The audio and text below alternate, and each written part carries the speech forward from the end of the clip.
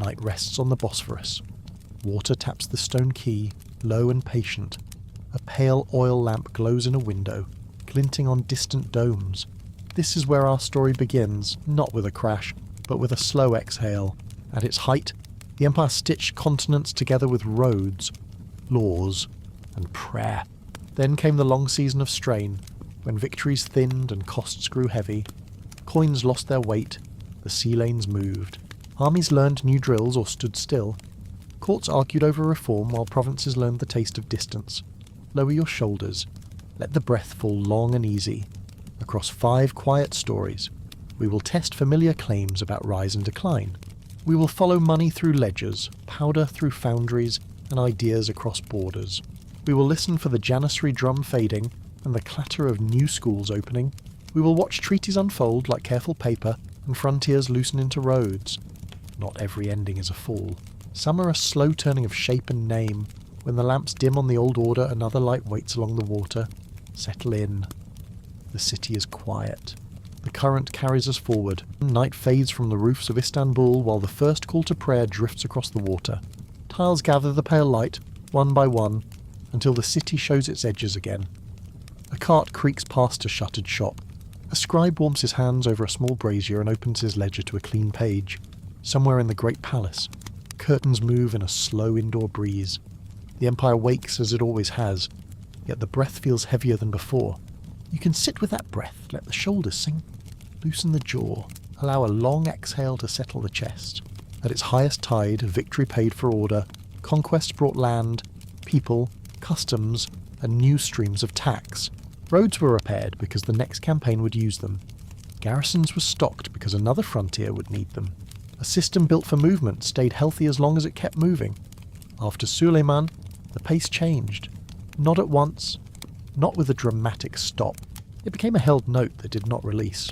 The court learned the cost of holding an empire spread across many climates, many languages, many loyalties. Grain had to arrive on time for cavalry horses. Timber had to be cut far away for ships. Salaries had to be counted with care. Each part still worked, but the timing between parts began to drift. In courtyards near the markets, taxmen counted coins into bronze bowls. The sound was bright, then dull as the pile grew. Fingers felt the thinness of some newer coins. Silver moved through Europe in waves, and prices followed. What had bought a bale of wool last year now bought less. The numbers in the ledgers rose while the baskets on the floor did not. A clerk wrote the same careful figures he had always written, but his stomach told a different story at noon. The Empire had dealt with shortages before. It had met bad harvests with storage and patience. This felt different because it lasted and because it came from far away, from currents that no official could turn. How many payments remain this month? Asked a supervisor, rubbing the line where his ring had worn a groove on his finger. More than last month, the clerk answered, and less in each purse. He did not say more. He dipped his pen and kept writing. Outside, a porter shifted his weight and listened to the coins. The glint of gold on the rim of a bronze bowl caught the porter's eye. The light moved, then steadied. Small signs travel through a city faster than proclamations. You can let your breath lag a little here. Release any tension in the neck, drop the shoulders again, and soften the throat. Power had always needed a training ground. For generations, the Devshirme brought strong boys from Christian villages into schools and barracks. The idea was simple. Take minds that owed nothing to local loyalties, train them together, give them a shared language of law and discipline. Reward them for skill, not lineage. In early times, that machine worked. It made officers who didn't carry the quarrels of old families into the council. It made soldiers who felt loyal to the state before any province. Over time, the machine wore. Success made it easier to ask for exceptions. Patronage slipped into the gaps that discipline could not keep shut. Men who had been the sharp edge of reform learned the taste of privilege. They asked for more room, more influence, more say over the money that kept them marching. An army that had once stood outside politics learned how to stand inside it. In the palace, rooms held many voices. Mothers of princes learned how to protect sons in a world where succession meant danger. Their caution was not baseless. History had taught grim lessons about rivals. A mother's hand on the scale could save a life. It could also pull the state toward quieter methods of rule, toward rooms and notes and careful alliances in place of camps and marches. Whispered advice moved policy down soft corridors. The empire could still be firm in the provinces, but the centre practised a gentler grip, one that relied on people who owed favours. "You must think of safety," one mother told a trusted steward, eyes on a thin line of a light under a door. "Not only for him, for all of us if the old rhythms return." "He will listen," the steward said, offering a bow, "but the officers will ask for more." "Then we teach them patience," she answered, though her voice carried a note of worry that the steward did not miss. Outside these rooms, the sea changed the map, ships grew, and routes bent toward oceans rather than caravans. The long camel lines that had fed profits into inland customs houses no longer pulsed with the same strength. Ports spoke new languages of credit and insurance. A state built beside straits had always watched water, but the waters beyond its reach now mattered more than before. A governor could repair a bridge across a winter river. He could not pull a trade wind closer. Money followed the wind. Breathe in for a count that feels natural. Let the breath go out longer than it came in. Notice the way the rib cage eases with that length. None of this meant defeat was promised. The empire still fought and often held the line. Yet a few moments acquired a symbolic weight that later writers loved to lift. The great sea battle turned the surface bright with splinters and oar pieces. The failure before walls that had once been targets for dreams passed into cautionary tales. These were markers on a road, not cliffs at its edge. Even after such days, the state collected taxes, judged disputes, and sent governors to do the work of rule. The idea of a sudden fall is tidy. It draws a clean picture. The truth is slower and harder to sketch. It is 1,000 adjustments that make the system look the same while it is quietly arranging itself into a different shape. A senior judge once explained this to a new clerk in a plain room with a bare table. "People will tell you that one day divides the past from the present," he said, hands folded, eyes kind. "You will learn that 1,000 small days do the dividing, and not one of them feels special while it is happening." The young clerk looked down at his notes. "What should I write then?" "So write what people do to keep their lives together," the judge said. "Write how they pay soldiers and how they steady the price of wheat. If you do that, the large events will show themselves without noise." Coins kept moving. Their faces wore smooth along the cheeks of sultans and saints alike. When bowls grew lighter, collectors walked longer distances to bring enough home. They stopped to rest in shade. They wiped dust from their shoes with patient hands. A porter noticed that he needed an extra trip up the stairs for the same sum. A widow noticed that she had to cut her bread thinner to make it last the week. The empire was not collapsing. It was learning how to endure a new balance. Relax the muscles around the eyes. Let the forehead smooth. Let the breath fall to the belly and rest there for a moment. Within the army, officers who had trained under one set of rules watched a new generation who wanted different treatment. A promotion once tied to merit now tugged toward patrons. The Janissary Corps, born as a tool of reform, watched its reflection change. Barracks life gained extra rooms for the handling of petitions. Mess halls filled with talk about salaries, exemptions, and property. The Corps learned to appeal to public feeling in the capital, learned to lean on shopkeepers and to enter disputes that had little to do with drill. A soldier who thinks about politics during breakfast cannot march far before noon. "We have served long," one veteran said to a younger man while oil hissed in a hot pan nearby. "The state owes us steadiness, and we will ask for it." The younger man answered, eager and certain, "We will make them here."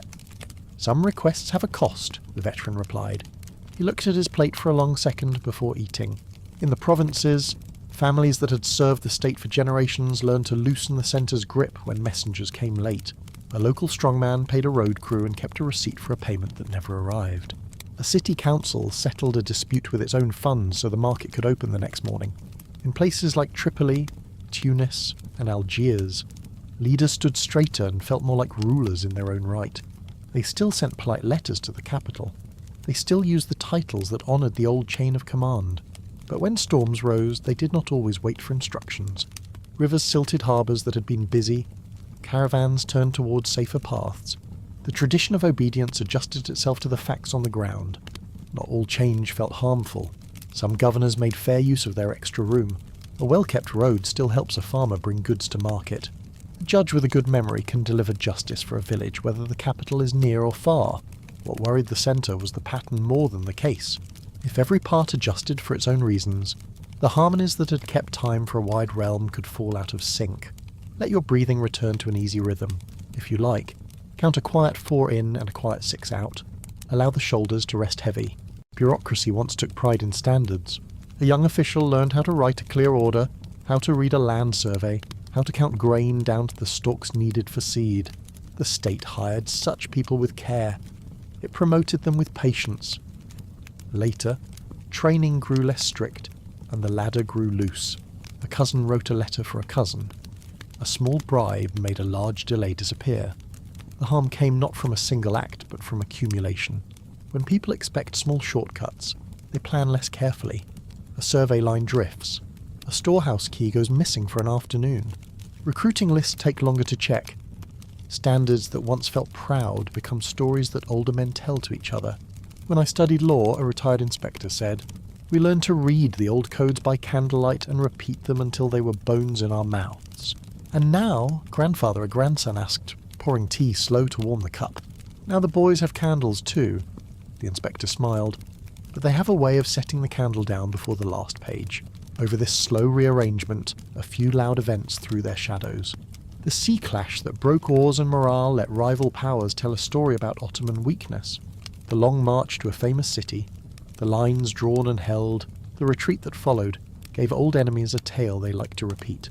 Later treaties with names that still sit in the mouth like iron-marked losses that no scribe could soften.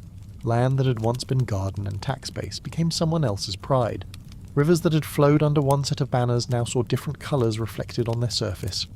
Even so, the centre tried to respond.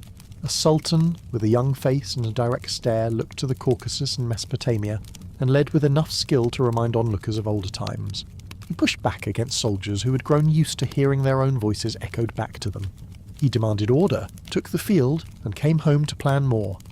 His life did not last long, and plans did not find his hand again. The court learned how quickly energy can become a story when a ruler dies too soon.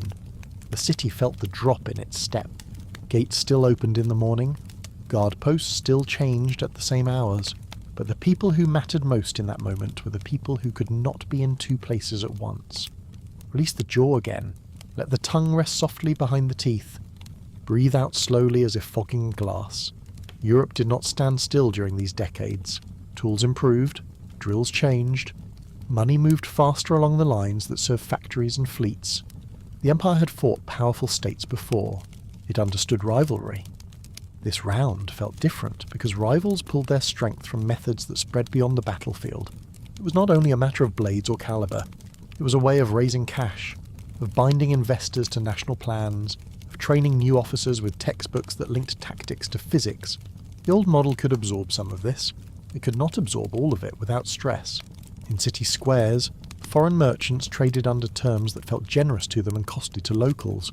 An agreement made in an earlier century under different assumptions carried forward into a new world.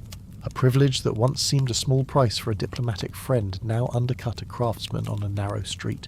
A consul whose job was to oversee trade found reasons to speak on matters that looked more like politics. Laws were stretched. Favours were asked. The state watched politely because breaking the rules of courtesy carried its own risks. Time helped the stronger side and did not help the weaker.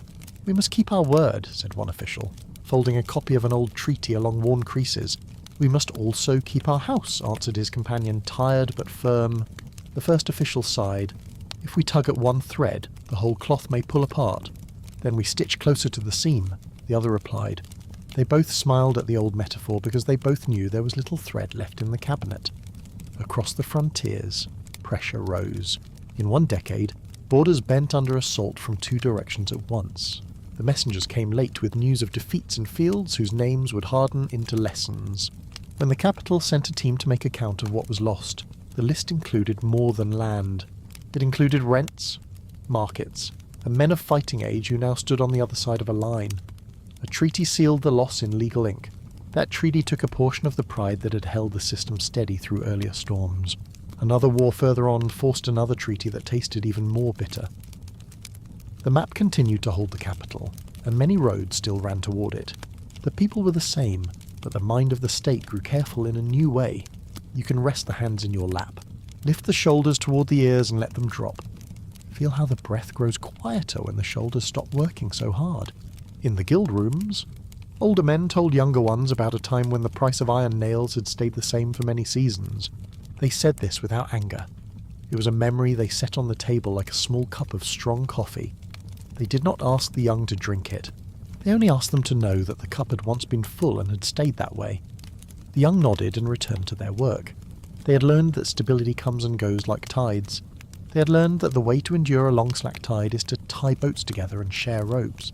When the Central Court looked at this entire picture, it saw patterns that were hard to change.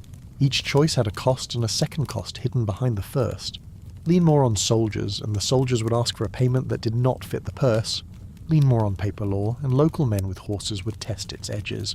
Befriend a powerful neighbour, and the agreement that kept peace would open doors that were hard to guard. The court chose restraint where it could and firmness where it must. It sent men it trusted to places that had frayed. Some returns were good. Others came back stamped with the shape of local needs. A watcher on a hill above the city could see the order under all this motion. Boats moved on the strait with the same slow confidence as before. The square before a mosque filled and emptied with the measured rhythm of prayer. Bread was baked. Children learned letters. The flag rose at the same hour and settled at the same dusk. Beneath those regularities, the grain of the wood had shifted. A table polished every day can still warp if the seasons are new to it. Do you think it will be like before a young soldier asked his father, who had once served in better years? Nothing is like before, the father said under voice gentle. We try to do right with what is in our hands. That is all we have. In a room where the light came from a single high window, a historian made neat notes in the margins of a chronicle. He underlined the names of men who had tried to make the machine run smoother. He wrote small marks beside the names of men who had used their post to gather favours. He drew slow circles around the dates of wars that had cost more than they had promised to pay. He did not draw a heavy line through any one day. He had learned the same quiet lesson as the judge and the clerk. Large things are made of little things. Take another slow breath. Let it go until you feel the back muscles soften. If the mind wanders, let it return as gently as a boat turning with the current. For all the care, weaknesses at the core showed themselves in ways that could not be wished away. Training declined in offices that once set the tone for the provinces. Courts that had once shamed corruption began to treat it as a fact of life. The religious hierarchy, which had often worked as a brace for the moral spine of the state, lost ground in standards and example. This did not happen because any one group forgot its role. It happened because the entire system was learning to move in heavy clothes. Everything took more effort, and when effort costs more, people do less of what they should and more of what they can. A girl carrying a basket of figs along a quiet street asked her grandmother why men at the tea house argued so much about far places with names she could not spell. The grandmother smiled and touched the girl's hair. They are talking about coin and honour, she said.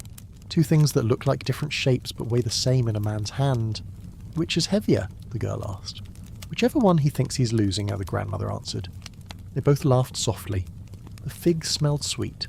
By the century's turn, the empire had survived so many trials that people believed survival itself was the plan. When someone in a line at the bathhouse spoke about deep reform, the man beside him nodded and said that reforms had been tried and had saved some things and had made other things more complicated. When a woman in a courtyard spoke about firm action, her sister nodded and said that firm action had silenced some harm and had stirred up other kinds. The capital had learned humility the long way, by counting the times it had done right and still found the world moving past its careful work.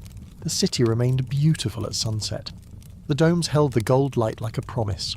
The water looked kind and patient. Men and women carried the small burdens of their day, and most of them set those burdens down before sleep. The empire was not a single tower leaning at a visible angle. It was a wide plain where some ground was steady and some ground was soft, and the people who walked there learned to test with their feet. If there is any tension left in the shoulders, let it slide down the arms and out through the fingers. Breathe in a little higher this time. Breathe out a little longer. Notice how the breath smooths the edges of thought. What the centre could not ignore was the simple link between money and force. An army that must be paid with thin coins will listen harder when men in towns shout promises. A fleet that needs new timber will wait when credit comes late. The court understood this. It had known it since the first days when victory funded law. Now, with victory rare, law had to fund itself, and law is poor when it cannot charge enough for trust. The next steps would have to involve ledgers in a deeper way. Agreements with foreign powers would need to be tested again.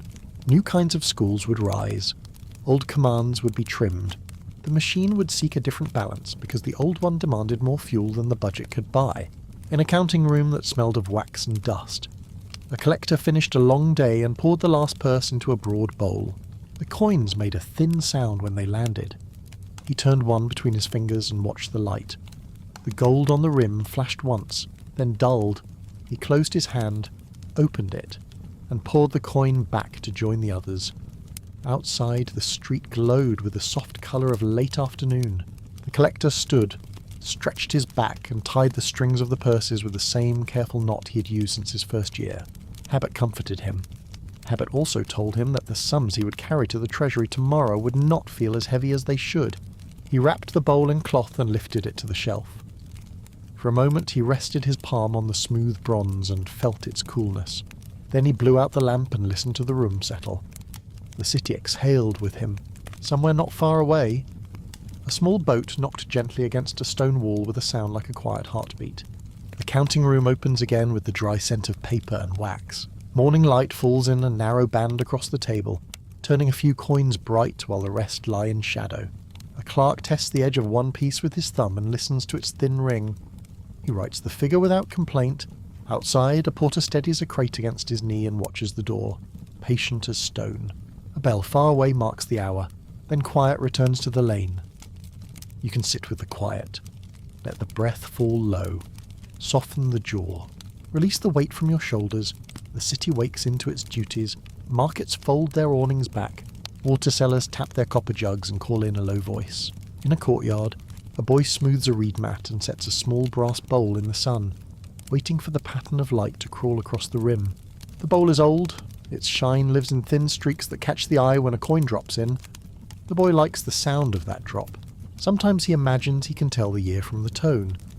The last months have made the sound lighter and a touch dull. He says nothing, because children who carry water learn to watch more than they speak. Power in this world is a set of habits. For a long time, the habits worked. The state reached into villages through the Devshirim, gathered bright boys, and raised them in schools where the walls were hung with maps and law. Those boys learned the weight of a ledger and the heft of a sword. They learned obedience to rules that did not bend for family.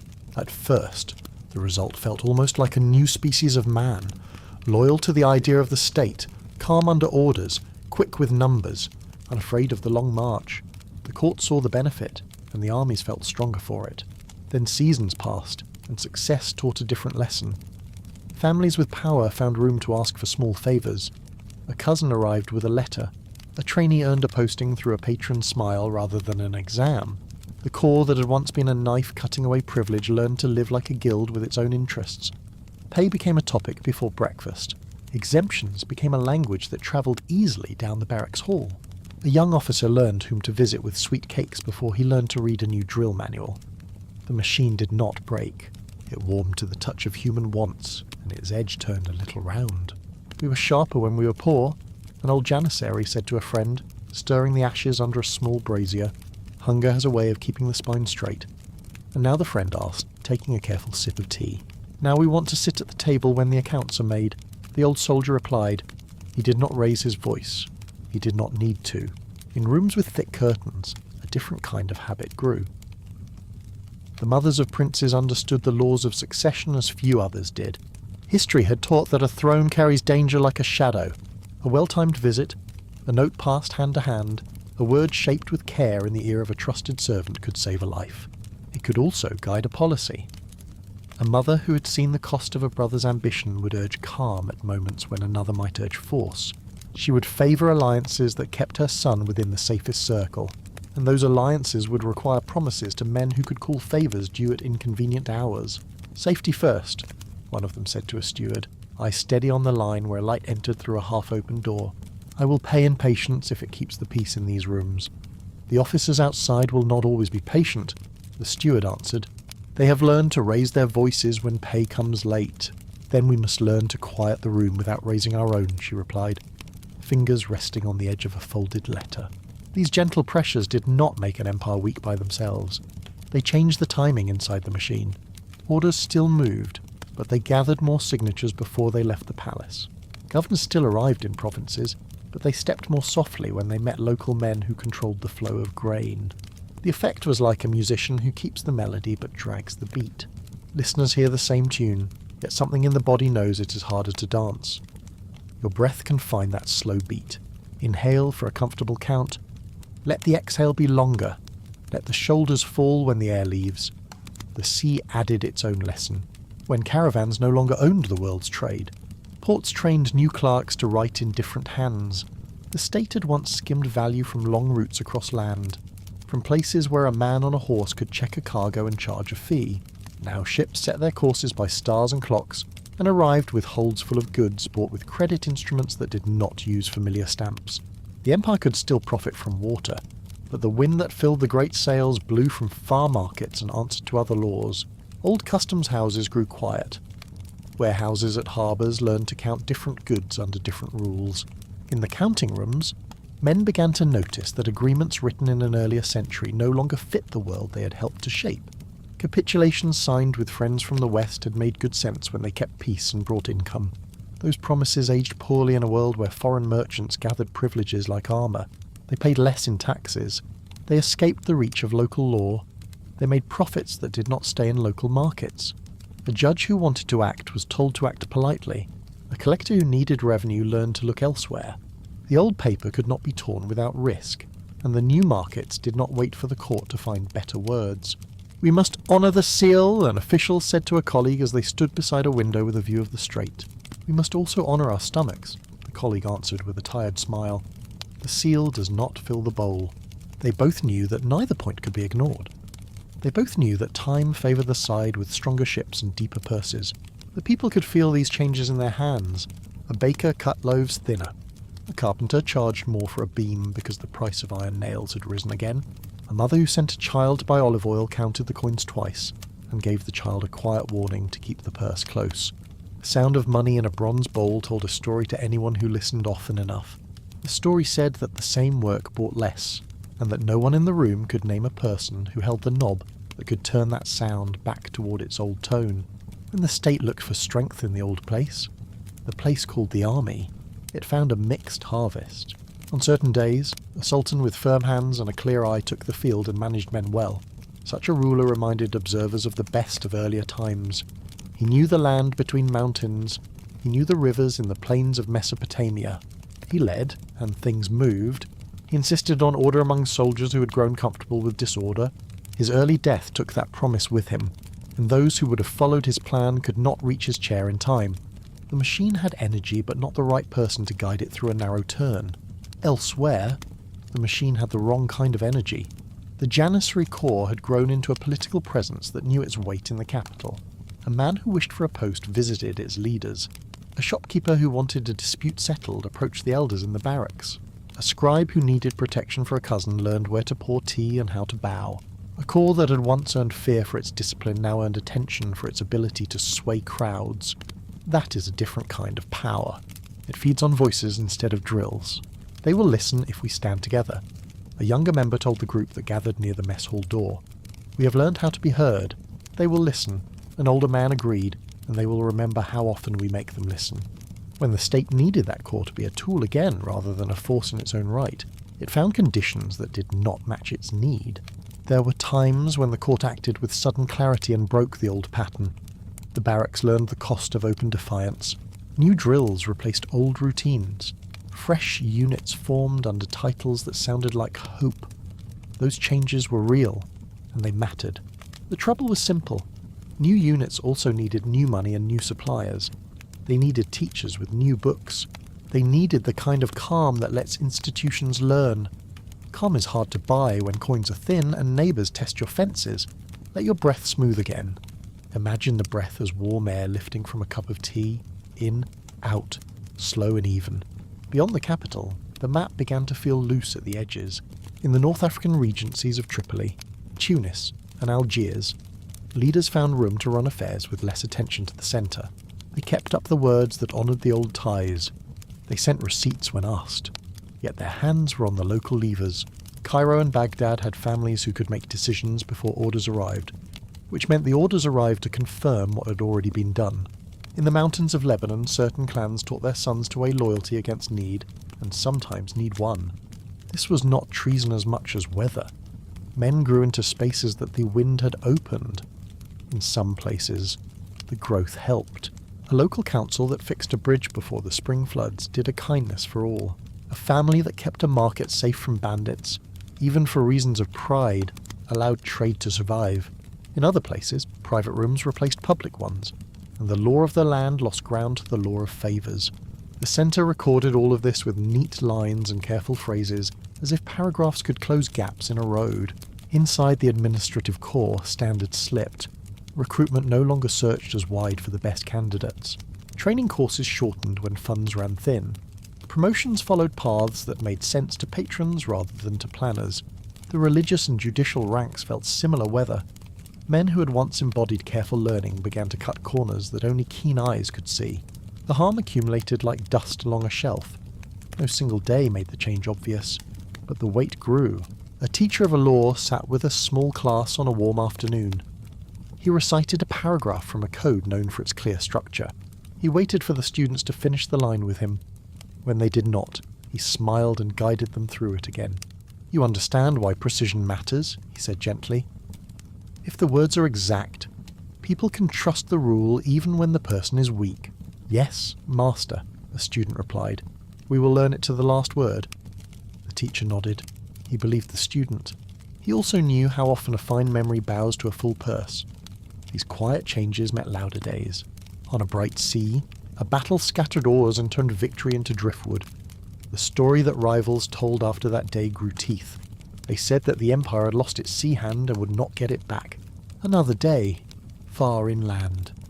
Men in strong walls watched attackers come and go until the attackers left. And the story that followed said that the Empire had reached its farthest line. These tales take root because they have simple shapes. They remain only partly true because the life of a state is not a single line on a map. Taxes were collected the next season. Roads were repaired again. A diplomat secured a small concession, and a province found a way to make the year work.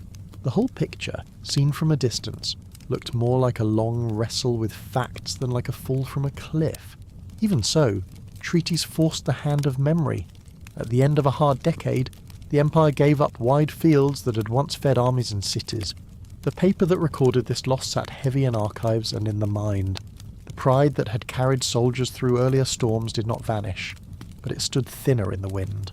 Years later, war with a northern power loosened more ground. The maps redrew themselves around a sea whose coasts now answered to a different flag.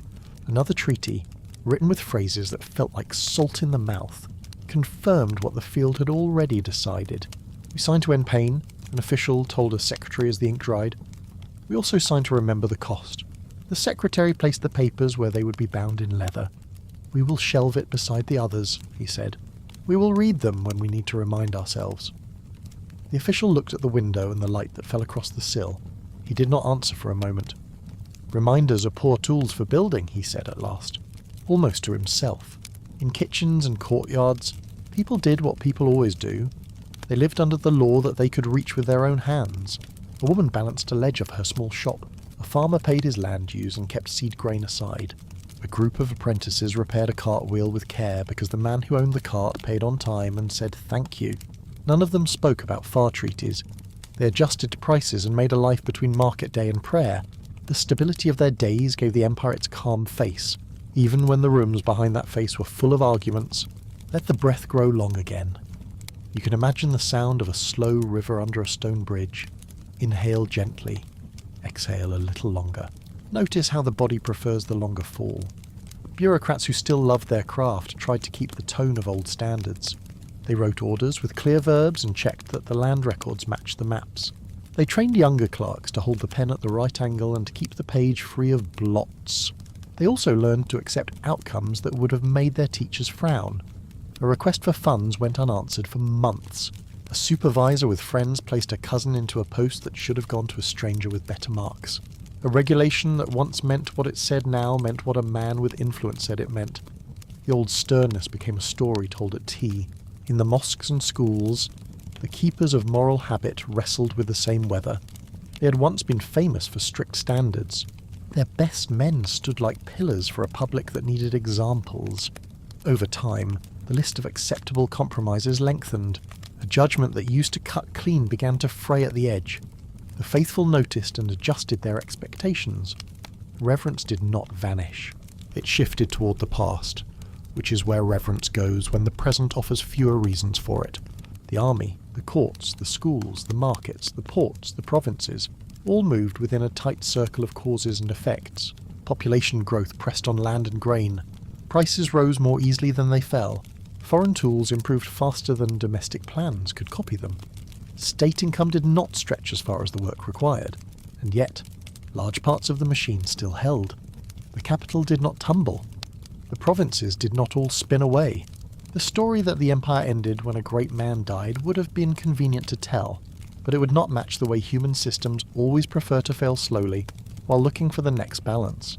If the horse slows, a farmer said to his eldest child while loading sacks onto a cart, you do not curse the animal. You check the bit, and you lighten the load, and you stop to water. Then you see if he'll walk again, and if he will not, the child asked, steady and curious. Then you change the road, the farmer answered. He lifted the sack with a small grunt and set it down. They both took a moment to breathe before the next.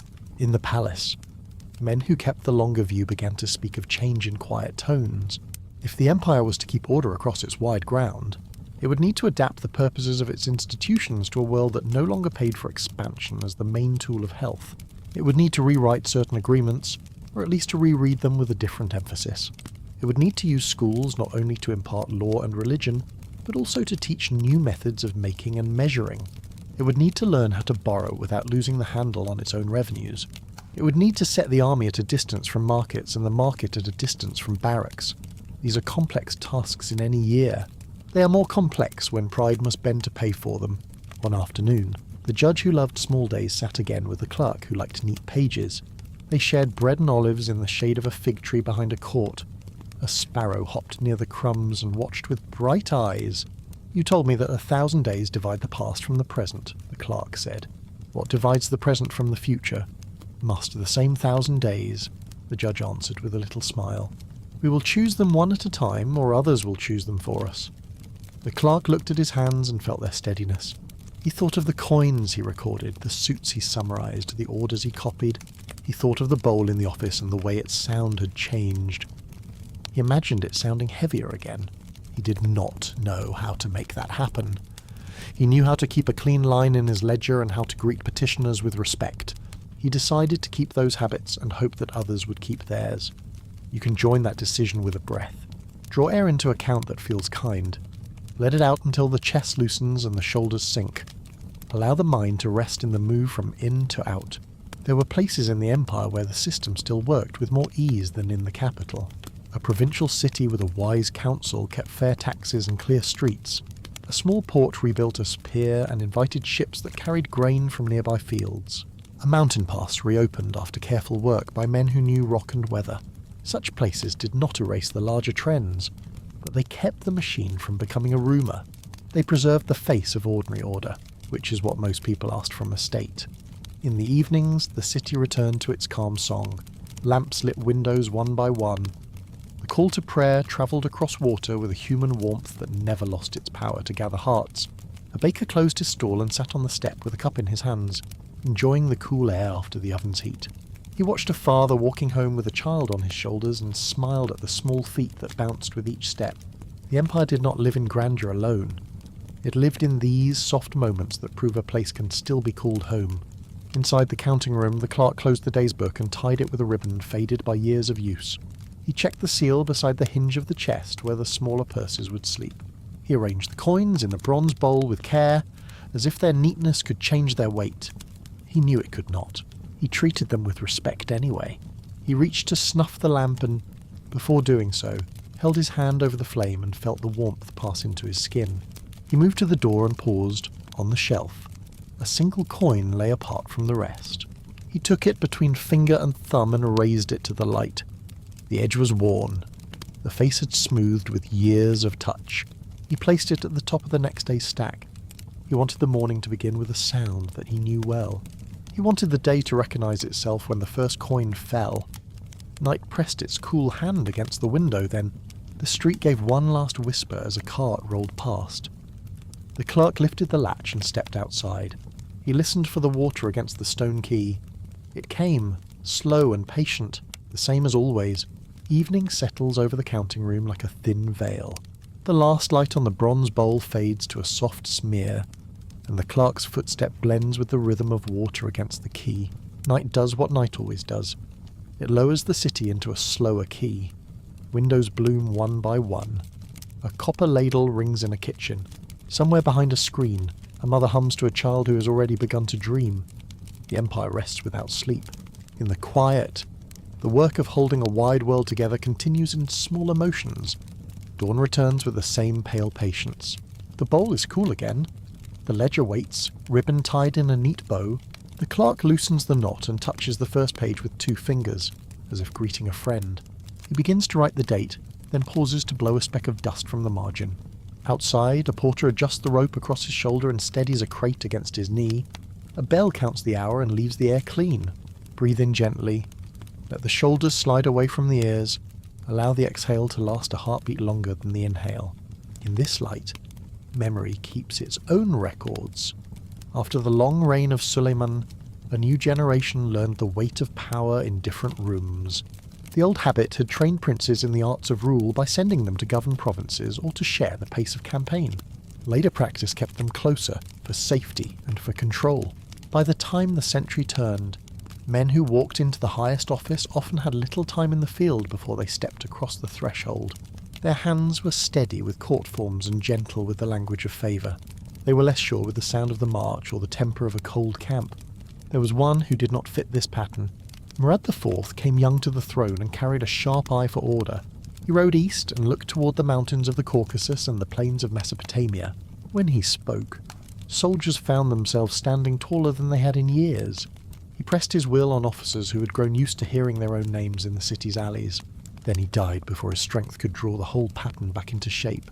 The rooms he had opened closed behind him with the quiet certainty of hinges that had been used many times. In the halls where succession meets safety, mothers of princes kept watch. The lessons they had learned were often hard.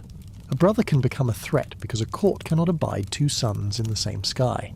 A note sent at the right hour can prevent a knife in a darker hour. These women saved lives and, in doing so, shaped policy in favour of caution. They held influence not as conquest but as protection. The state walked lightly where their counsel fell. It learned to avoid open storms and to prefer a series of smaller, quieter steps. "He is not weak," said one mother to a steward, her voice level and low, "but he is young enough to mistake noise for power. Teach him how to hear the room before he speaks to it." "He will try," the steward answered Barolle.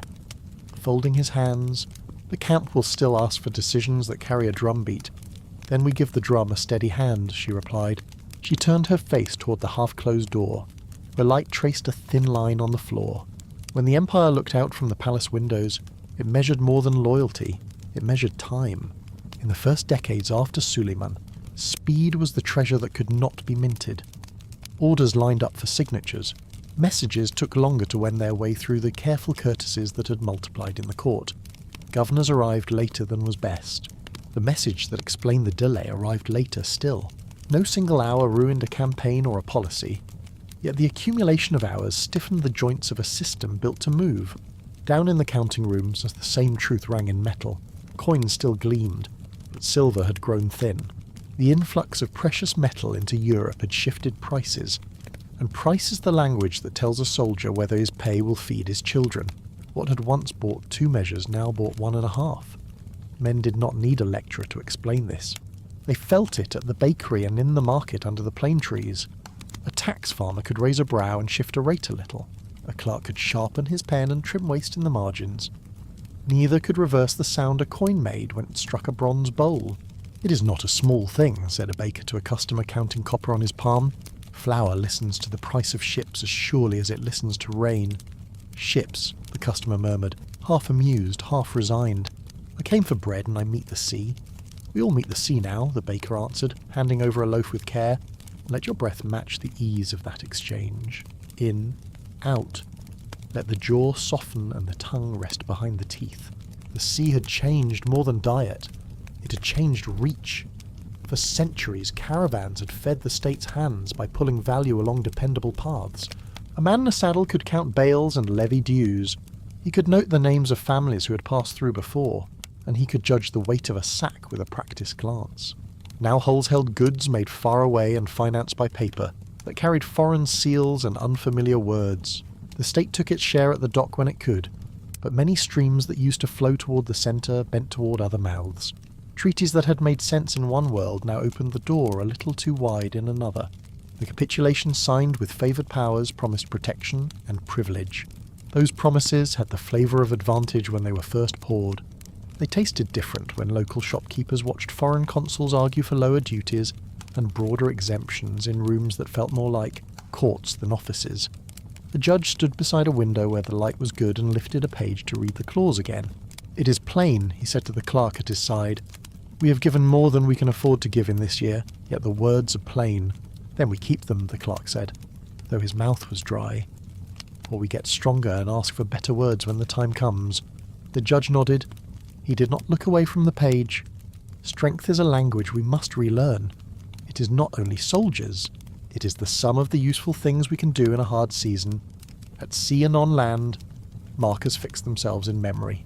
In a great naval battle, the oar became a splinter and smoke drew a grey curtain over the water. Men rowed for safety and took lessons in humility that lasted longer than any single day. The story that spread afterward said more than a battle had been lost.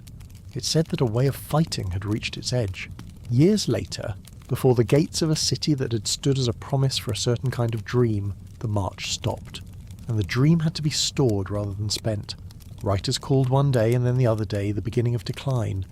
The words are simple. The life that followed was not. The state did not stop with those blows. It repaired, collected, and trained. It wrote laws and sent them outward. It appointed governors and recalled them when they forgot why they had been trusted. The argument in the street that everything had changed forever met the fact that most things changed slower than the argument. And yet, the room where strategy was made could not ignore what had happened. Confidence is a resource, and resources can run low. Population pressed against land in some regions. In good years, that pressure meant more hands and more feet for the army. In lean years, it meant unrest that had to be quieted with grain that was not always at hand. The treasury had to choose between paying soldiers, paying for roads, and paying to keep bread at a price that did not invite the wrong kind of crowd at the wrong hour. Fewer choices pleased everyone. Most choices pleased no one. Courts tried to be just. No court can turn 3 loaves into 5. We will get through the season. A governor told a group of elders in a provincial hall where the beams smelled of old smoke and oil. We will ration with fairness and bring more grain before the cold. Fairness we can bear, said an elder with a beard white as salt. What we cannot bear is the rumour that someone far away eats well because we go hungry. The governor bowed his head. Then we will do our work before we speak about it, he replied. He meant it. He could not control every mouth that carried news. Relax the corners of your eyes if they feel tired. Let the next breath be as slow as the last line of a prayer. Count a quiet 4 in and a longer 6 out. In North Africa, the regencies of Tripoli, Tunis, and Algiers learned how to stand straighter when the centre was busy. They were still tied to the old chain of command. They still sent letters with the right forms, but their hands were on their own levers. Cairo and Baghdad had families who could direct a city's blood without waiting for the pulse from the capital. In the mountains of Lebanon, lines of loyalty followed the folds of land and time. These were not new facts. They had always been part of a wide system. What was new was the frequency with which the centre had to respect these facts in ways that narrowed its choices. Not all leaders used their space poorly. Roads were kept passable by men who took pride in strong stonework. Guards were paid enough to resist temptations that had once led them into shadows. Judges with good names gave good rulings. In such places, order had the feel of a well-tied knot, secure and simple. Other places grew more private. A man from a powerful house took what had been a public duty and made it a family task. Coins that should have travelled to the centre stayed in drawers inside thick doors. A complaint that once would have been heard in an open court found itself handled in a closed room. This is how systems become less themselves while looking from the street. Very much the same. The army, meanwhile, continued to learn politics. The Janissaries had a past full of discipline. They also had a present that included bargaining and spectacle. The corps moved from being an instrument to being an audience and a stage. A ruler who wished to make a change measured its cost partly in coin and partly in noise. When the corps spoke against a plan to revise drill or to expand different units, They did so with the confidence of men who could find friends in the market. Even a wise plan must pick its hour. An older soldier sat with a younger one on a low wall after a long morning of practice. They shared a loaf and a jug of water and let their breath even out. "Do you see the edge of this blade?" the older man asked, lifting his sword so the light could find it. "It remembers the hours you do not see. Oil rubbed in without complaint. Stone passed along the line when the day is done. If we want to be more than a story that politicians tell, we must do what the blade does." "What is that?" the younger man asked, earnest and a little ashamed. "We must accept the work that has no audience," the older man said. He set the sword on his knees and looked at the courtyard in front of them. The younger man nodded and took a longer drink before passing the jug back. "Take a slow sip of air, as if from a cup you do not wish to spill. Let the exhale be softer than the inhale. Let the shoulders sink and stay where they land." The administration that kept the whole mosaic tied loosely together struggled with its own standard. In earlier decades, training had been rigorous. An entry-level official learned to transcribe a land survey without error, and to argue a case in a form that gave a judge room to be just. He learned that a miscopied line could lead to a wrong tax, and that a wrong tax could lead to an empty barn and then to something worse. Later, the training shortened when money did. Patronage rose like tide in seasons when gold was thin. A cousin's letter could move a file. A gift could smooth a delay. Men with good hearts saw this and felt their hearts become tired. Yet even in tired years, some men and women kept the flame. A woman who taught letters to neighbourhood children held her class under a fig tree and traced careful letters in the dust with a stick. The children laughed when the wind erased her work and clapped when she drew the letters again. A mid-level official stayed late to fix a table of figures that had been copied wrong. He did not tell anyone. He went home and slept well because he had made a small thing better. These acts did not change maps, but they preserved the feel of a country that still remembered what it hoped to be. In a room where chronicles were kept, a historian turned pages with reverent hands. He had a small knife to lift the corners where parchment stuck to parchment. He ran a line of ink beneath dates that would be taught to students in decades yet to come. He did not trust the story that everything after a certain year was stagnant. He had read too many pages to believe that. The line rose and fell. It never ran flat. It is easy to call a century a name. It is harder to do justice to a day. He paused over an entry that described a peace with Habsburg lands at the end of a hard run of fighting. The price had been high. Hungary was listed by name among the losses. He closed his eyes and imagined a wheat field under a different flag. Then he read on and came to a treaty with Russia that cut deeper still, handing the northern shore of a cold sea to another crown, and granting rights that weakened the empire's hand in its own house. He marked those passages and thought of the clerk in the counting room, tying a ribbon around a ledger. The same work on a smaller scale reflected the same grief. There is a dignity in writing the loss without drama and without denial.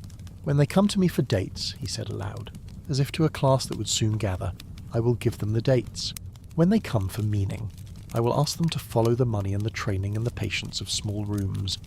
Meaning is buried there. In the bazaar, meaning moved in bright cloth and copper and spices. A merchant from a port along the coast leaned on the frame of his stall and smiled at an old friend. The friend had spent a year abroad and returned with a way of folding a bill of exchange that the merchant had not seen before. "Teach me that fold," the merchant said, amused. "If it makes the numbers kinder, I will sing your name to the rafters." "It does not change the numbers," the friend replied. "It makes the travel shorter. In a world like this one, that is something." They laughed together and split a handful of figs. The sound of their laughter rose and fell like any other days in a city that now counted time by the turn of capital, as much as by the turn of seasons. Let the breath drop to the belly. Hold for a quiet count that feels easy. Let it go until you feel the low muscles loosen. One morning, the governor from a large city by a river received a visit from a family head whose house had grown impressively within a single generation. The family had paid for a bridge and for guards along a road that cut through fields famous for their wheat. The governor knew that the bridge and the road had kept the area calm in a difficult year. He also knew that the family would present a ledger with numbers that made certain taxes look like gifts rather than obligations. They sat across from each other on cushions set low, with a tray of tea between them. The light entered at an angle that painted the room in golden shadow. "Your bridge holds," the governor said. "The road is safe. I'm grateful as a man who has to sleep at night." "We serve the city that feeds us," the family head replied. His hands were smooth, but his eyes were used to watching men read. It is only fair that the city recognises a family that has taken weight from its shoulders. Recognition is easier than forgetting the law, the governor said. He kept his voice mild. I will not forget the law. I hope you will not ask me to. Then we will ask you to remember the whole of it, the man answered, the hint of a smile travelling across his face and then away. They parted politely. Each had done what his role demanded. The governor would write a letter that made the bridge official and set the road within the custody of the city, where it belonged.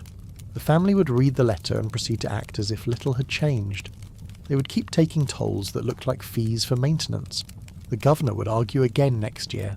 The pattern would hold until some stronger pattern pulled it apart. In the barracks, a quieter pattern showed itself. A squad practiced with new rifles under a sergeant who'd learned his job from a man who had learned his job under a different standard. The sergeant corrected posture and grip with a patience that came more from his character than from an institutional habit. He spoke softly and rarely raised his voice. He did not need to. The men under him wanted to learn, and their hands were good. The obstacles were outside the gate. Ammunition arrived late and counted short. Boots wore thin before a replacement shipment was approved. A school that should have trained the next set of sergeants opened late because the funds had not been released on time. We will improve anyway, the sergeant said when a private asked what good it did to practice with so little.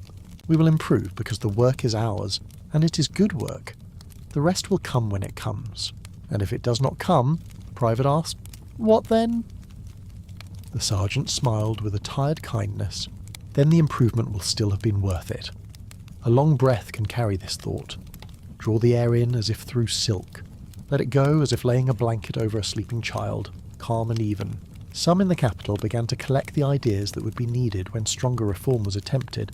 They spoke in the language of budgets and artillery, of public debt and permanent embassies, of ships that could be built with domestic timber and iron if the right plans were drawn and kept. The wisdom was there. The difficulty lay in the web of interest that had learned to sit comfortably in a world where law had softened to favour. Officers who feared that new units would threaten their standing learned to resist without saying no. Men in robes who knew the law by heart argued for caution, when those with different clothing argued for change. All of them carried their own memories of earlier failures. A plan that looks clean on paper becomes a knot when it meets men who would lose by its success. The historian who marked his pages imagined how a listener might hear this story in later years. A listener might ask why a state that had been so strong could find itself taking so long to be strong again. The answer would not fit in a line. It would fill a room with maps and ledgers and lists of names. It would require the listener to sit quietly and let time work in the mind the way it had worked on the Empire. Not as a sudden force, but as a steady pressure. He dipped his pen and wrote 2 notes in the margin. One said that population, money, and technology had all shifted while the Empire held its breath. The other said that defeat in one season does not predict defeat in the next, that people can surprise those who count them out. Both notes were true. They sat side by side in the same hand without contradiction. In a small shop near the harbour, a ship chandler arranged coils of rope and lanterns on a low shelf. A sailor with a scar that did not spoil his smile leaned on the counter and complained about prices with the ease of a man who knows he will pay. Them anyway. What if I promised to sing your praises in every port between here and Alexandria? The sailor said. Playful and tired. Will that make the oil cheaper? Praise fills the heart. Not the bottle, the chandler replied, amused. If you bring me a treaty that lowers duties, I will lower my price the same day. Treaties I do not carry, the sailor said. Only stories. Stories pay better than some treaties, the chandler answered. They both laughed and closed the sale with a handshake that sounded like old wood knocking softly on old wood. Let your breath follow their ease. Inhale to a gentle count. Exhale a little longer. Let the shoulders drop and the fingers uncurl. At the end of that day, the clerk returned to his ledger and drew a thin line beneath the final sum. He checked the seal on the chest and felt the old firmness of the wax. He arranged the coins in the bronze bowl into a small circle and watched the last light collect on their worn faces. He thought of the judge and the historian and the sergeant and the governor, and the mother of a prince whose advice had kept steel from whispering.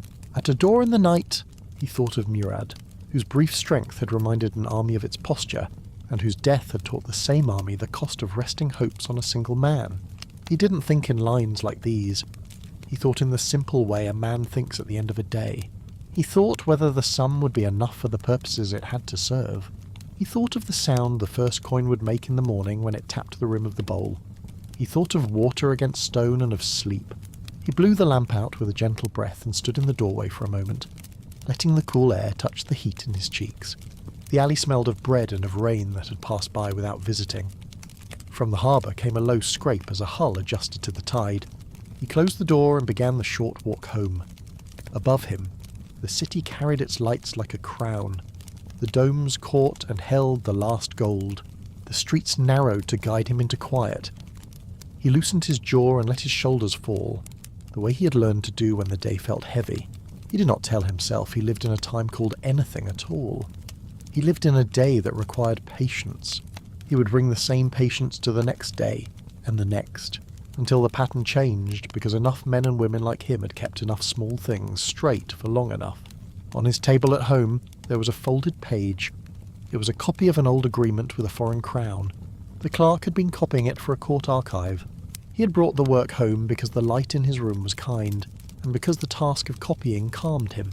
He unfolded it now and let his eye run along the clauses. They were precise, and they had been made in a different world. The page did not know that. The page asked only to be copied exactly. He touched the edge of the paper and then set it aside. He would finish it in the morning. The lamp above the table cast a small circle of gold that made the bronze cup beside it glow in the old way.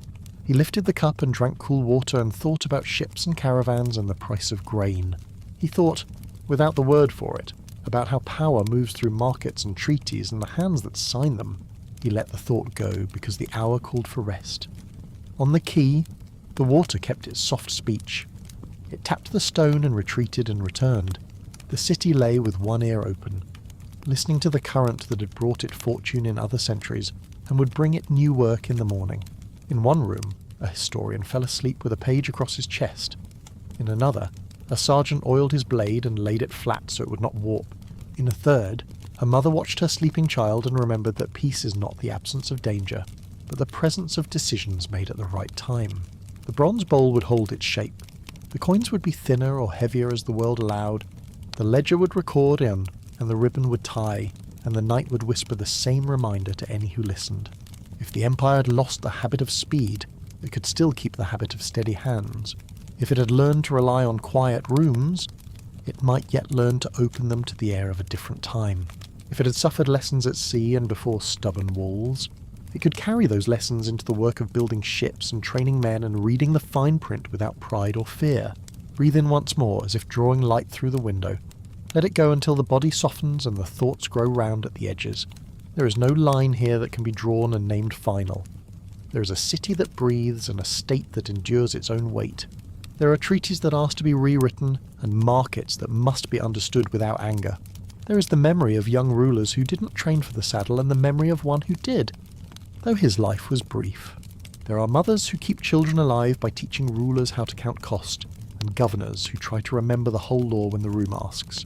For part of it, there is a slow drift from a core that sharpened itself on rules to a core that smoothed its own path with favours. And there is the quiet reprieve granted by men who still take pride in drill, performed well for its own sake. If you listen under all of it, you will hear the same soft ring of metal that began our day. It is the sound of a coin on bronze and a reminder that a state is not an idea alone. It is a budget, a calendar, a habit of keeping promises and a habit of asking others to keep theirs. It is an agreement made with a friendly power in a century long past, and the question of how to live with that agreement now. It is a port that learns a new language and a caravanserai that empties by degrees. It is the difference between a full bowl and a bowl that looks full until you lift it. The clerk lies down. The ledger waits where he left it. The page with the old treaty rests beside the bronze cup. The window frames a square of night where two late birds pass like small thoughts across a larger mind. The harbour mutters in its sleep.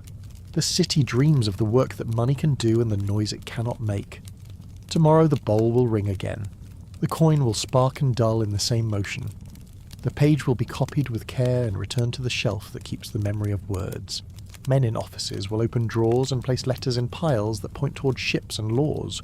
Men in markets will lift cloth and weigh copper and speak the language of price that joins the palace to the street. The river of trade will move with the tide, and the gate where the collector sits will feel both the push and the pull. The story will not jump. It will turn, and as it turns, The sound of water against stone will invite those who hold the pen to look beyond the bronze bowl to the wider table, where ledgers meet ship manifests, where consuls speak for distant crowns, where promises made in 1530s still claim a chair among the new ones. That table is ready in the next room, waiting for the lamp to be lit. The room smells of dried ink and warm paper. A wall clock marks the hour with a soft click that feels like a breath. A ledger lies open on a wooden table. The page is thick, almost soft under the hand, ruled with pale lines. A clerk lifts his pen and waits a beat before he writes the date. He listens for the clock again, and the pause helps his hand find its pace. Outside the window, the lane is still. A porter ties a strap around a crate and tests the knot with a patient tug. Far off, the harbour answers in a low voice that never fully sleeps. You can settle with the clock, let the shoulders drop, loosen the jaw, let your breath fall long and smooth. The clerk writes the first figure. He adds a second beneath it, then a third, each number a careful shape. The coins on the desk make a small circle, their faces rubbed thin by many fingers. When one moves and touches the bronze bowl, the sound is light. He knows the old tone by heart. This new tone is less bright. He does not complain. He writes, and he keeps the page clean. Money once ran in wide rivers that could be measured and taxed. A caravan entered a gate. A man in a high saddle counted bales and sealed a list with wax. The path was known. The charge was known. In those days, the Empire's hand was strong on inland roads. It drew value from the slow dance of pack animals and the steady beat of feet. A market town could live on that rhythm for years. A guild could plan its price and its wages in 3 seasons at a time. Then the sea took the lead. Halls appeared with holds packed long and low. Captains brought paper stamped with foreign seals and figures that skipped along columns in ways that had not been common here. The wind tied ports to far markets more tightly than the old roads had tied the inland hubs to each other. The state still watched the strait and counted what it could, but the ships belonged to networks that did not sleep in Ottoman towns. The wealth came and went on a tide that local hands did not turn. "Tell me again why nails cost more this month," a carpenter asked the ironmonger, tapping a nail with his thumb and listening to the faint ring. "Because the price of freight moved," the ironmonger said, smoothing a crease in his apron. "Because the man who sells to me pays more to the man who sells to him, and all their paper speaks a language that only partly lives in this street." The carpenter nodded. He bought what he needed, a little less than planned. He would measure twice and cut with care. He would ask his apprentices to sweep the floor and keep every useful offcut. The change felt small at his shop door, yet it reached far. Breathe into a count that feels kind.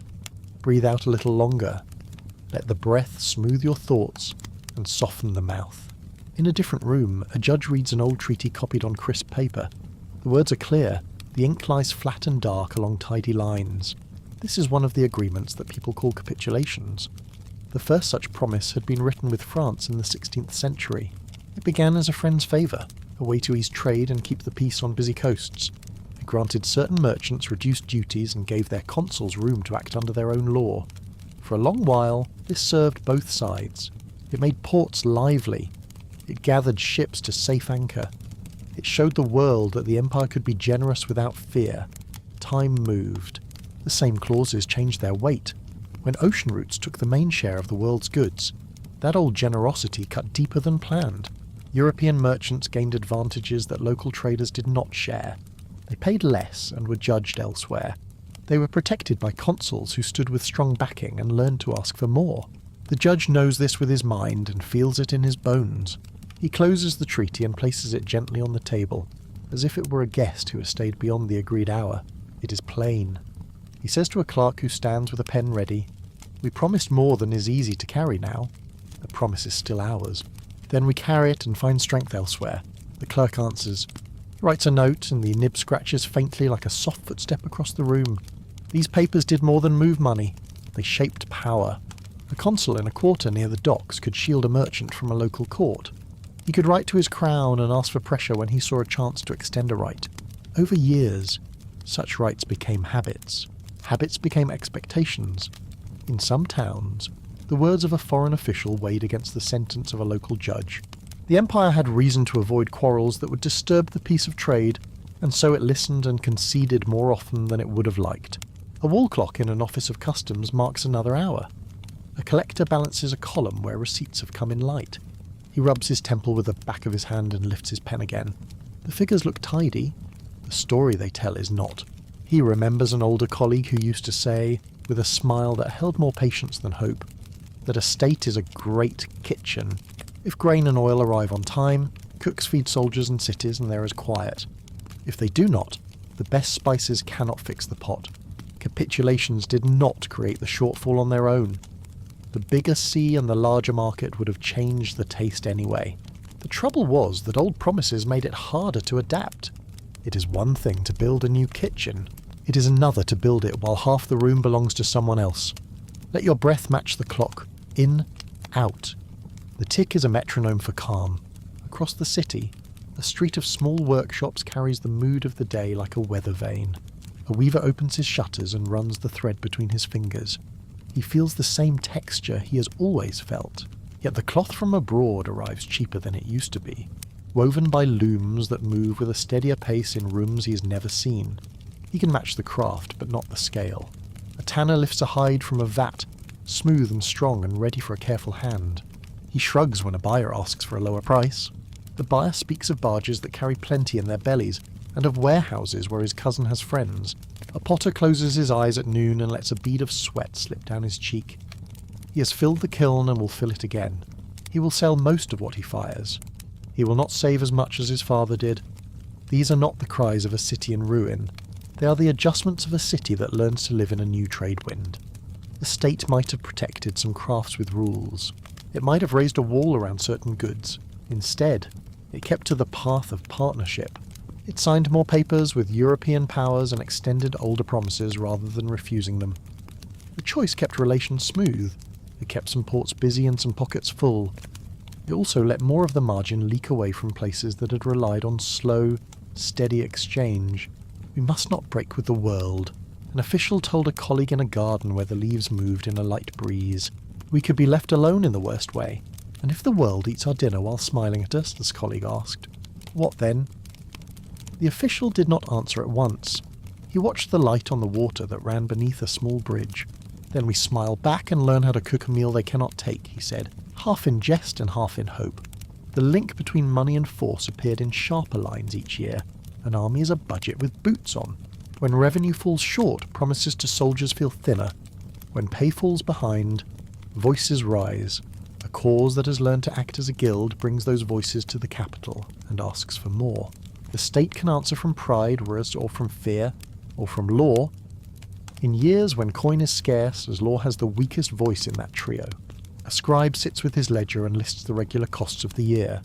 Wages for garrisons, grain for horses, repairs to roads and bridges that keep markets alive, stipends for teachers and judges who hold the daily order together, gifts and pensions that grease the gears in corners where law alone would grind.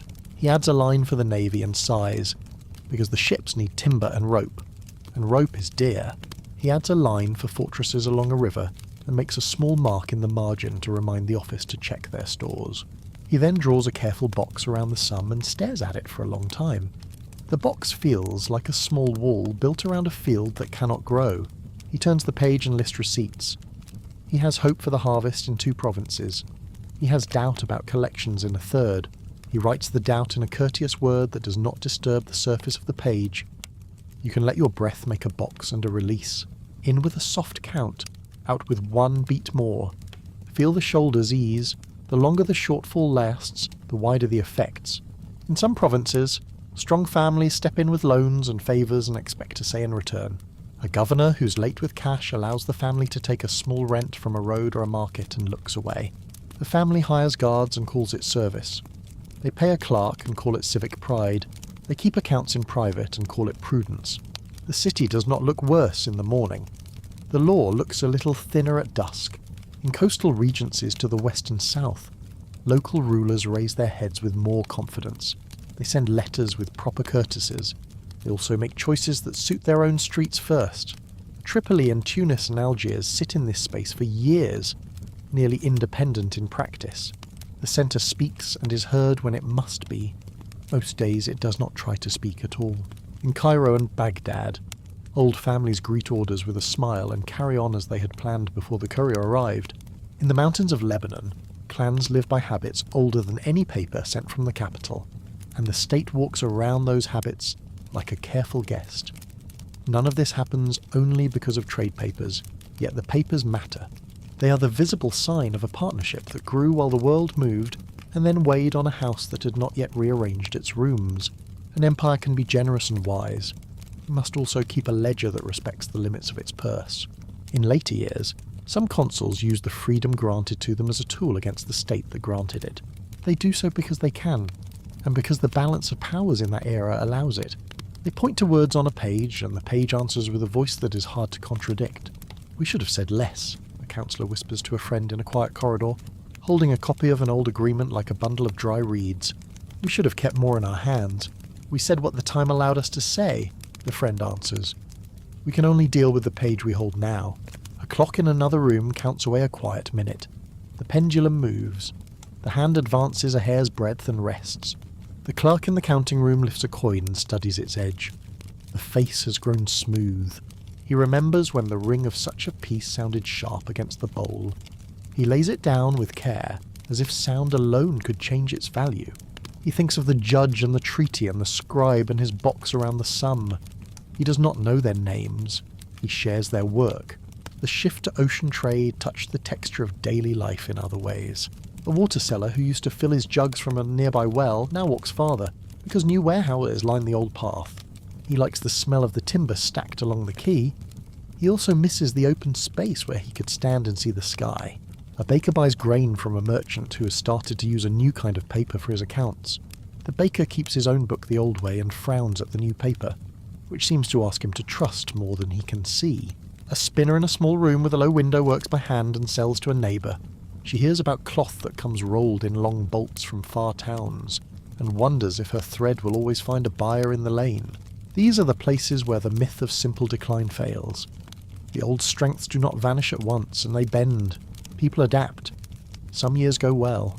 A guild discovers a niche that imports cannot fill, and its members prosper for a time.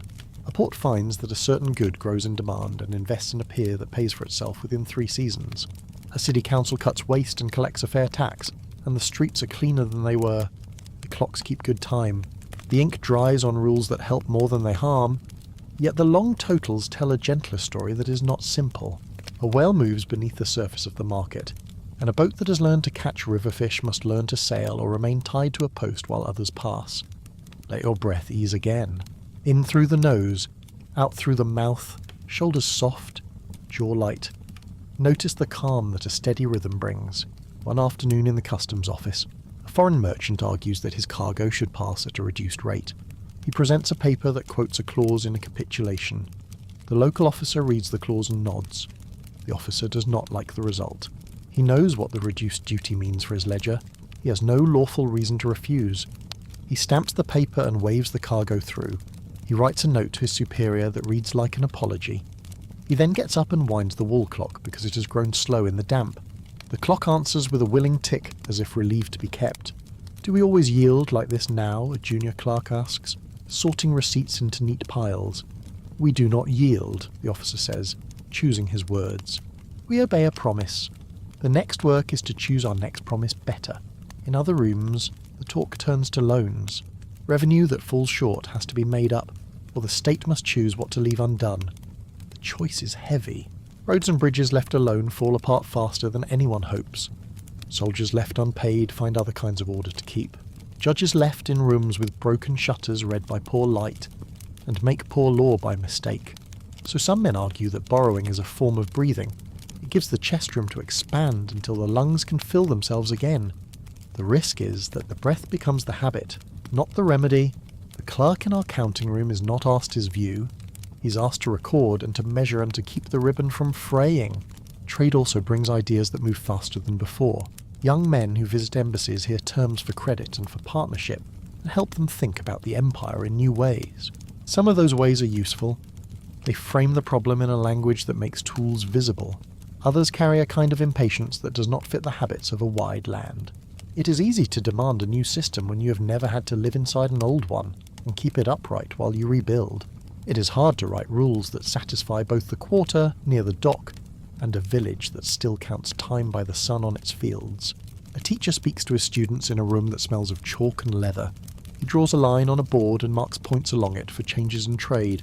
He writes the year that an early capitulation was signed and explains how a favour given in a spirit of confidence can become a burden in a later mood. He marks the years when battles at sea and at city walls made people talk about decline, and he tells the students that such talk is only a piece of the whole.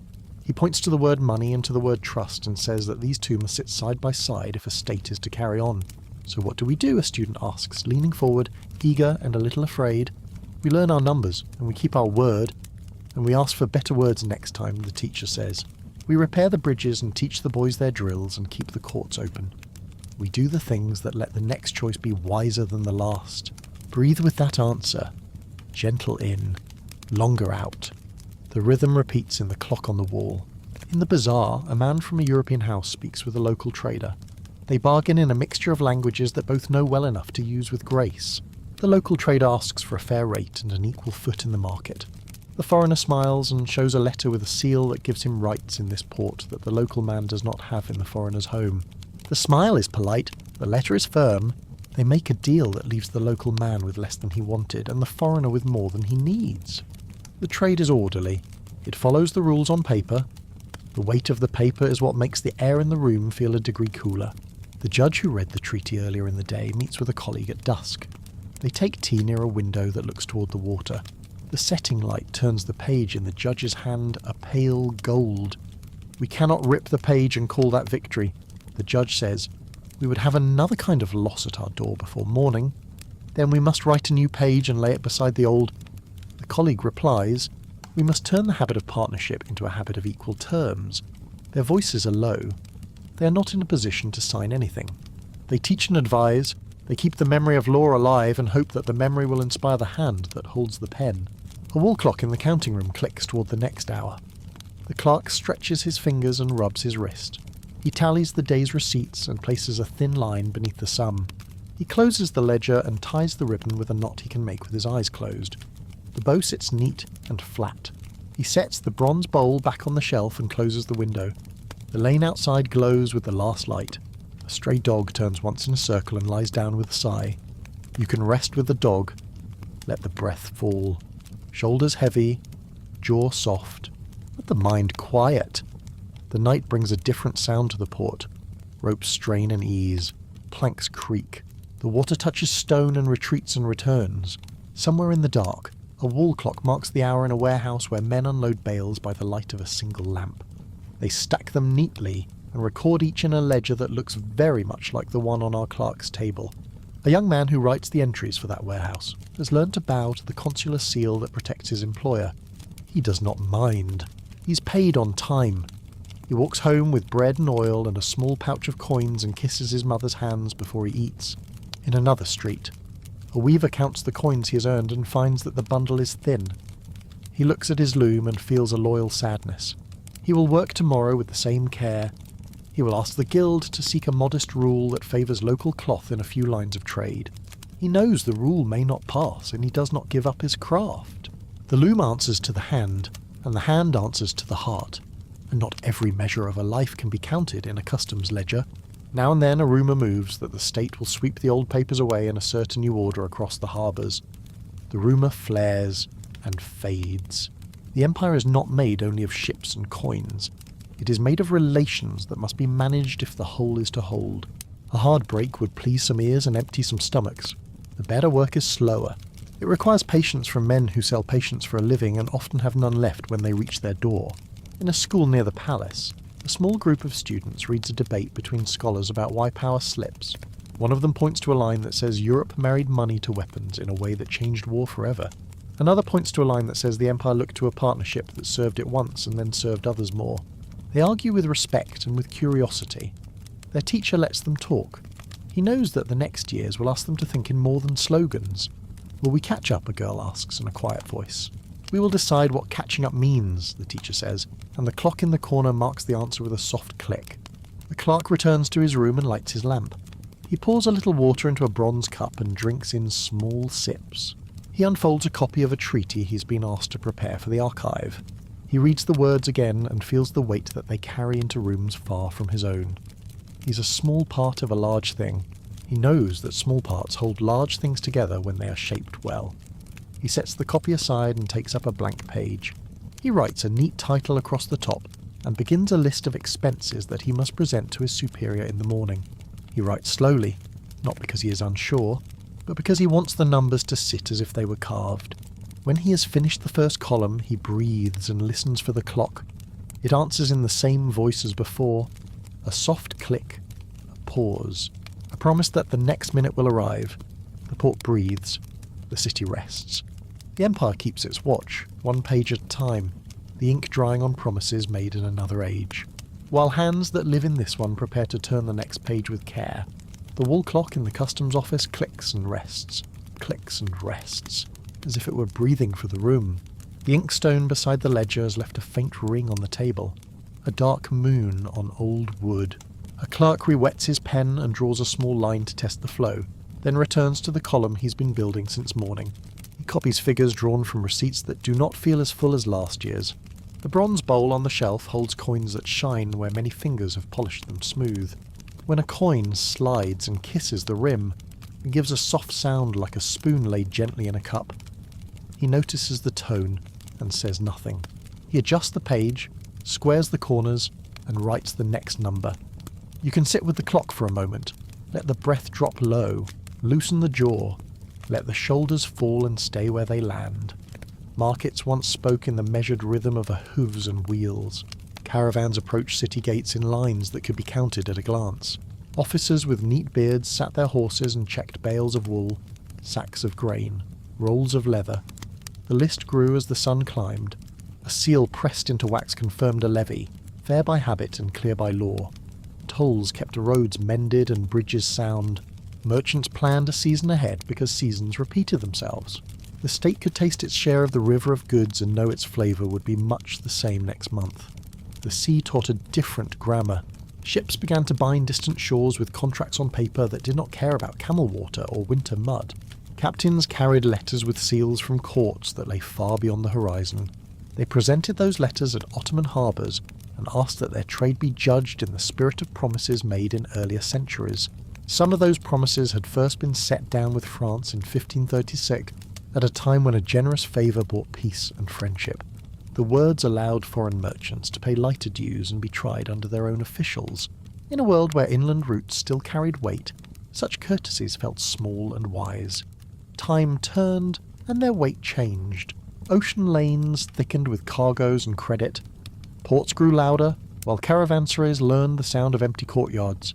The old courtesy widened into a road of its own. Foreign consuls wore the promise like a cloak that grew warmer each year.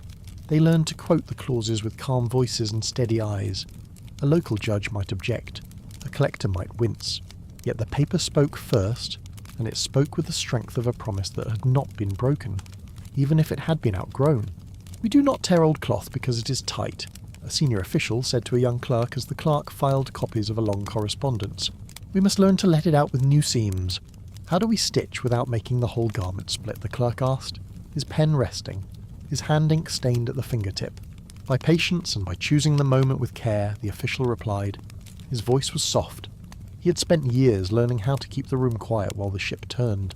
On the quay, bales moved from deck to dock to warehouse by hands that knew their work. The dock foreman checked a manifest and nodded once. Satisfied that the count matched the paper, a porter set his back against a crate and took 3 careful steps, then 3 more. A water seller threaded through the line and lifted his brass ladle with a small flourish that made men smile even as they drank. All of it looked like order. Beneath the order, the state's share thinned by degrees, the way a thread grows faint where a sleeve rubs a desk. Let your breath find an easy pace, in through the nose, out through the mouth. Allow the exhale to be longer, as if smoothing a page before you write. In the bazaar, a weaver ran his fingers along the selvage of a bolt finished the day before. The cloth was strong, the colour deep. He priced it as his father had taught him, with a modest profit for his household and his apprentices. A buyer admired the work and spoke about a shipment from abroad coming next week. The buyer's smile carried no malice. He was stating a fact. The weaver folded the bolt with care and lay it on the stack. He knew his guild would petition for a small rule that favoured local cloth in certain sales. He also knew that the city's habit of partnership would ask the guild to accept less than it asked. He kept his work neat and waited for news. Can we not say no to their privileges? His apprentice asked in a whisper while sweeping the floor. We can say yes to better work and fairer accounts, the weaver answered. Saying no without strength is only noise. Strength, in such rooms, was a sum of many small numbers. A state that needed ships and drills and schools could not fund them with pride. It had to fund them with coin. Receipts fell short. Choices tightened. A levy that had once been routine became a negotiation in which a local notable claimed to act in the city's interest while making terms that fit his ledger best. A governor who would have taken offence in a fuller year instead accepted a compromise that kept the street quiet. Such bargains made sense one at a time. Together, they turned central authority into a polite guest. The counting room felt this shift as a change in tone, not in scene. The ledger looked the same. The ribbon tied the same bow. The coins lay in the bowl like old friends. Yet the page that once needed 2 lines to capture a market's dues now needed 1.5. The clerk did not dramatise the difference. He wrote it down. He trimmed phrasing. He kept the sums clean. He hoped the next week would fill the space. Hope is a budget of its own. It buys patience. And sometimes patience yields interest. Breathe the way the clerk writes. Calm. Even. If the mind wanders, let it return as gently as a hand turning a page. The consuls in the port quarter walked with the comfort of men who seldom feared surprise. Their apartments held flags that hung at just the right angle. Their desks carried seals that left deep impressions in wax the colour of dried fruit. They made visits to officials with practised ease and wrote letters to their capitals with a keenness that came from long training. Many were decent and some were kind. They believed a stable Ottoman harbour served them as well as any gun deck. They also believed, with equal calm, that their merchants should enjoy terms as favourable as any in the world. When an opening appeared for a new exemption or a broader reading of an old clause, they stepped through it without raising their voices. A judge who had read such clauses all morning took tea at dusk with a colleague. They watched the light fade across the water and felt the room grow cooler. "We cannot accuse a man of theft when the key we gave him still opens the chest," the judge said. "Half to the window and half to his friend." "Then we must make a new chest," the friend answered, "and we must do it before the house learns it can live without locks." They did not have the power to craft the next treaty. They had the power to describe the problem clearly to those who did. They used that power, line by line, in memoranda that travelled with couriers who rode at a steady pace and did not read the papers they carried. The shift from inland trade to ocean trade also altered the way cities felt about raw materials. A craftsman who needed a certain grade of wool or a specific oil for lamp making had to wait longer when shipments missed a wind. In earlier years, merchants could rebalance supply along roads that crisscrossed the interior. Now, the supply answered to schedules set in far ports. Sometimes the delay was short and the harm small. Other times a workshop hummed quieter for a week, and apprentices went home early. Those hours did not appear in the state's accounts. They accumulated in pockets and cupboards, and in the way a city measured a good season. We used to fetch what we needed from across the hills, a potter said to his neighbour as they watched a drizzle make the alley smell clean. Now we wait for ships that watch the moon in another sea. Do we make worse pots for it? The neighbour asked with a small smile. No, the potter answered. We make good pots and sell fewer. Allow a breath to rinse the mind like that small rain. In, out, let the shoulders rest heavy. Let the eyes soften. The government chose partnership because it feared isolation more than imbalance. It had reasons. European states rotated in alliances that could turn cold harbours into dangerous ones without much warning. Keeping the harbour warm felt wise. It was also easier to promise privileges than to fund a large change in policy. There were voices that urged another path. A tighter hand on duties, a bolder plan for local manufacture. Their plans needed credit and a shield of law. Credit pressed on a treasury already promised in many directions. Law leaned against papers that still said what they had always said. The palace listened and asked questions, and more often than not, returned to the quieter choice. The quieter choice had a volume of its own in the provinces. Local houses that had served as pillars learned that their height now meant more. Their letters to the capital were answered with polite thanks and fewer orders. They used that space to guide roads and markets in ways that suited the land they knew. Sometimes they gave the state good service. Sometimes they tilted the table toward themselves. In North Africa, the regencies of Tripoli, Tunis, and Algiers showed the shape of this world. They sent signs of respect to the centre. They ran their ports as if those signs were the main duty. In Cairo and Baghdad, families with long memories conducted their affairs with a courtesy that did not blur their self-interest.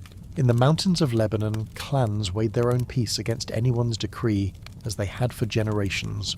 A governor posted to a border city found that his budget was a list of wishes unless he treated certain families as partners. He placed guards from their households at a gate and called it a temporary measure.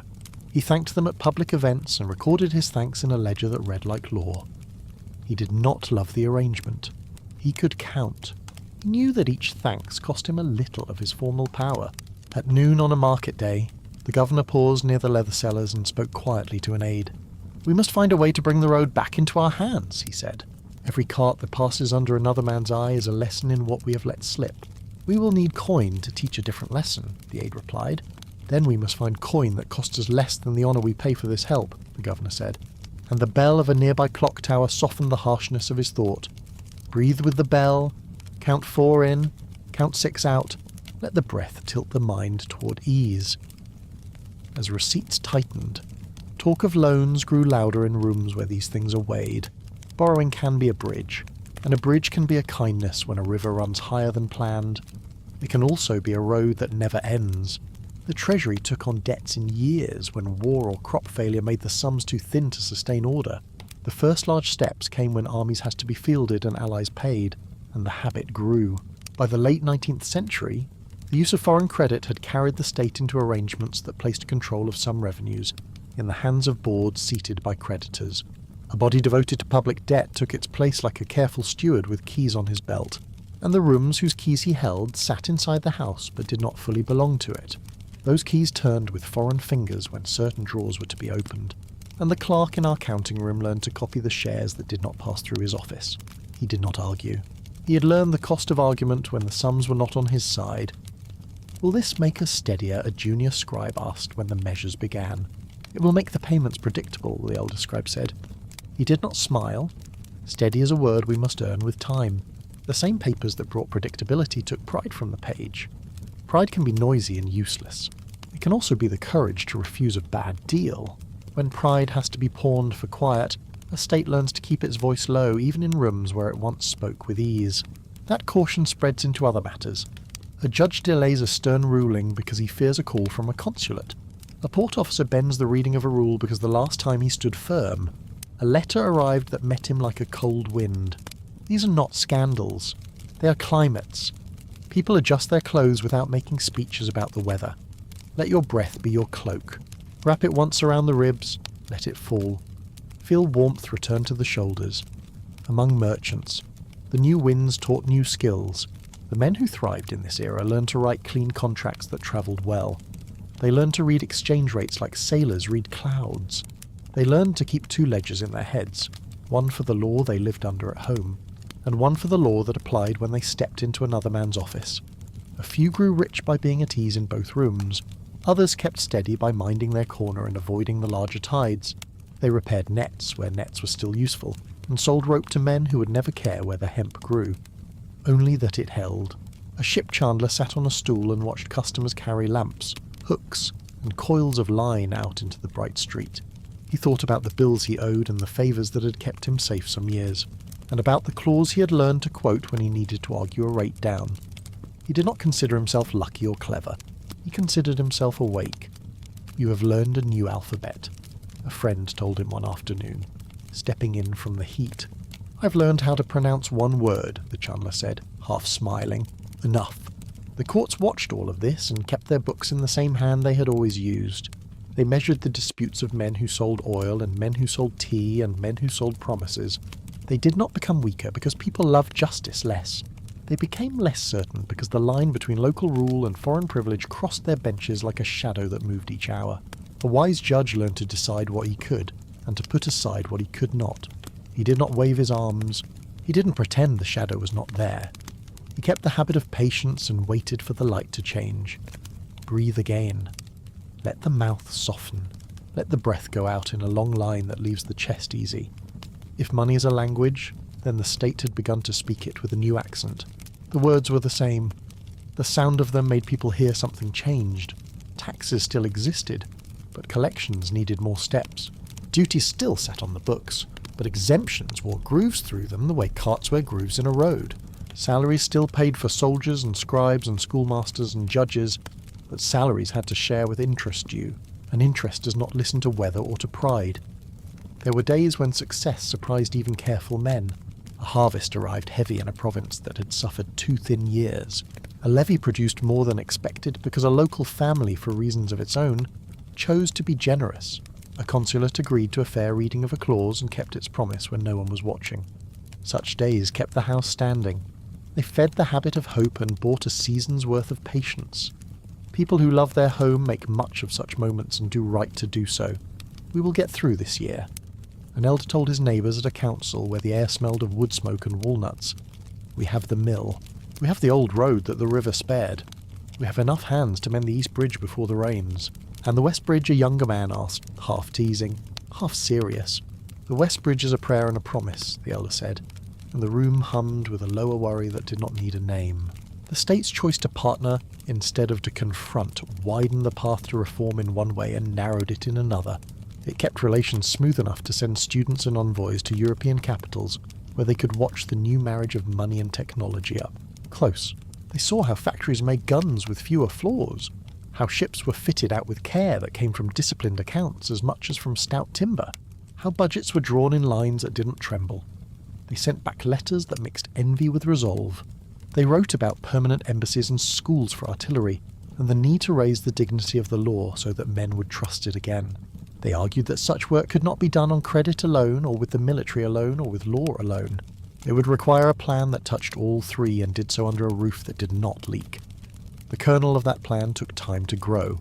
It had to make peace with a past that had loved expansion and learned administration the hard way. It had to meet the present, where foreign merchants stood behind consuls who spoke for them with clean letters and steady hands. It had to promise soldiers a path that did not force them to act like a guild to be heard. It had to promise judges a space in which their word would not be a suggestion. It had to promise merchants that the rules would not change because a cousin's letter arrived on a morning when the wind was wrong. In the counting room, the clerk wrote the last total of the afternoon and placed his pen across the top of the page. He stood and stretched his back and listened for the clock. The click arrived right on time, a gentle touch on the air. He looked toward the shelf where the bronze bowl sat in a neat square of light. He liked that the bowl kept its shape no matter how it was turned. He liked that the rim took every coin with the same patience. He wished the sums felt as certain as the bowl. He crossed to the window and lifted the latch. The lane breathed in. A boy ran past with a string tied to a paper kite that flickered above the roofline like a small fish in a bright stream. Somewhere a woman laughed, and the sound made the clerk smile without thinking about why. There is a comfort in the ordinary that keeps great houses standing. Men measure, and women sell, and children learn to carry water without spilling. A judge writes a clear sentence and sleeps well. A sergeant fixes a strap and teaches his squad how to clean a rifle so the spring does not bite the hand.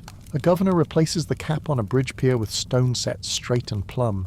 A minister reads a page 3 times and sends a mild letter instead of a sharp one. These things do not fill the treasury. They steady the hand that will sign the next attempt to fill it. Let your breath steady the way the clerk's smile steadies his day. In, a beat of stillness. Out, longer, calmer. At dusk, the consular quarter hangs its lanterns. A drummer and a foreign guard sets a light rhythm for a changing watch. In a coffee house, sailors talk about winds near Crete and a current that runs stronger this year. A translator jokes that he speaks 3 languages and listens in 4. A young merchant from a house with old roots in the city asks a senior partner if the clauses will ever change. They were written in another mood, the senior partner says. They will be written again when our mood matches our need. What will change the mood, the young man asks. Numbers, the senior partner answers. He pours coffee with a steady hand, and patience, and better schools, and the habit of law. The port agrees in its sleep. Ropes tighten and slack. Lamps swing and make little circles of light that move across planks like thoughts across a quiet mind. In the customs office, the clock has been wound. The pendulum sways.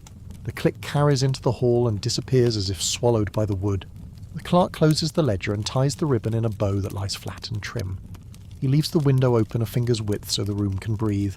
On his way home, he passes a small shop where a young woman sells paper and ink. She's setting a new stack of sheets in the window so the edges line up. The light finds the grain of the paper and makes it look like water just before dawn. "You always make it even," he says, pausing, friendly but shy. "It does not stay even for long," she answers with a smile. "I like to see it that way once a day." He nods and walks on. The exchange stays with him until he reaches his door. He thinks about how sums can look even for a moment and then tilt under the weight of a week. He thinks about how the work is not to freeze the tilt, but to learn how to set the stack straight again each morning without anger. He lights his lamp and lays a blank sheet on the table. In neat hand, he copies a list of dues from an old treaty. The same treaty his office has been asked to archive in clean copies for the record. He does not judge the words. He does not praise them. He sets them down exactly as they were written long ago, because that exactness is his craft. When he's finished, he writes a short note to himself in the margin of a scrap, a reminder to bring up a small inconsistency in the daybook with his superior. He places the scrap under the inkwell where he will see it at dawn. The clock in the lane chimes the hour, and the sound runs along the roofs like a broom pushing dust from an old floor. In that sound, the city arranges itself for night. It does not report a victory or a defeat. It reports continuity. The harbour breathes. The bazaar sleeps. The court's lamps burn low in 3 rooms where men draft sentences that try to keep faith with what is possible. The bronze bowl in the customs office waits in its square of light. The first coin of the morning will ring on its rim and slide to join the rest. The tone will be the same tone we have learned to hear. Soft. A little dull. There is a way to change that sound without breaking the bowl. The room next to the counting room holds a map and a plan that will ask courtyards and foundries and classrooms to share the work. The door between the rooms stands open a hand's width. The lamp on the table there has oil enough for the night. The first light touches the customs wall and finds the clock. A soft click marks the hour. The pendulum swings with the patience of a boat at anchor. The clerk opens the ledger and smooths the page with the back of his hand. The paper is cool. The ink has the faint smell of iron and rain. He writes the date, then lifts his pen and listens to the room breathe. You can join the room. Let your shoulders slide down. Loosen the jaw. Let your next exhale be longer than your inhale. The bronze bowl waits on its shelf. Coins lie in a small ring where light paints their edges. The clerk lifts one and turns it between finger and thumb. The face is worn smooth. He taps the rim by accident and hears the duller tone that has become familiar. He notes the sum from the last cart through the gate and writes it in a clean hand. A porter passes under the window with a crate braced on his shoulder. Leather strains, then eases. Far off, rope creaks against wood and the water answers with its old sound. Money is a chalk line on the floor of the empire. It tells soldiers where to stand and ships how far they may go. When that line fades, men do not stop moving. They move with more care, and their steps are shorter. In the last years, the chalk has been harder to see. The promises on old paper have asked more of the room than the room can give. The harbour has turned to a new pulse that comes from far seas. The inland roads still hold their shape, but fewer hands pass along them. The Treasury has learned the habit of asking for time. At a high table, 3 men open a small book that keeps a list of payments due. The ink is dark, the lines are steady. The first speaks in a voice that carries without effort. "We will make this schedule plain," he says. "We will show our good faith in each month's sum." The second nods. His finger touches the margin where interest is set in neat figures. The third folds his hands and watches light crawl across the desk. "If we keep this habit," the first adds, "they will lend to us when we must ask again." A clerk nearby writes what they say without comment. He knows the lesson that lies under those words. Borrowing buys time. Time buys order. If the house uses it, borrowing also builds a frame that others can lean on. If the frame is pressed by too many hands, it belongs to all of them and to none of the people who sleep inside. Breathe as if you're counting coins in a quiet room. In with a small count, out with a longer count. The chest eases as the breath leaves. In the bazaar at mid-morning, a merchant shows a friend a bill that arrived with a foreign seal. The script is crisp. The terms are firm. It asks that a payment be directed without delay to an office in the city that does not answer to local men. The merchant shrugs and smiles with tired humour. "They are better at asking than we are at saying no," he says, almost fondly. "Do you think it will make the city calmer?" the friend asks. "It will make this week predictable," the merchant replies. That is a kind of calm. Predictable is a balm when walls need mending and the army must be fed. It is also a sign that the house is learning to share its keys. In the late century, men in coats from other capitals sit on boards that count the empire's income. They do not raise their voices. They point to lines that the government itself wrote in harder days. They unlock drawers when the terms allow and keep others closed. They do not call this power, they call it administration. The difference between the two words is small in the mouth and large in the heart. Across the water, a consul drinks coffee and reads letters from his home. He learns that his crown is pleased with the regularity of payments. He writes a brief reply full of tidy phrases that weigh less than the coins they describe. He puts on his hat and walks to the office where a collector waits with a ledger open to a page that shows how much is owed this month and which taxes will go toward it. They greet each other with respect. The collector's bow is exact. The consul's smile is real. Both men know that courtesy oils gears that might otherwise grind. "We will remit as agreed," the collector says. "And we will report the arrival." The consul answers. Their words fit like matched cups in a cupboard. Let your breath fit the same way. In, out. Simple, even at the edge of the city, a small workshop smells of oil and glue. A wheelwright sands the spoke of a cart and listens to a boy read a list of costs. The boy's voice is clear. Timber, iron hoops, rent, wages. The boy pauses at the last item. "What is this word?" "Master," he asks. Running a finger along the line. "Interest," the wheelwright says. "Patient." He sets the spoke aside. "It is the price of a promise." "Do we pay it every month?" the boy asks. "Every month that we wish to sleep without worry." The wheelwright answers. He smiles, but there's a crease between his eyes that was not there 5 years ago. Here, in the small shop, the shape of the larger frame is easier to see. A promise made at the level of the state becomes a habit at the level of the street. Money arrives on time. Money leaves on time. The work continues. The breath of the city holds steady between these two motions. The merchant does not ask what else could have been done. He lifts a crate. He pays a bill. He goes home with bread and a few coins and the comfort of a day without a quarrel. On a balcony above the port, a teacher sits with 2 students and a slate. They write simple accounts. They add and subtract. They step into the language of trade the way a swimmer enters cold water. The teacher speaks softly about what the old treaties once did for mutual trust, and how the same words can feel different now that the world has moved. He mentions the first generosity offered to a friend in the 16th century, and the way that promise stretched wide when the sea took trade into its hands. He mentions how the consuls used the letters to act in good faith as they saw it, and how their good faith sometimes served another town more than this one. "So is it wrong?" a student asks, frowning at his numbers. "It is not wrong, like a theft," the teacher says. "It is wrong like a shoe that once fit and now rubs. You walk in it because you must, and you save for a cobbler who can change the shape." The student nods, relieved by the picture. He looks at the slate again. The numbers fit within the frame. You can see where they pinch. Take a breath as if you are easing your foot into a better shoe. In, out. The exhale can be a kind of relief. In a quieter quarter, an old judge closes a book and rubs his eyes. He has read petitions all morning. One asks that a foreign merchant be tried in a local court for a case that looks simple to him. The clauses on the page say otherwise. He writes a letter that explains this and remains polite. He's tired of polite letters. He sends it with a boy who runs lightly across the courtyard. The boy's sandals slap the stone with a sound that feels like rain. The judge once believed that a clean letter could change a man's mind. He still believes in letters. He has learned that letters are a slow river. They carve stone over years. The judge does not plan to outlive the stone. He plans to keep writing. He rises from his bench and crosses to the window. Below, a woman carries a basket of figs. She moves with care. He thinks about the debt board and about the plan to remit funds each month without fail. He thinks about how such regularity might help a teacher buy paper, a sergeant buy boots, a court fix a shutter. He knows it also sits as a weight on a chest already heavy. The balance is real. He does not dramatize it. He judges it daily in a mind that has grown exact from long practice. "Do you think the next treaty will be kinder?" a young clerk asks as he enters with a file. "Treaties are as kind as the men who sign them can afford to be," the judge answers. "We can afford more when our ledgers are honest and our schools are strong."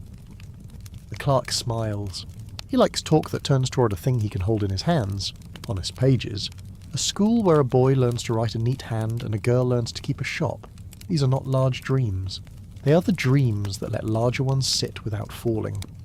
Relax your face. Let the breath lie flat and wide. Allow a long exhale to smooth the edges of thought. Beyond the walls and beyond one lifetime, people will say that the empire fell because men were greedy or lazy. People like a story with one cause. The record in the clerk's neat hand offers another kind of answer. A sea changed its paths. Trade moved in larger loops. A promise made to friends grew into a habit that reached past what was wise. Revenue turned thin and left the army and the courts to share a pot that did not boil as it used to do. Local families filled gaps when the centre's hand came late, and they asked for respect that once had to be earned each year. Loans brought time. Time brought order. The price of time was a key held by someone far away. None of this lets anyone off the hook. Men still made choices. Some chose in ways that lifted the house. Some chose in ways that made their own rooms bright and the hall dark. The point of the story is not to excuse. It is to see the room as it is. A good carpenter does not scold a beam for the weight it must carry. He braces it and checks the joints and plans the next support. A wind turns at the harbour. Sails adjust. The water changes colour where the light catches its rough back. A foreign ship dips its flag to the fort and receives a reply from the guns that sit idle in good order. The ship eases toward its berth and throws a line. Men on the dock pull and make it fast. A boy claps because he likes the neatness of the act. He does not know that the manifest in the captain's hand will claim a rate that the dockmaster cannot deny. He knows only that the knot is clean and the ship did not touch the pier too hard. Joy is sometimes a matter of angle. In a courtyard near the palace, a group of young men read reports from embassies. They speak in low voices about factories they have seen, and about schools where officers study ballistics and geometry. One reads from a letter that describes an artillery foundry that runs with a clock's certainty. Another points out that certainty comes from budgets as much as from courage. They agree that the empire cannot step out of the world and close the door. They agree that the old way of promising favours has reached its limit. They do not know yet how to write the next page. They know they must. We will need new words, one says, tapping the paper with the back of his finger, and new sums, and other answers, and men who will live with them even when they pinch. And the habit of the law, the third adds, smiling. Without that, new words are only paint. Let your breath be that paint drying to a good finish. In, out, quiet and steady. Near sunset, the clerk sets his pen aside and rubs his eyes in the same way the judge did hours earlier. He stacks the day's receipts and ties the ribbon in a flat bow. He turns the key in the drawer with a slow hand, as if not to wake the coins. He hangs the key on a small nail inside a cupboard. He straightens the chair and lifts the bronze bowl to its higher shelf. He likes the feel of the metal, cool and smooth from so many hands. He imagines that the bowl has learned the city's breath and that it likes the rhythm. He steps to the window and leans on the sill.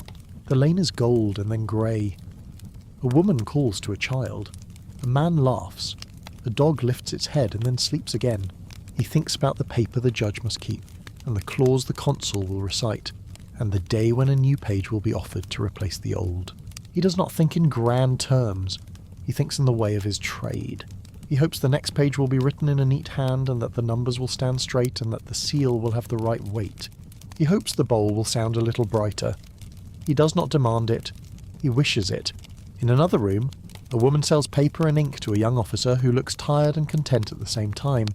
He buys the good paper, not the cheap. He thanks her and leaves.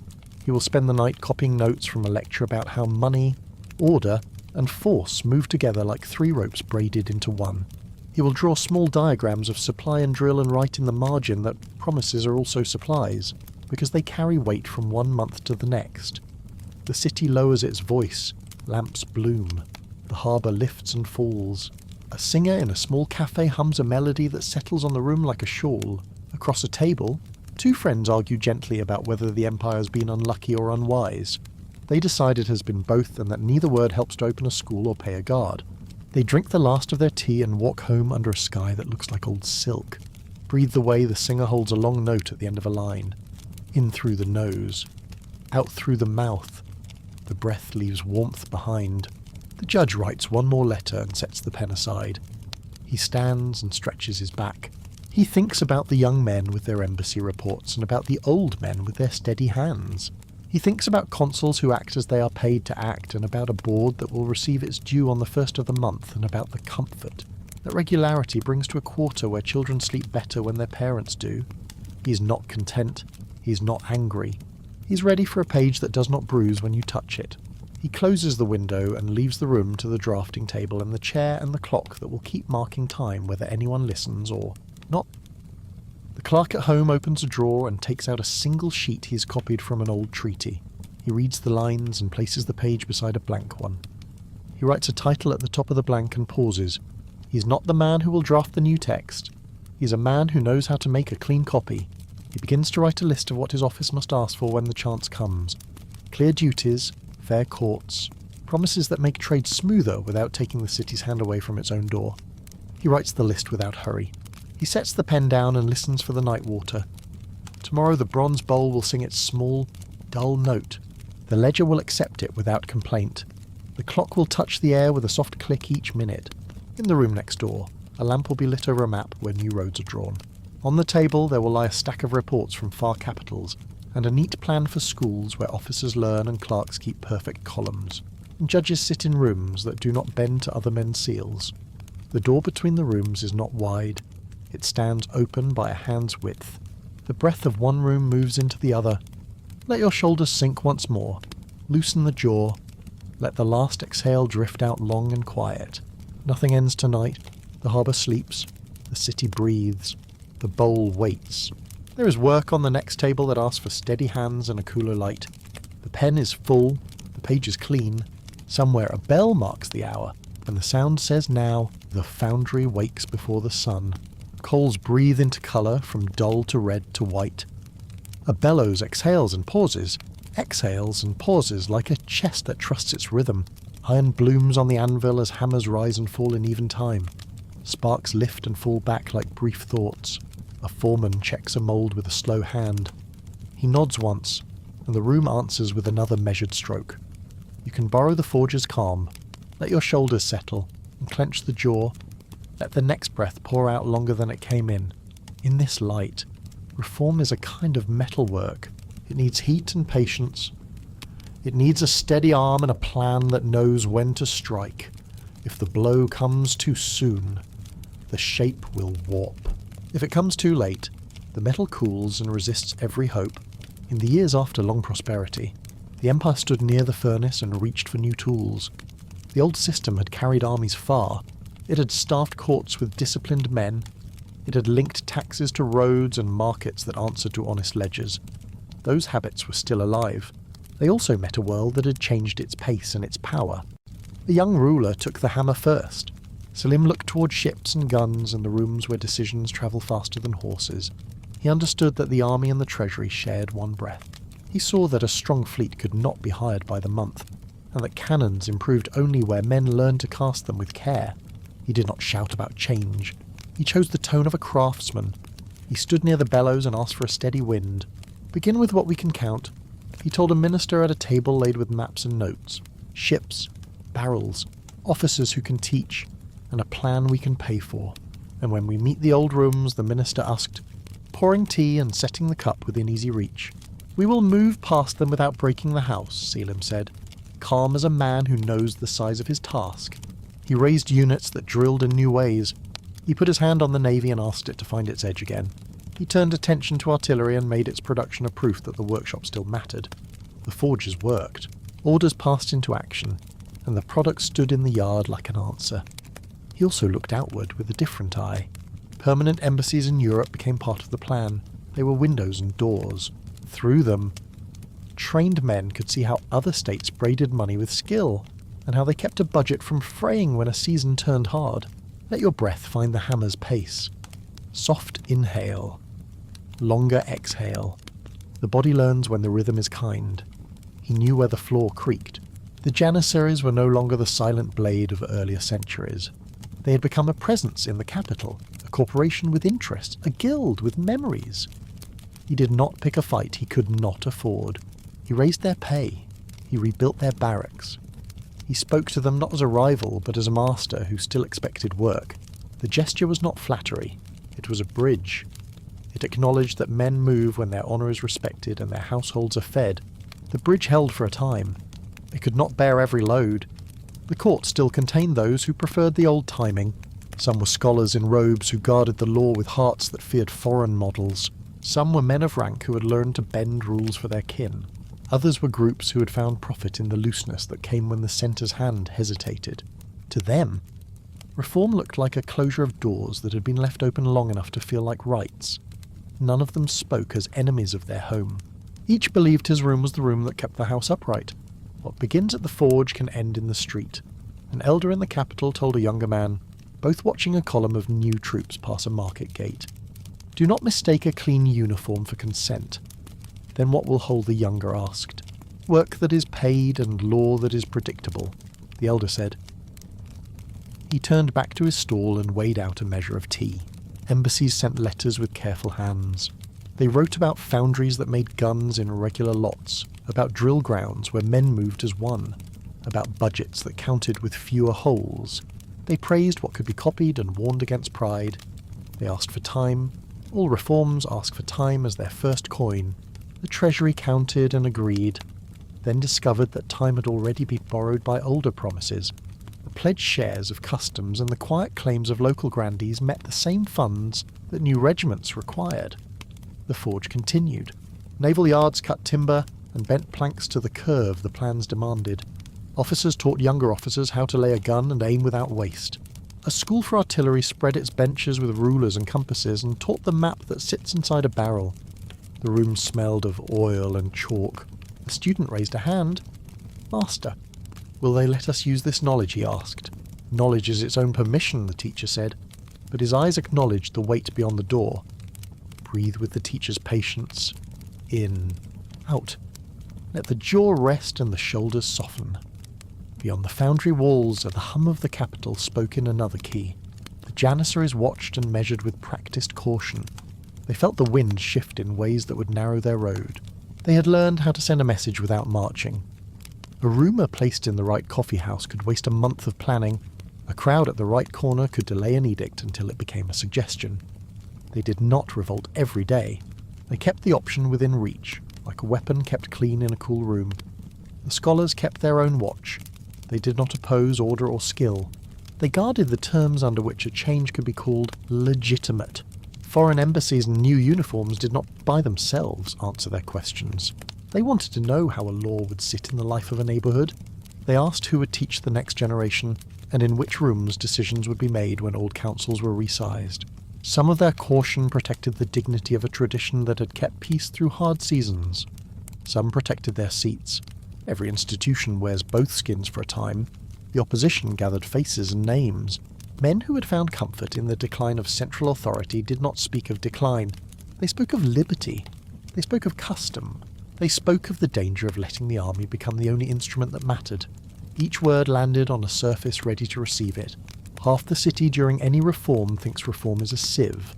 The other half thinks reform is a net. Each asks to be judged by what it fears. A night came when the sieve tore and the net tightened at once. The janissaries moved. The old rooms woke with sharp voices. The reformer was pulled from his place.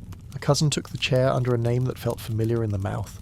The forges cooled faster than anyone thought possible, as if the fuel had been debt and consent rather than wood and coal.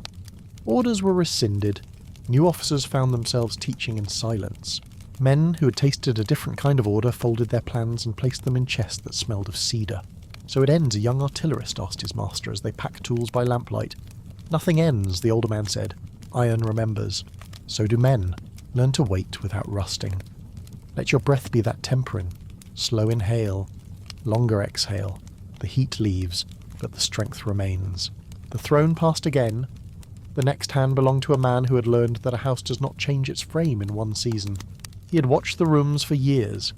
He knew which pillars wobbled and which could bear new load. He did not ask the janissary question. He answered it. The core was broken in a summer of resolve. It was not an argument staged in pamphlets and salons. It was a decision carried through against a force that had learned the art of resisting every other decision. The barracks did not recover. The city woke to a quieter morning. With the old army undone, the work of building a new one could be spoken of without coughing. The ruler trimmed the privileges of men in robes who had grown used to turning legal language into delay. He did not abolish scholars. He required them to live alongside a different structure. He took the foreign regimental system and asked the army to wear it. Lines of command and lines on paper began to match in a way that had been rare. Schools finished their roofs and opened their doors to young men who learned geometry with their gait. The shape of a battalion found its echo in the shape of a budget, and the officers discovered that both could march in step. He did not lean on soldiers alone. Central power reached further into provinces where strong families had used the distance between orders as a kind of capital. The ruler brought them within arm's length with courtesies and with law. He allowed dignity, and then he asked for obedience. Some complied and kept their seats with a better title. Some learned that their seats were not chairs, but stools that could be moved. In the city, the signs were quieter. Certain markets opened under stricter rules. Certain courts enforced decisions that had once been suggestions. The sound of the foundry returned to a nicer pitch. Hammers resumed their measured song. The army's drill grounds kept a rhythm that others could time their appointments by. A school for officers sent out a class whose handwriting was as clean as their posture. None of this ended the need to bargain with consuls. None of it filled the treasury. It changed the feeling of possible. We are not where we were, a judge told a clerk who had asked him whether the law or the drum led the year. We are not yet where we could be. The road is a patient thing. The clerk smiled and copied the sentence faithfully in a small book he kept for such lines. He closed the book and returned to the table where files were stacked with a tidiness that made the room feel kind. Let your breath be like that stack, in or out. The air leaves in a long line. The shoulders know what to do next. When the ruler died, the pages did not blow from the desk. The next era began with a proclamation that spoke of regulation and of a new tone in the relationship between the state and those it governed. The language came from a rationalist tradition that had once drawn lines between estates and then erased them in the name of a general good. The idea was simple. The state should speak directly to the citizen, and not through a web of older bodies that had come to think of themselves as walls. The law should be uniform in its aims. Justice and equality should not depend on the district and the hour. This program spread outward like the light that follows sunrise. New codes framed property and contract in words that owed more to public reason than to inherited privilege. The schools grew in number. Training for administrators and officers took on a common shape. The post carried orders along a cleaner chain. Men who wrote for a living polished their prose to suit a clearer rule. The city felt the tone shift in everyday duties. Records were kept with the same headings in different towns. Taxes were counted with less mystery. A clerk posted to a new district could open a ledger and feel at home. The goal was not to erase faith or custom. It was to prevent these from being used as private locks on public doors. Equality before the law asked for courage from people who had grown used to ranking in other ways. It asked for calm from men who feared the loss of status. It asked for patience from minorities who had learned that uniform rules can hide old bias. The reformers spoke softly and let their sentences do the work. We mean to be simple. An official told a room of dignitaries who had come to consider the new plan, uniform does not mean blind. It means that you can trust the process before you trust the person. A murmur travelled along the benches. Men nodded, who had never nodded together before. Breathe with that thought. In, out. Let the chest soften. Let the mind loosen its grip. Not all heard what was intended. Some heard enough to hope in a new way. Others heard the sound of walls moving in the rooms that had been theirs. The clergy, respected and careful in many cases, could not welcome every change. When courts leaned towards secular codes, men who had studied a lifetime in another language of justice felt unseated. They had protected social peace with rulings that carried moral weight. Now a magistrate with a different book claimed the same ground. Some accepted the adjustment as a way to preserve the spirit of fairness. Others resisted with words and influence. In the quarters that had become strong while the centre had hesitated, the new uniform line looked like a leash. Families that had kept order and roads with their own means wanted the new plan to confirm their role, not shrink it. Some took seats in the new councils and learned to speak through them. Others made the councils come to them, as if to visit an older house whose owner expected deference. The reformers visited politely and took notes. They tried not to waste a quarrel on a point that counted only for pride. The mood of the city kept its soft power. Languages mixed in the market. Shops that sold paper and ink found more customers. The drumbeat of the drill ground matched the hammer on the anvil in an echo that pleased those who loved order. The hope was not abstract. It smelled of oil on a new machine and of fresh lime on a wall repaired after long neglect. It sounded like a bell that someone had taken the trouble to tune. Will this make the poor rich a neighbour? Asked a young administrator who had come to collect accurate lists. It will make the rules clear, he said, honest without hurry. Clear rules keep doors open long enough for the poor to get through. He did not promise more than his office could give. He did not hide the fact that law cannot feed those whom budgets neglect. He believed in the value of clarity the way a mason believes in level stone. It is not the whole house. It keeps the house standing while other work is done. The reforms travelled with a metronome set by war and debt. Armies do not wait for schools to finish their term. When conflict pressed, money that had been marked for civil plans crossed the hall to the military ledger. Some years the shift was small and temporary. Other years it felt like a tide. The empire did not choose its neighbours. It could not rewrite their ambitions, and it had to plan like a farmer who plants for sun and rain, but keeps a granary against hail. In the middle of the century, the wider world suffered a convulsion in markets. A crash swept across exchanges and pulled down confidence along a long chain. Traders who relied on credit found their paper less welcome than it had been. Ports felt a pause. Workshops sent men home early. The state measured the dip and put in place measures that other states also chose. It discovered that reliance on favourable markets made reforms harder to defend at home. People forgive hard rules when the wheels turn. They question them when the machine slows and the savings thin. Foreign powers did not lose their habit of stepping into rooms where doorways stood open. They spoke of order and rights. Sometimes they meant both. Sometimes they meant advantage. In districts where unrest boiled, they found reasons to ask that their interest be respected with more voice than local men felt was due. The new legal language that promised equality had to be spoken into the same air as these old conversations. It was not a clean room. The reformers kept the windows open for light and air. They also learned to close them when the wind blew dust. Let your breath be a window you can open and close. In, out. Keep it smooth. A generation grew in this time who believed that a modern state needed not only rules, but also a story that bound different peoples to the same roof. Writers and mid-level officials met in salons and coffee houses.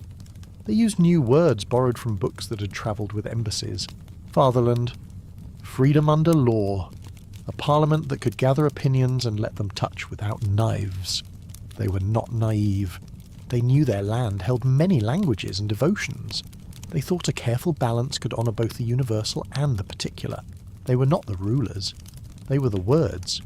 They called themselves by a name that made it clear they meant to renew, not to mimic. Some were journalists who could turn a phrase to face both ways at once. Some were bureaucrats who could draft a regulation with an elegance that made compliance almost a pleasure.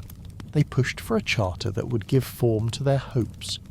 For a time, the charter existed on paper that smelled of fresh ink and patience. The room where it was signed felt like the foundry at dawn. The hammers did not stop there. The next years tested whether the forge could stay lit under a different hand. A man of strong will looked at the same map as his predecessors and chose another path. He did not trust the charter to hold the house. He liked a simpler chain between the throne and the street. He did not reject schools or rail against skill. He spoke in a language that made faith the tie that might bind a wide land when other ties felt thin. He stepped back from the earlier promise and offered another. He looked beyond the borders and called to a larger family of belief. If they will not respect our paper, he said in a quiet room, perhaps they will respect our unity of prayer. Men in the room nodded, some with conviction, some with caution. The policy did not erase what had been built. It placed a different lamp in the hall. For those who had waited on the charter to carry them into a new balance, the change felt heavy. For those who had worried that the charter would strip them of place, the change felt like mercy. Breathe with both minds without choosing. In, out. The breath can hold a pair of truths without strain. Serving under all of these moods, the foundry kept its hours. Cannon still needed to be poured as carefully as a sentence needed to be written. Drill grounds still timed their turns. Schools still set tasks that looked modest and proved large in the life of their students. An officer learned to keep his books in order, and that order fed the habit he brought to his company. A clerk learned to keep his copies clean, and that habit fed the court's dignity. A judge learned to explain his reasons briefly, and that explanation fed the public's trust. In a workshop beside a drill yard, a smith quenched an iron hoop and listened to a class recite in unison from across the wall. The voices rose and fell in a meter that comforted him. He smiled. "Their sound keeps my hand steady," he said to his apprentice. "And your hammer keeps their line straight," the apprentice answered, pleased with the thought.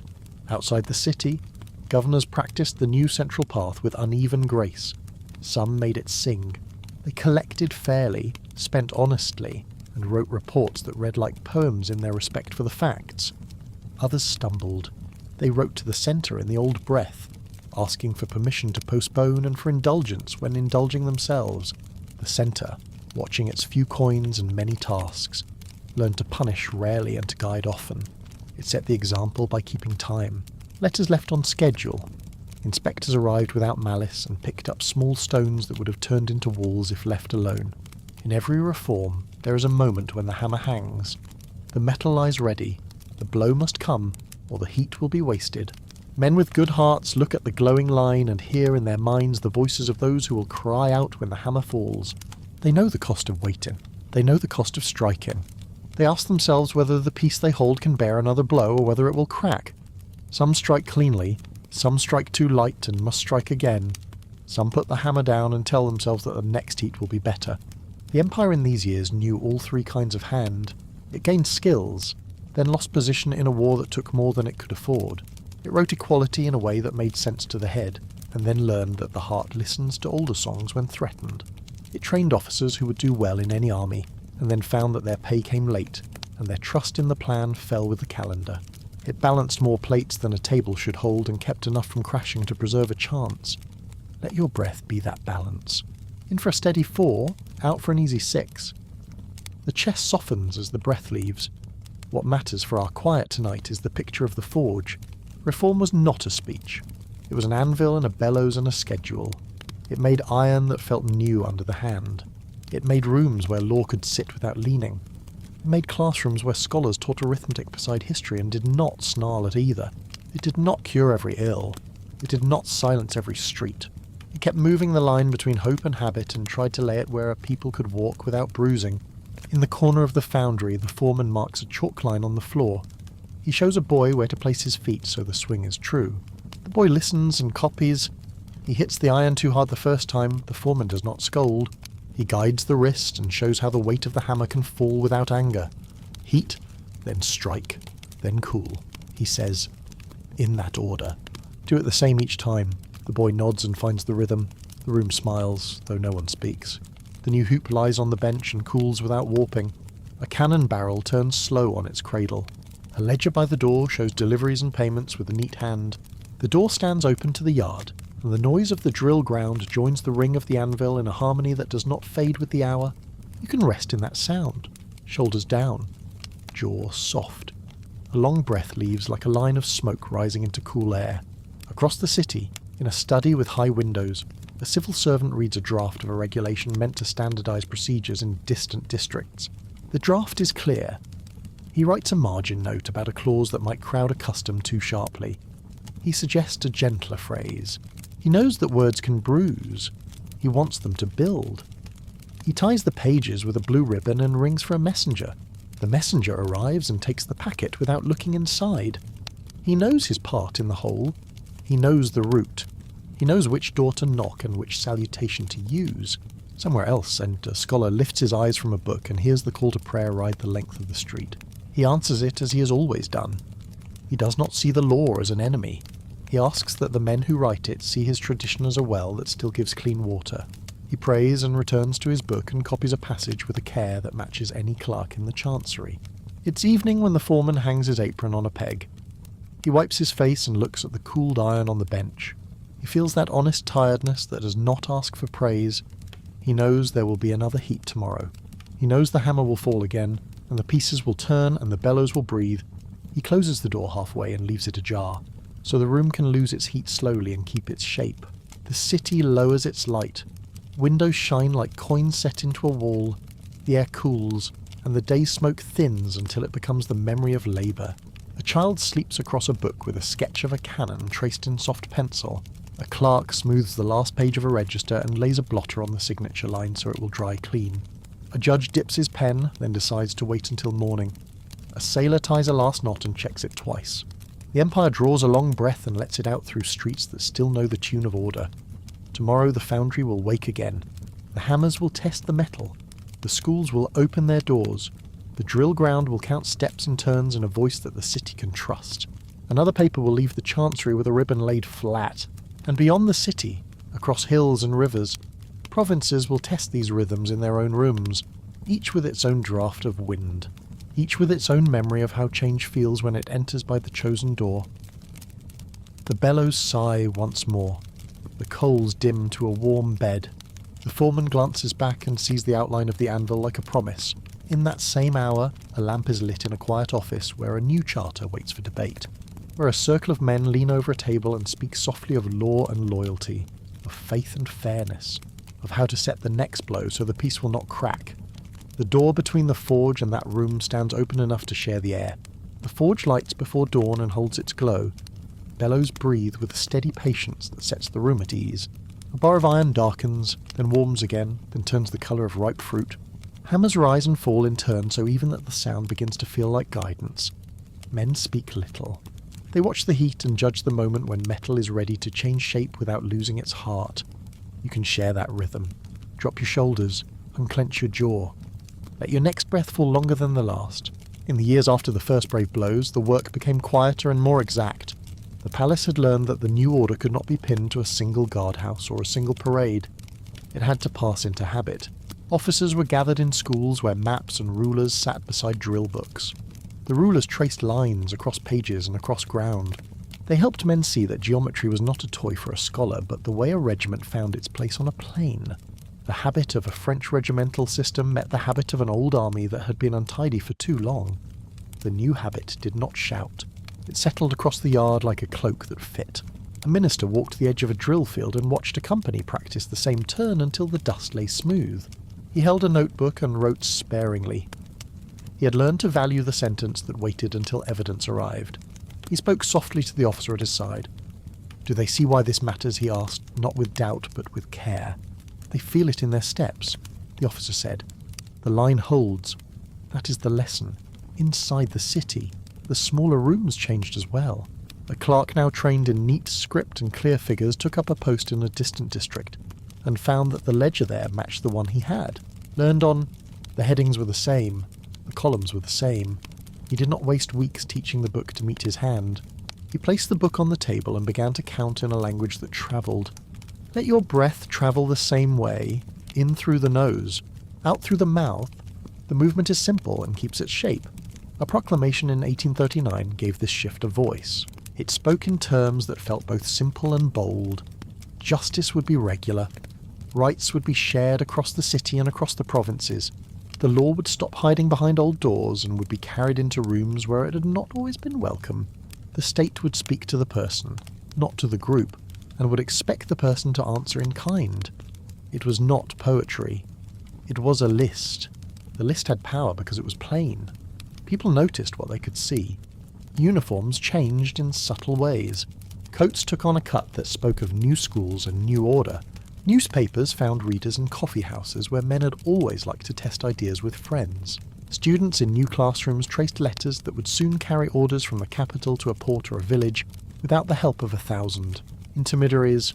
The schools taught languages for trade and for science, not to scorn the old, but to stand beside it and help it carry weight. I will keep the old words at home, a father told his daughter as she learned a new script. You will add the words that the century requires. She smiled and did not argue. She liked the feel of paper that had never been folded before. The reformers did not promise a garden without weeds. They promised a fence and tools and seed. They promised to keep the gates shut against storms that sent older households into disarray. They took aim at two things that had kept the state timid. One was the habit of letting groups speak as if they were courts. The other was the space that money had found to slip away between the fingers of men who kept accounts at home. They wrote rules that asked officials to stand between those two pressures with steady feet. They wrote those rules in prose so clean that the pages themselves felt like a new kind of floor. Breathe with that kind of steadiness. Let the inhale arrive like a sentence that knows its subject. Let the exhale leave like a period that rests without fuss. Not everyone heard the same song. Scholars who had carried the moral weight of decisions for years felt the floor move under their chairs. They had protected custom with care. They'd spoken peace into homes that needed it. They now faced codes that spoke in a different logic. Some listened and made room for the new way beside the old. They read the code in the morning and the text in the afternoon and looked for a path that honoured both. Others guarded their rooms and asked hard questions. They asked who would train judges to hold the dignity that had taken them decades to learn. They asked whether a rule that read the same in two towns could see the people in each town with equal sympathy. A wise reformer answered such questions with respect. He knew that law without roots becomes chalk on stone. He invited the scholars into the rooms where drafts were read. He trimmed clauses that crowded too sharply. He made sure that the promise of equality was not used as a blunt tool to break communities. He knew that a light hand can carry more than a heavy hand when the load sits wide. If we can write so a grandmother understands, he told his staff girls, we will have written well. The staff laughed softly. They kept the sentence in their minds when they searched for short words to explain large shifts. The province learned the new language with mixed speed. A governor wrote a letter in clean prose instructing a town to adopt uniform measures. The town respected the letter. It also remembered the local weights that had been used for generations. The baker asked a fair price using a new scale. The buyer nodded and glanced at the mark on the wall where his father had kept a stick for measuring cloth. He did not mistrust the scale. He missed the stick. The governor did not mock this feeling. He sent a steward with patient hands to show the smiths how to make copies of the new weights in the town's own metal. Let your shoulders copy that patience. Inhale without effort. Exhale like warm air leaving coals. The army took to the new frame with brisk steps. Officers drilled to a schedule that did not care for moods. A supply clerk learned that neat lists save lives. An artillery crew learned that math is not an ornament. It is the way a round finds its line without waste. In workshops attached to the yards, men learned to cast with less error and to test without fear. They felt pride in a barrel that did not blacken with a burst. They spoke of steel the way a judge spoke of clarity. The tone was measured. It did not swagger. It relied on proof. Naval yards trimmed planks and set ribs with a care that brought old skill into the new rhythm. Paperwork changed the way decks were fitted and stores were kept. The Navy had been a source of pride in earlier years and a frustration in others. It began to find a slower strength again. Ships were built because plans were real and funds were more likely to arrive. A captain checked a list and saw that rope and biscuit would be waiting when he reached the next harbour. He did not have to stand in a corridor and plead. Our course is not only on water, a seasoned officer told a young midshipman. It is on paper and on trust. Keep all three straight. The midshipman nodded and wrote the line in a small book that he kept near his heart. Schools for civil servants multiplied. They taught how to keep 10 desks in order, not just how to speak well. They taught what to do when two rules rubbed against each other. They taught when to ask the centre for guidance and how to make small calls without freezing. The room smelled of chalk and ink. Teachers prized the student who could write a hard paragraph in short sentences that landed gently. This was a style, but it was also a promise. It said that the state would try to be clear and kind while still being firm. Magistrates learned to give reasons that citizens could understand. They looked people in the eyes and explained the rule. They avoided long prefaces. They did not raise their voices. Fair process is a tone as much as a method. It calms rooms where anger might otherwise live. It lets a losing party leave without believing he has been made small. In a bazaar, two men left a court where a dispute over a cart axle had been settled. He did not favour me, the one said, surprised at himself. He favoured the rule, the other answered, pleased that the same truth comforted both. Take a longer exhale. Let the breath soften the middle of your chest. The mind likes that room. At salons and desks across the capital, a generation of writers and bureau men found language and loyalty for a new way to belong. They spoke of fatherland with a quiet note. They did not call for the erasure of difference. They asked how a common roof could be built without tearing down the rooms inside it. They wanted a council that could gather arguments in one place and let them work on each other without swords. They believed that a charter could hold the parts together long enough for habit to form. They were practical, and they were hopeful. They wrote in journals about liberty within law. They wrote about a parliament that would serve as a hall for thought, not as a theatre for fury. They knew their society was not a simple field. It was a garden with many beds. They tried to write a plan that watered all without drowning any. We need a word that can be said in every quarter, one of them told his friend in a warm room. Not a shout. A word you can say at a whisper and be understood. They settled on words that had travelled from other lands and then gave those words local meanings. Fatherland, freedom, representation. Each sat on pages beside older words for justice and mercy. The pages smelled of fresh ink and the hope that careful paper brings. Breathe with those pages, in, out. The rhythm of reading and writing is a rest for the mind. The charter came to life one winter like a flame caught from a lamp. It was read in halls with high ceilings. Men stood straighter than usual because the sentences asked it of them. The promise did not erase fear. It did not pretend that enemies would vanish. It offered a way to speak complex desires in a simple house. For a time, that was enough to keep peace around the table. Parliament met, and the room held the sound of debate in calm form. It was not a place for shouting crowds. It was a place where men of training and duty could test ideas within lines that respected the chair. The press reported the talk in tones that matched the mood. People read passages aloud in coffee houses and nodded, not because every detail pleased them, but because the whole idea felt like a sign that the house could repair itself. It did not hold past the first break in weather. A man took the throne who preferred a direct path from his desk to the barracks and to the mosque. He didn't loathe schools. He did not scorn skill. He worried that too many voices might fray the rope he was trying to pull. He liked the dignity of being a shepherd to a larger flock, one bound by prayer when other ties were thin. He paused the charter with a stroke that felt both strong and sad. He set his shoulder to another effort and asked minds to look outward to a larger identity that crossed lines inside the empire. If our neighbours will not respect our code, he told a circle of advisers, perhaps they will respect our community of belief. Some men breathed easier with that sentence. Others felt a hole open where their new room had been. The press learned to say less when it could not say more. The Parliament learned to sit in memory and wait.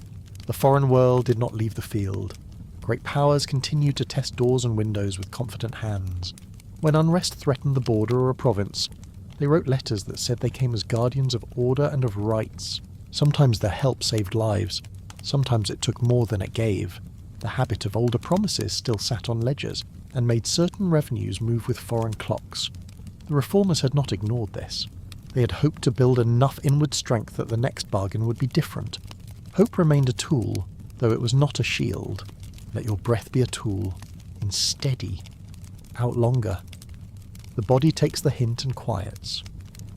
The reforms of these decades were not decorations. They were beams set under a floor that had begun to slope. They straightened rooms where judgment is made. They lit rooms where numbers are kept. They taught boys and girls to read an account and a map. They taught officers that their unit is a budget and a family, both at once. They taught governors that honesty is not a sermon. It is a record that can be shared without fear. Yet the pace of war and the drag of debt asked for more than skill. The Treasury's breath thickened when battles demanded pay and powder. Loans bought time, and time bought order, and order gave space to finish schools and refine codes. Each purchase had a price that had to be paid by taxes and by patience. Some years patience ran thin. Some years pride ran thin. The reformers learned to live with both. In the city's lanes, people registered the change in the way they greet the day. A baker learned he could expect a fair scale at the mill, and this made his morning gentler. A porter learned that a harbour list would be enforced without a nod to a cousin, and this made his back feel less used. A mother learned that her child could attend a new school without begging, and this made her voice softer. The reforms were not fireworks. They were a steadying of light. A teacher stood by a blackboard and drew a simple line. He marked points along it for war, for charters, for schools, for a winter when the price of wood had been hard. He told his students that the line is never smooth because people are not smooth. He told them that they must keep the chalk in their hands even when the floor shakes.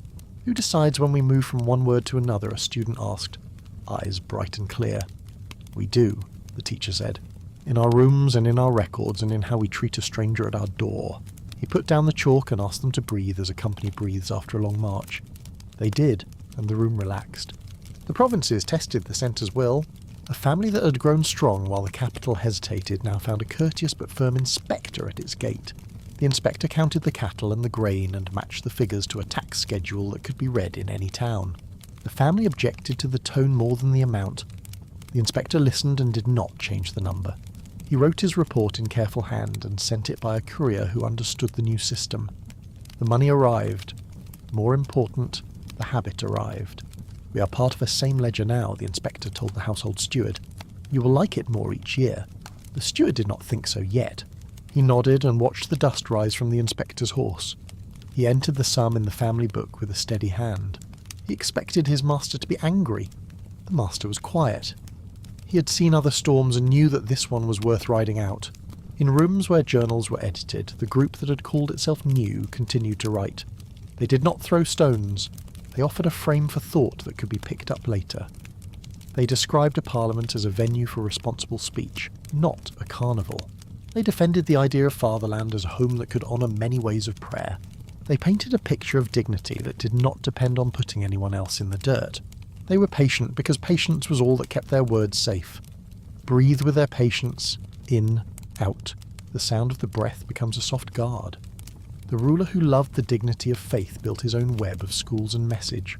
He saw the empire as a circle marked by prayer that could resist the sharp tools of rivals.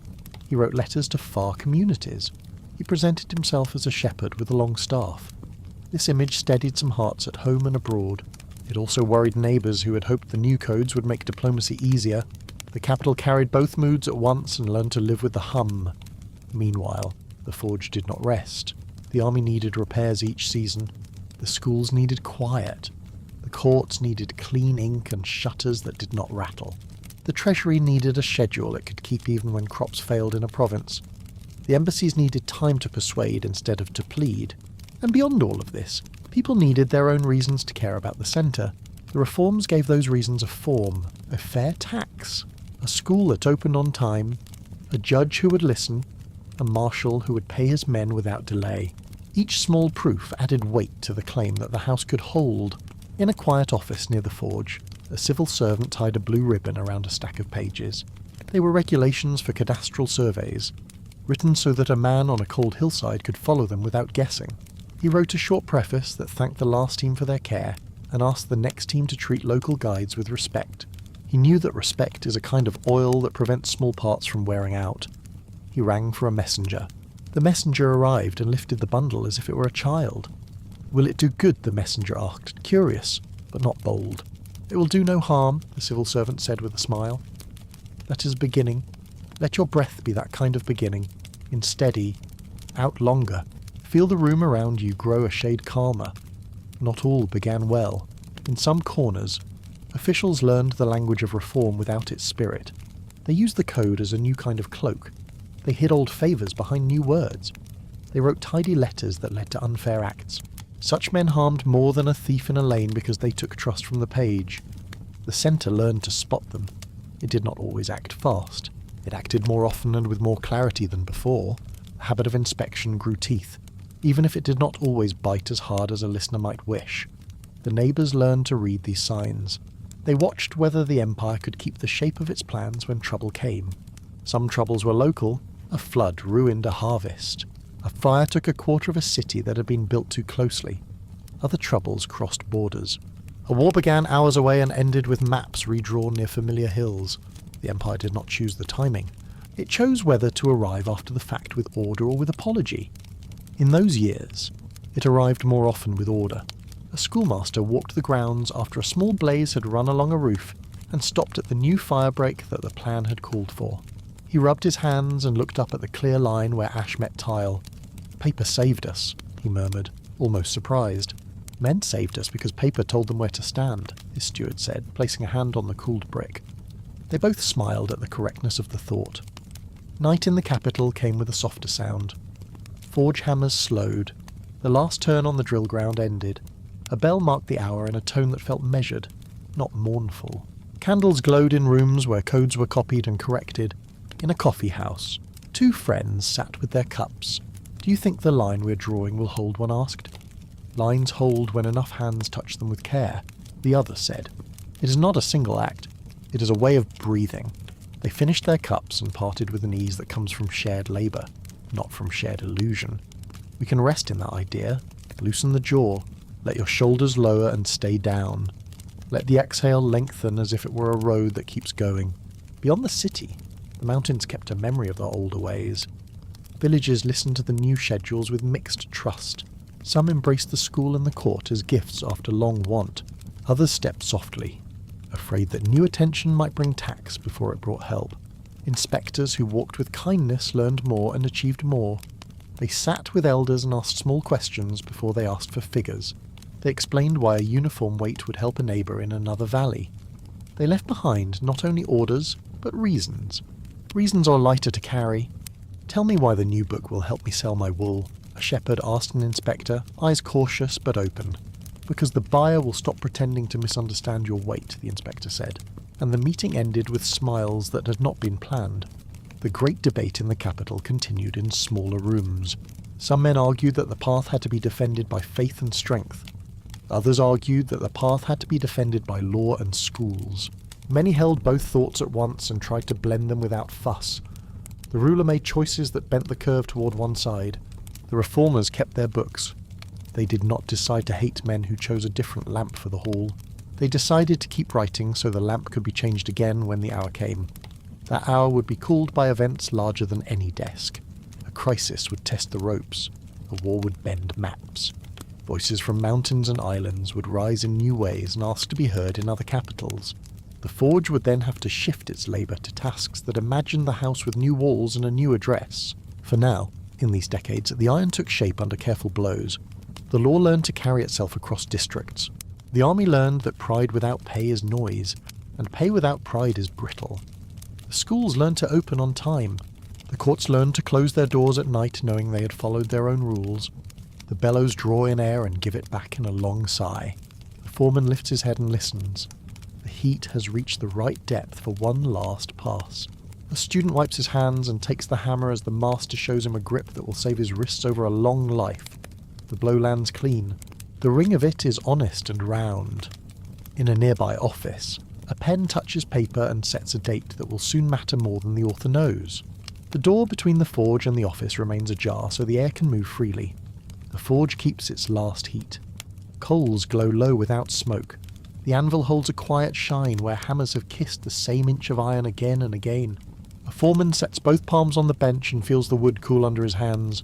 Across the lane, a classroom lamp burns steady. The teacher copies a line in careful script and pauses to listen to the breath of the room. This is how change moves at dusk. Not with a shout, but with small strokes that choose their moment. You can meet that dusk, let the shoulders fall a little, unclench the jaw. Let the next exhale be longer than the inhale. When the first proclamations had settled into habit, a new season opened in the capital. The words laid down in one winter asked to be lived through many. Officials practiced a tone that made rights feel less like gifts and more like rules. Courts wrote reasons, short and plain. Schools raised a generation that could read a ledger and a law. The army drilled to rhythms that matched the lines on a map. In the city, the sound of that rhythm felt like reassurance. In the provinces, it asked strong houses to learn a new kind of patience.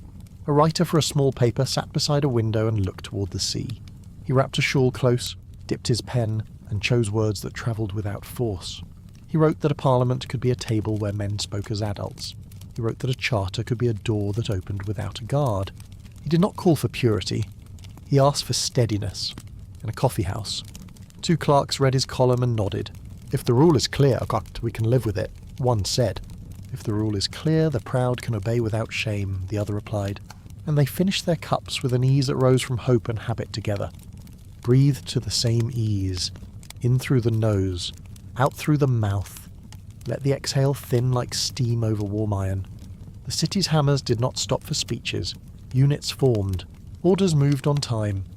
A ship left harbour with stores loaded to a list that matched what had been promised.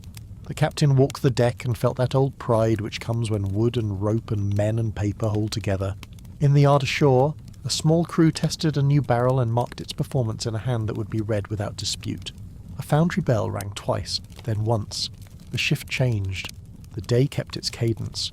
Yet the wider market remembered no one's plan. In the early 1870s, exchanges in Europe shook like a cart on stones. A crash in a far capital rippled across letters of credit and across men who thought a bill was as good as coin. The ripple reached this city as a pause that felt longer than a season.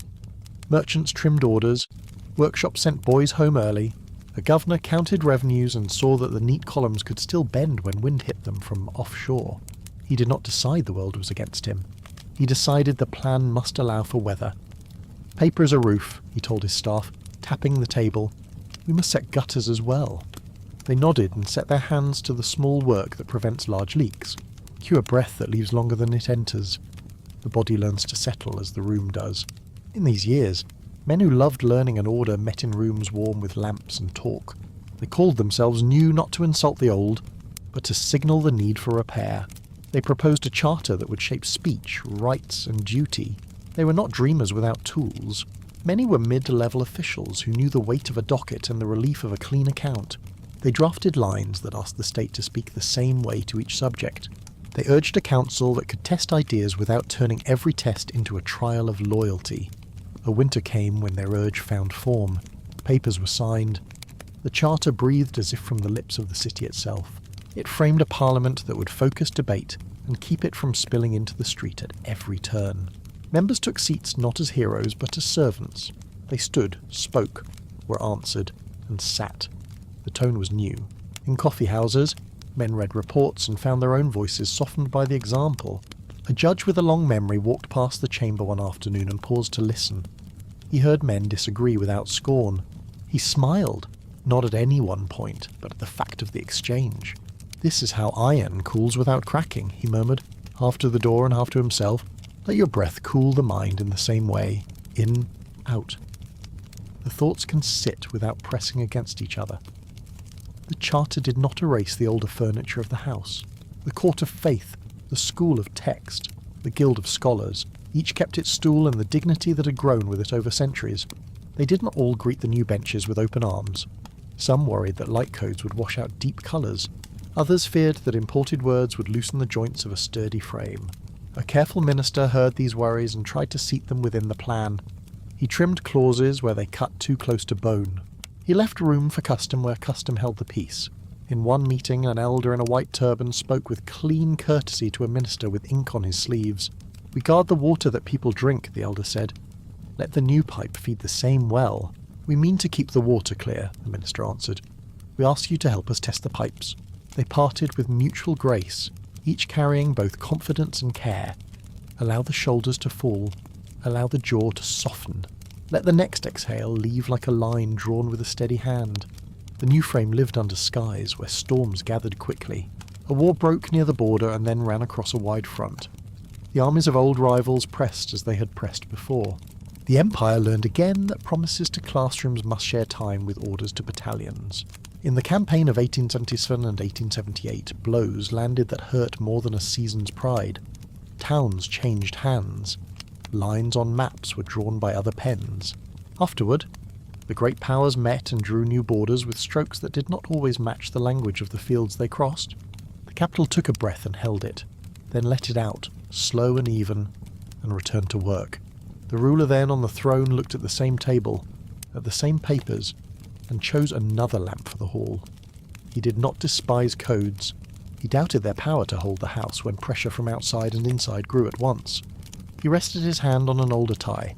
He spoke of a wider flock that shared prayer and a sense of belonging that could not be itemized in a ledger. He saw himself as guardian of that circle, and he sent his voice across deserts and seas with a calm that many found steadying. "If they do not respect our new benches," he said to close advisers, "they may respect our old pulpit." Some in the city felt his line draw them closer. Others felt their benches moved back to the wall.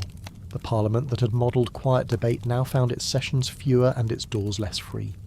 The charter did not vanish from memory. It grew quiet so that other themes could speak louder. Take a breath that accepts both calm and concern. In, out. There is room for both in one chest. The reforms did not stop. They changed uniform and pace. Schools still opened at first light. Teachers still copied rules where boys and girls could see them plainly. Civil courts kept their hours and learned to write reasons in 1 page instead of 10. Inspectors still walked mountain tracks with rolls of paper tied with blue ribbon and asked elders for lists that matched lists from other valleys. The drum still counted time on the drill ground. The foundry still poured iron with care. The difference lay mainly in the story that the centre told about itself. The ruler's tale placed the empire inside a family of faith that stretched beyond its borders. It offered comfort to those who felt the age pulling identities apart. It also made the map look different to foreign eyes. Neighbours who had hoped the charter would draw attention inward now watched with fresh caution as the empire called to believers abroad. In certain valleys where loyalties ran along lines of tribe and town, this new call stirred both hope and doubt. The administration tried to keep the letters calm while the sermons grew warm. A schoolmaster in a provincial town spoke to his class about both lamps.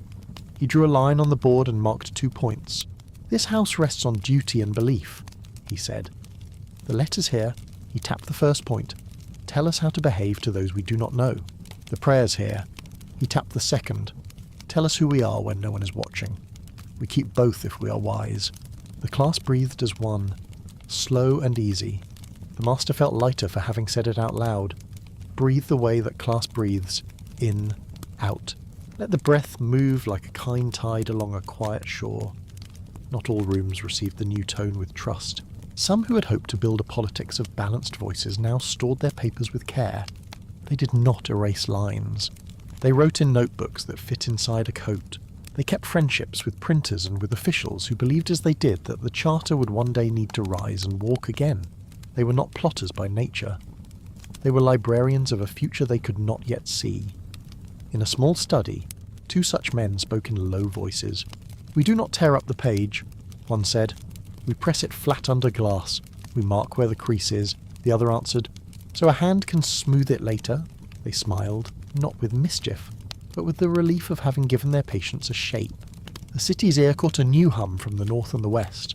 Ideas about nation and people and the right to rule oneself travelled along roads and across porticos. These ideas did not arrive as insults to empire alone.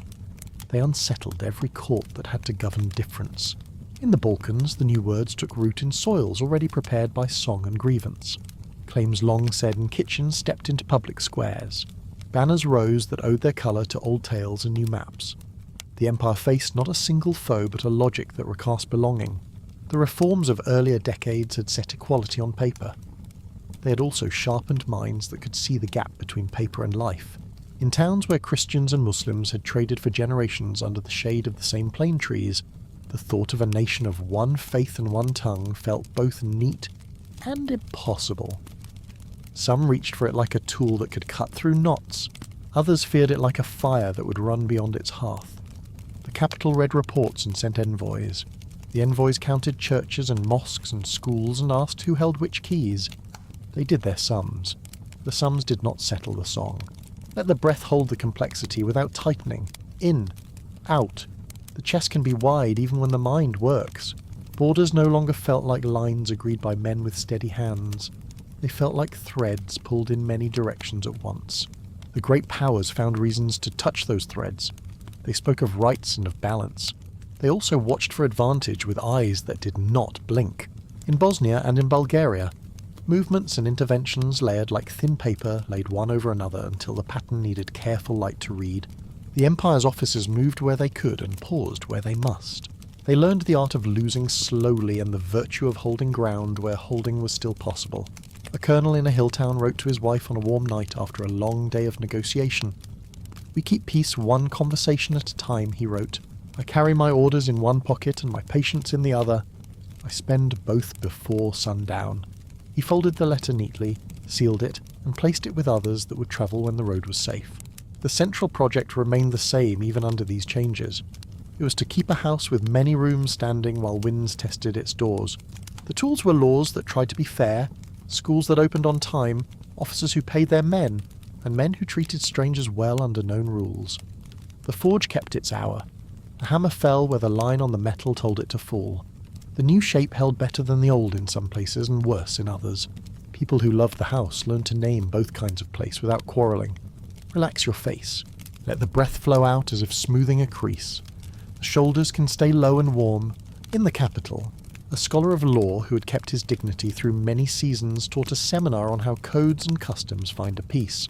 He asked his students to role-play a case between a merchant and a village council. He had them argue both sides. He praised restraint more than wit. He showed them where to place a comma so that a sentence did not press too hard. He told them that a judge's first duty is to be understood. If they understand you, they can live with losing, he said. If they cannot, even your victories will hurt the house. The students copied the line. They would carry it into rooms where the lamp hung low and the air smelled of dust and ink. In the navy yard, a shipwright ran a hand along the rib of a hull and spoke to a younger man. He told him why the grain should run a certain way near the bow. He told him why paint should be thin on the first coat and thick on the last. He told him why a list on a clipboard was not just a list, but a promise to a crew that would trust it far from land. He did not speak of empire. He spoke of craft. Sometimes craft is the simplest name for a nation's hope. If we all do our parts with this care, the younger said, perhaps the storms will be only storms. The shipwright smiled without words. Breathe like the sea on a forgiving evening. In, out. The wave reaches and slides back without strain. As the century closed, men with sharper slogans stepped across the stage. They borrowed the words of the earlier writers and tightened them to fit a plan. They promised that the charter would return with more muscle. They hinted that the old order would be asked to step aside with less ceremony. They found ears in barracks and in offices where patience had grown thin. They also found enemies in rooms where caution was called wisdom. The city held both kinds of room in its two hands and did not drop either. The ruler who had taken comfort in the shepherd's image met this rise with a mixture of firmness and grace. He could not turn back the clock. He tried to stretch it. He used ceremony to bind. He used censure to warn. He used schools of his own to frame loyalty in language that fit the prayer and the drum. He did not arrest every opponent. He did not indulge every request. He walked a narrow floor and kept his balance for a long time. In the end, the floor shifted under him. He stepped down and left a seat that others would use for a different music. A lamp then flared brighter in the hall. Men who had kept the charter in notebooks brought it out again. They spoke of a parliament that would be real, of a press that would be braver, of a plan that would finally align law, army, and treasury so that no one would feel forced to choose between them. They promised to carry the empire toward a peak of modernity that others had reached. They did not yet see the mountains that lay ahead. They saw the road at their feet and the friends at their side, so let your breath mark this change without haste. In, out. There is relief here, and also the weight of next steps.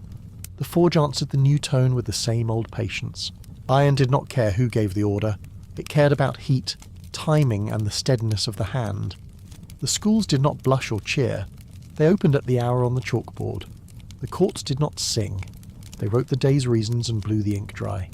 The navy bent to its lists. The army marched to the drum. In these motions, the empire still lived its best self. A veteran teacher in the officer school looked at a fresh class and decided to give a quiet speech. You serve maps and men and numbers, he said. If you respect all three, you will lose less and save more.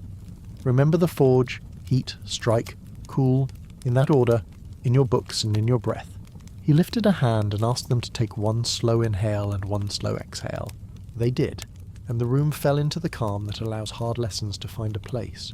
Meanwhile, in neighbourhoods where many tongues could be heard, the talk now mixed the language of rights with the language of belonging. Some found joy in the mix, others found fear. The press printed arguments that tried to keep both from breaking into anger.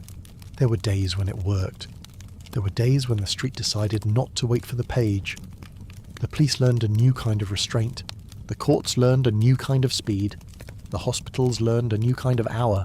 In villages along the frontier, families packed carts with calm hands and began to move. Some moved toward the flag they had long imagined. Some moved toward the quiet they had long missed. The road filled with small sounds, the creak of leather, the ring of a kettle, the soft murmur of men counting children as the sun fell.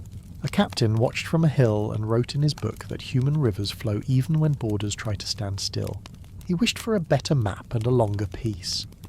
Breathe for those on the road, slow and kind, in, out.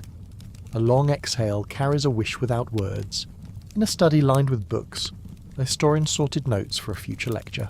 He placed one pile for Salem, one for the summer when the old army ended, one for the winter when the charter began, one for the years when the shepherd's staff set the tone, one for the months when the lamp flared again.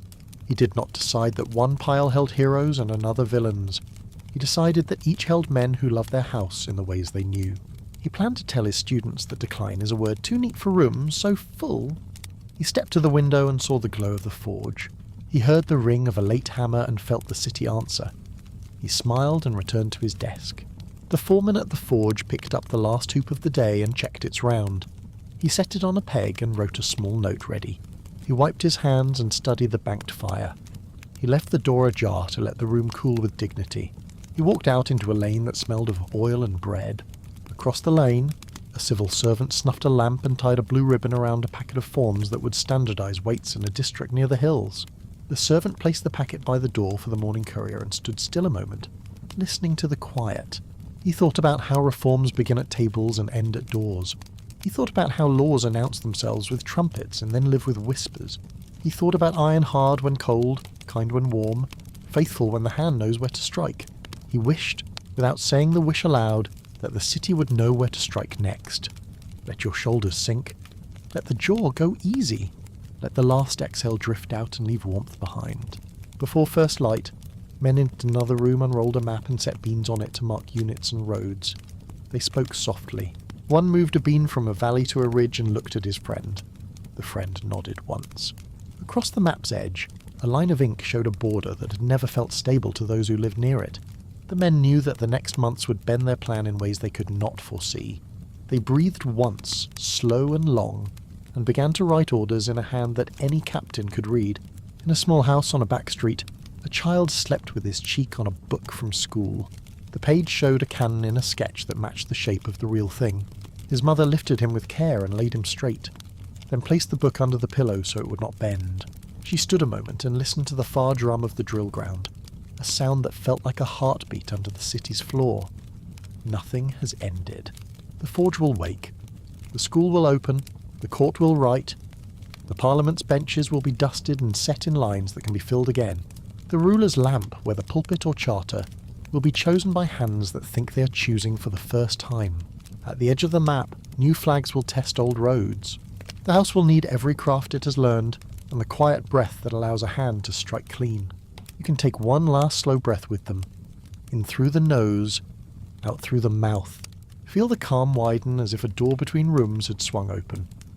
On the forge wall, a small chalk line marks where a boy should put his feet. It will guide him tomorrow when he lifts the hammer. In the chancery, a blue ribbon waits beside a new stack of forms. In a barracks, a sergeant checks the list for boots and smiles at the rows of ticks. All these small proofs link the work behind us with the work ahead. The city lies down and trusts the linked old for one more night. Beyond the hills, the roads that lead north and west grow busier with talk and with dust. Songs old and new mix in a way that tastes like metal on the tongue. The border feels thin where it crosses a river. The wind carries the sound of hooves from a valley you cannot see. A traveller pulls his cloak close and looks up at a sky so clear that it feels like a map without marks. He takes a slow breath and keeps walking toward a season that will ask for courage from men and care from laws. Lamps burn late in offices where both are being counted. The road rises out of the plain and bends toward a low pass. The mist sits on the grass in a thin sheet. Hooves press a damp soil and lift with a small sound. A wagon follows the track at an easy pace. Leather reins creak in a rhythm that could be a metronome. On the seat, a driver keeps a steady hand and watches the hill as it draws near. You can share his calm. Let your shoulders drop. Soften the jaw. Let the next exhale be longer than your inhale. When the century turned, borders that had long felt like stitched seams began to loosen. Towns that had traded across faiths and languages learned new words that asked them to sort their loyalties in a different way. Songs that had once praised a village or a saint now spoke of a people. The idea moved from rooms to streets, then from streets to fields. It learned to carry banners. It learned to ask for schools of its own and courts in its own tongue. It asked for a flag that felt like a home. The empire had weathered many seasons by balancing difference. It had offered a law that could sit above custom, and a habit that let custom breathe under law. It had kept trade routes open between hills and sea. It had trained officers to drill, and clerks to write, and judges to speak in sentences that people could understand. Yet the shape of belonging was changing. Across Europe, a new rule of public life gained strength. It said that a state should match a nation, and that a nation should speak with one voice. It asked old houses with many rooms to choose a single colour for all their walls. A teacher in a small town near the mountains drew 2 circles on a board. He marked one with the word home. He marked the other with the word rule. He looked at his class with a calm face and waited. "We can belong to more than one circle," he said after a moment. "It has always been so. The question for this age is simple and hard. Which circle asks for our first answer, and can the circles meet without tearing?" He set down the chalk and asked the class to take a slow breath. They did, and the room grew softer. Let your breath match that softness. in through the nose or out through the mouth. The exhale can be a steady line. Across the Balkans, new flags began to find their shape. Greek independence had set a precedent in the early century, and the memory of that path did not fade. Serbia pushed from revolt to autonomy, and from autonomy toward more. Bulgaria looked north and south, and listened to larger neighbours who offered support with one hand and a ledger with the other. In each case, the story did not move in a straight line. It rose and dipped. It reached for treaties when it could and for arms when it must. Great powers watched and helped. They helped out of principle, out of interest, and out of the habit of states that keep score. None of these currents flowed in a vacuum. The empire's own reforms had promised equality before law. They had built schools in more towns. They had trained officers and officials to speak with a cleaner voice. These changes were real. They lifted people's sense of what was fair. They also sharpened the contrast between rule as written and life as lived. Where people felt respected, the promise had room to grow. Where people felt slighted, the promise turned thin and brittle. In such places, the new language of nations felt like a door half open. In a cafe above a market square, two friends spoke low over tea. They did not rush their words. They were careful with each other because the times had taught them to be careful. "I do not hate the old house," the first said, eyes on the street. "My grandfather lived well under its roof, but the road is crowded now, and the guards at the gate do not speak the way we do. It wears the heart down. The house is learning to change." The second answered, "You know this. We have new courts. We have schools that teach in more than one way. We have rules written so my father can read them. If we leave now, we take the carpet from under our own feet." They sat with the thought. Neither felt he had won. They valued the fact that they could speak in peace. A news sheet lay on the table with a column that praised order and asked for patience. A pamphlet lay beneath that called for a vote that the city could not grant. Both papers had been printed within walking distance of the cafe. Take a long, even exhale. Let your shoulders loosen with it. Allow the breath to leave like a tide that knows its return. The Empire faced the new decade with the memory of an earlier shock still fresh. In 877 and 1878, it had fought old rivals and paid a heavy price in land and pride. The map had changed in a way that was hard to accept. The great powers met and set borders more with their own balance in mind than with the wishes of villages and towns. The capital had taken the blow and gone back to work, as states must do. It turned inward to repair its methods. It kept one ear on the countryside and one eye on embassies. Even as it repaired, the language of national belonging grew louder in the hills and plains of the Balkans. It grew not only because of the Empire's choices, it grew because the age itself had chosen a path. The idea of a single people within a single line had a certain beauty. It had the beauty of a clear form. It also had the roughness that comes when a simple shape is pressed on a varied landscape. A road near a border post felt this roughness in a plain way. A line on a map passed across a river. On one bank, a church bell marked the hours. On the other bank, a call rose from a small mosque. A ferry went back and forth with ease. Traders counted coins and checked weights in a habit older than the flags that would soon stand on either shore. They did not ask the river to choose. They asked for the bridge to hold. In a village where the bridge was stone, the council met under a plane tree. They had read a letter from a town upriver calling for a new school to teach in one language alone. They liked the idea for some homes and not for others. They asked whether the capital could grant more time. They asked whether the old school could sit beside the new. They did not close the room to those who disagreed. They listened to a teacher who had walked a long way to speak. A child learns best when the book respects the words he hears at his mother's table, the teacher said.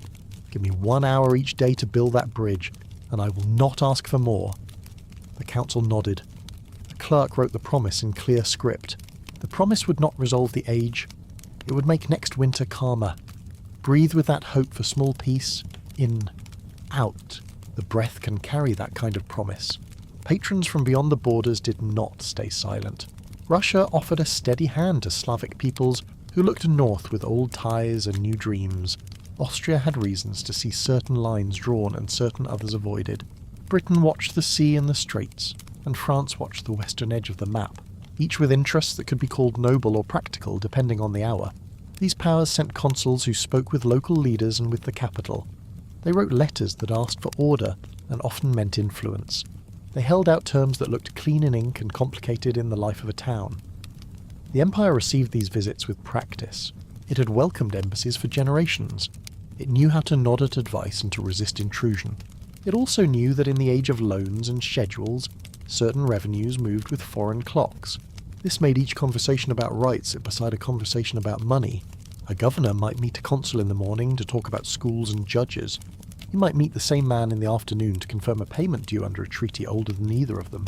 "We will remit as agreed," the governor would say, tired but polite, "and we will report your punctuality," the consul would answer, with a smile that did not show triumph. A slow, steady exhale helps rooms like that feel larger.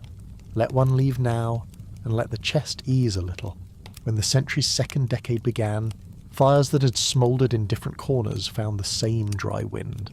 In the Western Balkans, a small nation took its chance to step into full sovereignty. In the East and South, neighbours weighed the moment and saw roads they had traced in memory for years. The Empire watched and reinforced. It had the will to hold.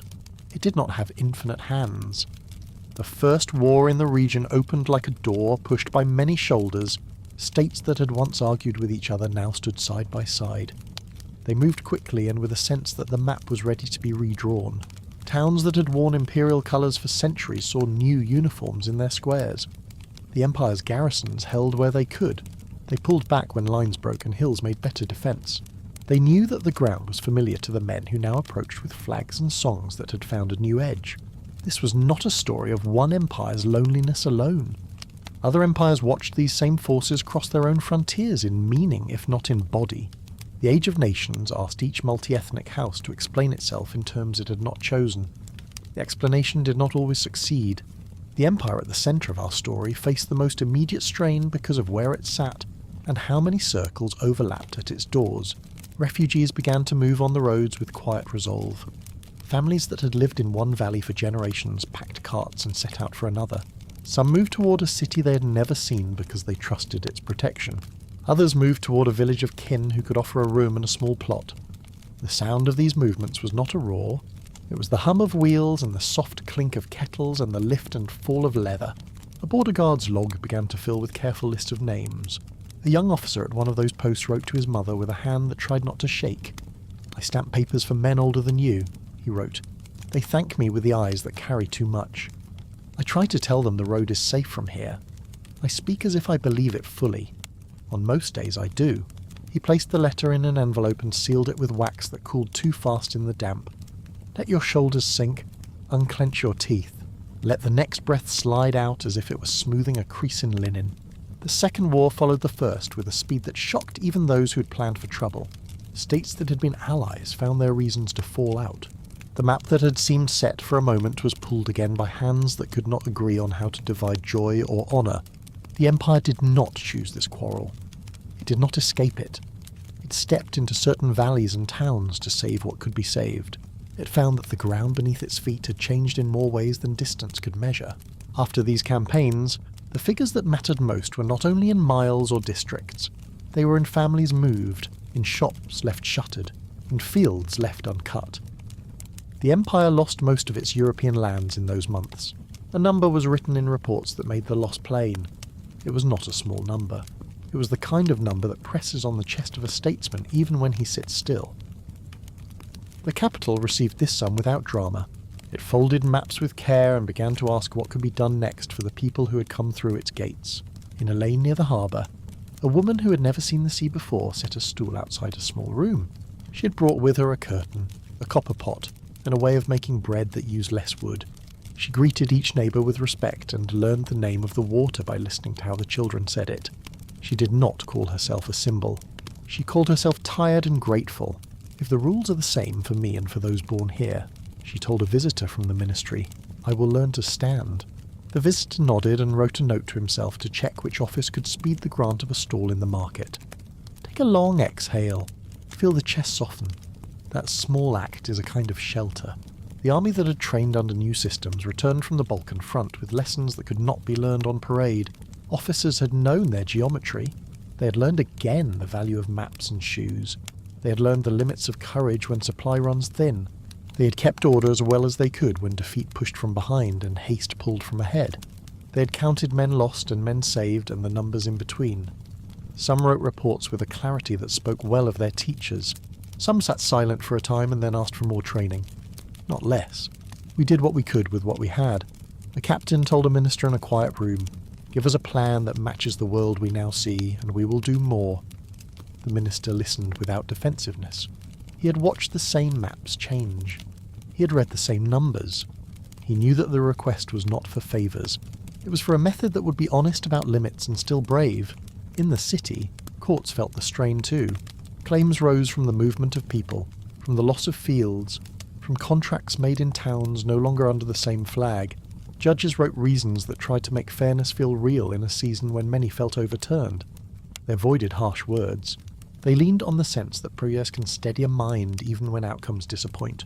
When both sides left the room able to explain what had happened, the court counted that as a kind of victory. It is useful now to rest your attention. Loosen the jaw. Let the neck be easy. Let the breath fall out slowly through parted lips. The press adjusted its tone. Papers that had once spoken only of ideas now printed notices about where to find work and which offices could help a displaced family. They printed schedules for new schools that had opened to receive children from the north. They printed maps of districts with updated names. They did not forget to ask questions about policy and about the future. They did not taunt. They tried to hold a room where argument could live without turning into blame. Meanwhile, the Empire's neighbours did not stop looking at the larger board. The great powers saw in the Balkans a test of their own arrangements.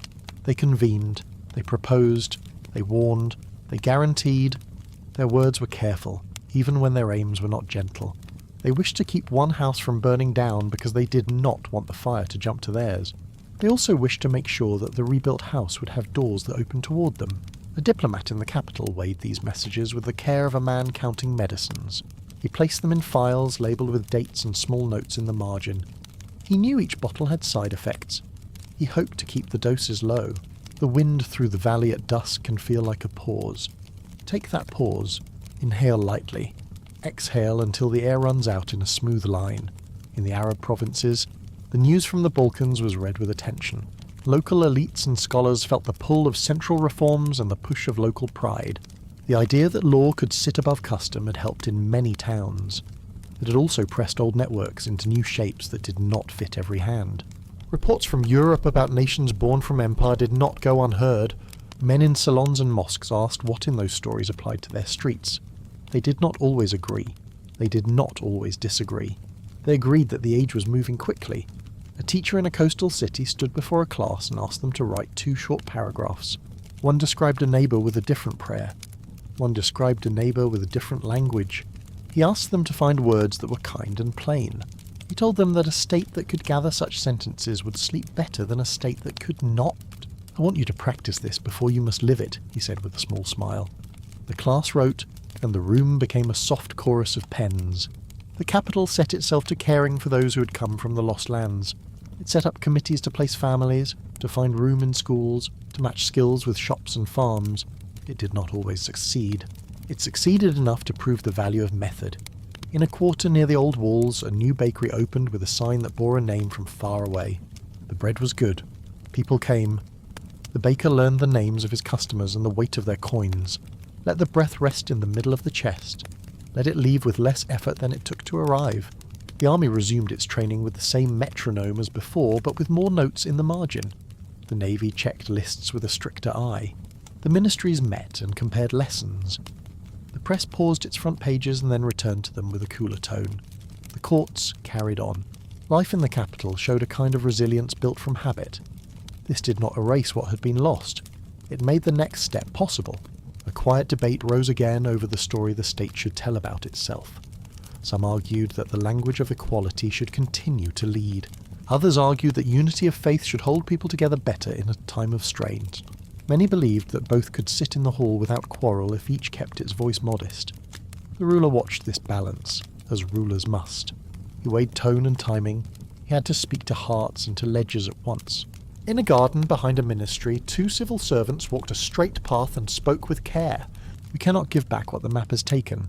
The first said, "We can make law that lets wounded people breathe. We can also choose a story that does not punish them for needing a home." The second answered, We must be exact with our words now. They walked 2 more lengths of the garden in silence. The path felt level under their feet. Let your own step become level. Relax the shoulders. Release the tongue from the roof of the mouth. Send the breath out in a long line. In towns that now lived under other flags, families made their choices. Some stayed and learned new rules. Some left and learned new streets. Some tried to live in 2 rooms at once, earning on one side of a border and sleeping on the other. The Empire learned to bless such crossings when they brought food to tables and calm to quarters. It asked guards to watch with eyes open and hands slow. It posted notices that explained what papers would be honoured and which would be replaced. It tried to prevent small frictions from becoming large.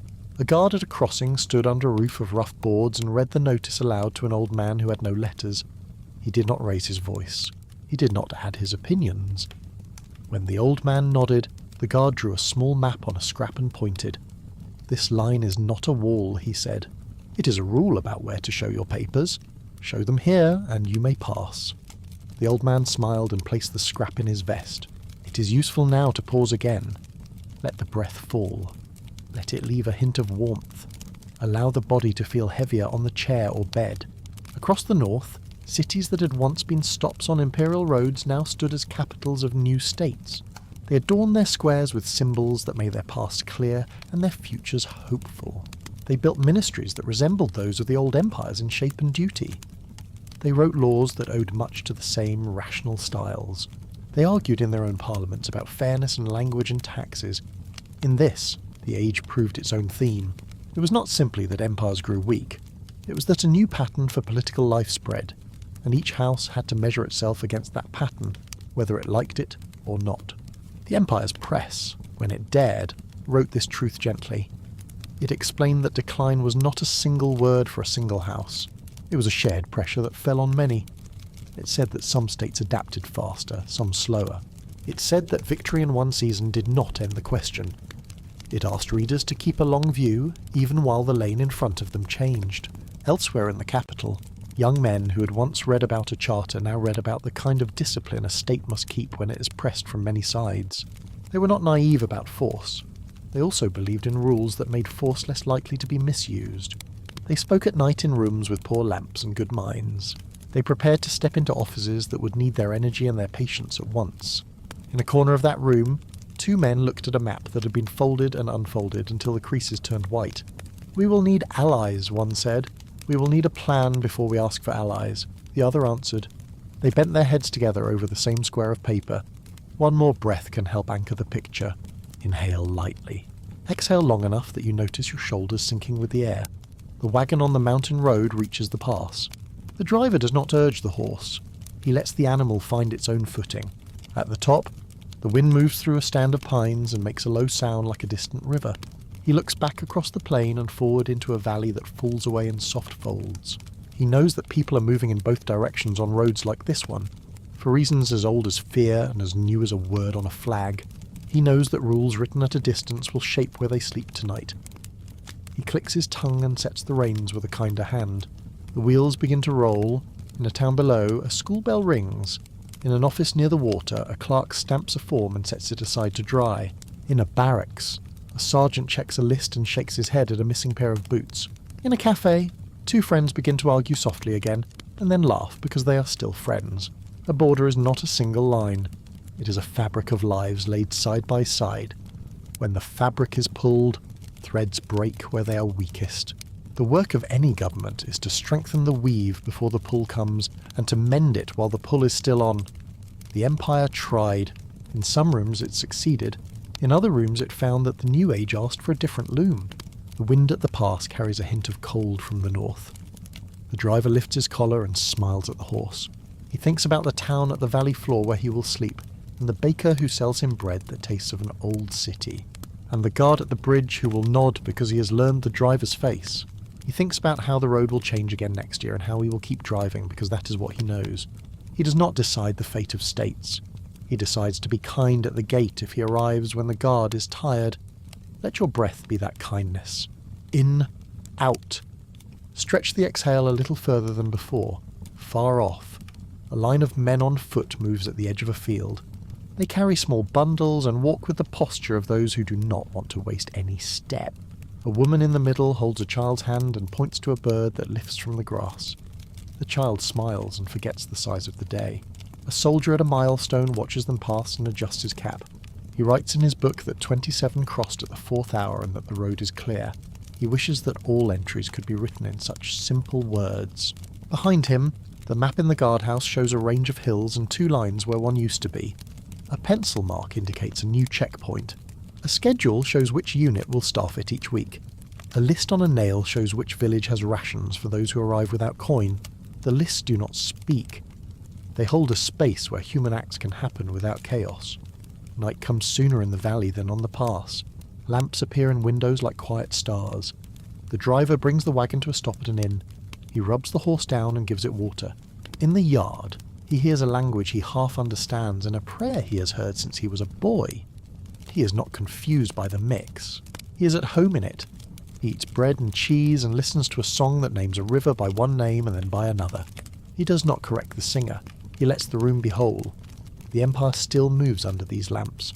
It will have to choose its next steps in a world that has learned to count allies and draw lines in sharper ink. It will have to speak both to the wound of lost lands and to the duty of care for those who remained. It will have to find a tone that invites loyalty without making enemies of neighbours. It will have to decide which circle to draw first on the board when morning comes. For now, rest with the driver and the horse. Rest with the guard and his log and the lamp above the door. Rest with the teacher who will ask his class for kind words again tomorrow. Rest with the baker who has a recipe from a town that's now a memory, and with the clerk who stamps forms until his wrist aches, and with the sergeant who hopes the boots will arrive on the next cart. Let the breath leave once more, long and even. The air carries quiet with it. The mist lifts from the pass by morning. The road is the same and not the same. Wheels will turn on it in one direction and then the other. Flags will move in and out of sight. Papers will change their seals. People will keep the habits that make cities into homes. A state that remembers this has a chance to walk with the age instead of being dragged by it. A state that forgets must learn quickly. The wagon starts down. The reins make their small sound. The driver rests his voice and keeps his eyes on the next bend, where the valley opens and the river bends out of sight. Somewhere beyond that bend, decisions are being drafted about which side of the river will hold which name, and who will guard the bridge, and how many coins will be asked at the gate. The work at those tables will find its way to this road. The valley woke to a thin light that touched roofs and river stones. Market stalls opened in a slow sequence, one set of hinges after another. A cart rolled past a fountain and stopped beside a door painted blue. The driver sat quietly and watched his breath lift like mist in the cool air. He had come from a town that now spoke with a new flag. He planned to sell raisins, lamp oil, and 3 hand looms packed with care. You can meet the morning with the same ease. Drop your shoulders. Let your jaw loosen. Guide a long exhale through parted lips and let the chest settle. On a nearby street, a civil clerk set out 3 chairs in a waiting room. He placed forms on a low table and checked the ink in a clean bottle. A notice on the wall explained, in plain words, which papers the ministry would accept this month. The clerk kept his tone gentle with each visitor. He had learned that calm sentences saved time and face. The visitors had learned to trust desks that looked neat and stayed predictable. Across the district, a teacher swept chalk dust from yesterday's board. He had added 2 lines to his lesson about borders and belonging. He planned to show his students how laws help neighbours trade even when flags change. He would not call this a grand theory or a brave act. He would call it a skill that keeps bread on tables in tense seasons. His room, like many others, made national questions feel human and close. Take an easy breath and count the inhale to 3. Let the exhale leave for 5. The slower release tells nerves to rest and listen without hurry. Letters from the hills reached the capital in leather pouches tied with careful knots. They described councils that wished for time to adjust. They asked for judges who could speak 2 local tongues without favour. They asked for tax collectors who could show receipts in clear writing. They asked for guidance when old guild rules met new tariffs at town gates. None of these requests felt dramatic to those who wrote them. All of them felt urgent to those who read them at central desks. A minister read one such letter twice, then folded it neatly. He placed it beside a map with pins for crossings and depots. He knew the Empire could not restore yesterday's borders by decree. He knew it could ease today's frictions with steady service and careful speech. He also knew that neighbours watched these small moves with sharp attention. In an age that prized nations, competence itself became a statement of worth. "We hold what we serve well," he told his staff, almost as a prayer. "Then we must serve in ways people can feel," a young aide replied softly. The minister nodded, pleased by the answer's clean strength. Along the frontier roads, soldiers greeted shepherds by name and checked passes without scorn. They had been told to keep their hands slow and their minds quick. A captain posted a chart that explained which market days allowed extra carts to pass. He did this not to prove kindness, but to avoid confusion. Confusion bred rumours, and rumours often cost more than a handful of goods seized at a gate. Let your breath be uncomplicated. In through the nose, out through the mouth. The simple rhythm makes room for steadiness to grow. In the coastal towns, docks took on a mixed sound. New merchants appeared with documents stamped in unfamiliar capitals. Old merchants returned with credit notes that carried conditions set far away. Dockmasters adjusted their books and their manners. They kept one page for rates that could not change without a treaty. They kept another for rates that could be shifted with a local council's vote. They did not complain about the work. They understood that clarity is a kind of shelter against storms. At night, coffee houses filled with voices that preferred reason to heat. Men read journals that tried to place the Balkan Wars inside a broader change.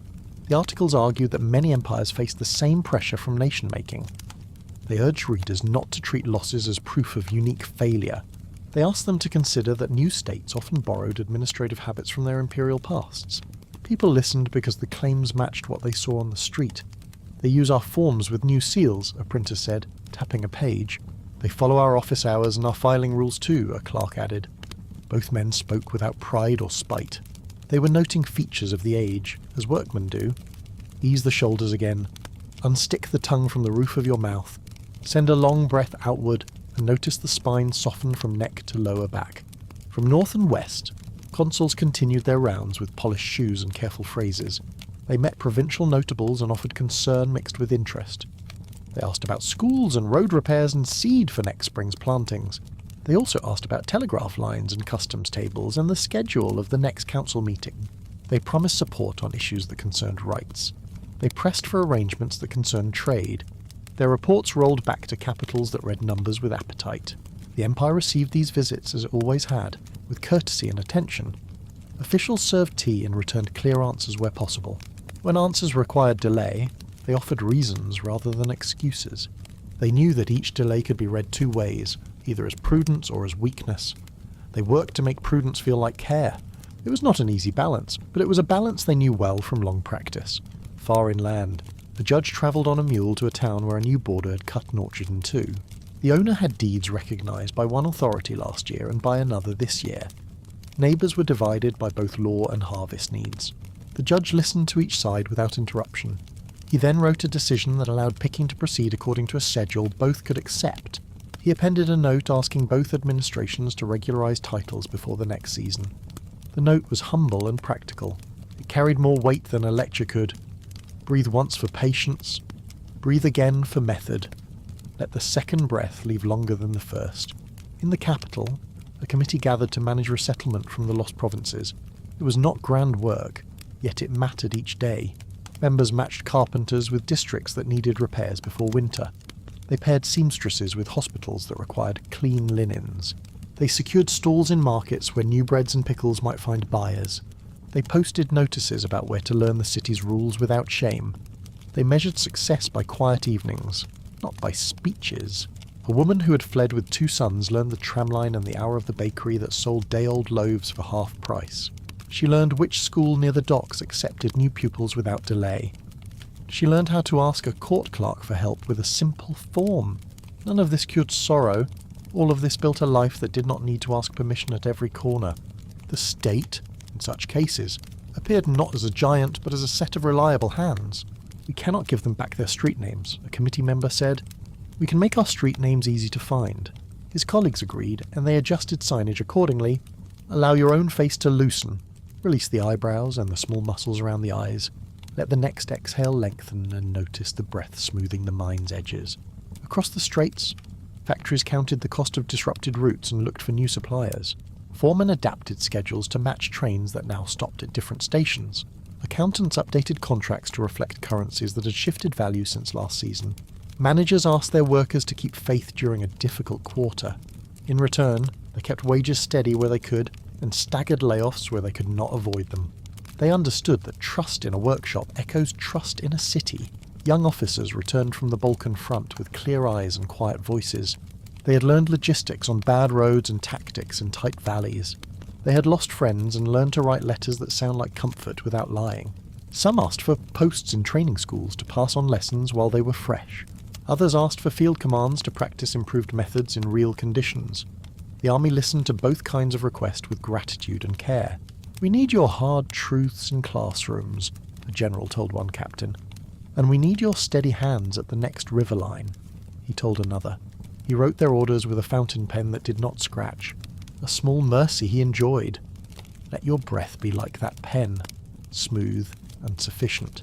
Inhale with no force, exhale a little longer, and imagine your ribs settling into a comfortable place. Beyond the cities, small villages worked out their own peace as they always had. Elders met under trees and spoke slowly. They agreed on grazing times for shared lots. They set rules for water use in dry months. They reminded young men that zeal without listening can ruin a harvest. They sent a respectful letter to the district centre asking for a road repair before rains came. They received a cart of gravel and a crew of workers who understood both shovels and courtesy. Rumours travelled along lanes almost as fast as news. A wise administrator sent a mule train with printed answers to predictable fears. He used short lines and simple fonts.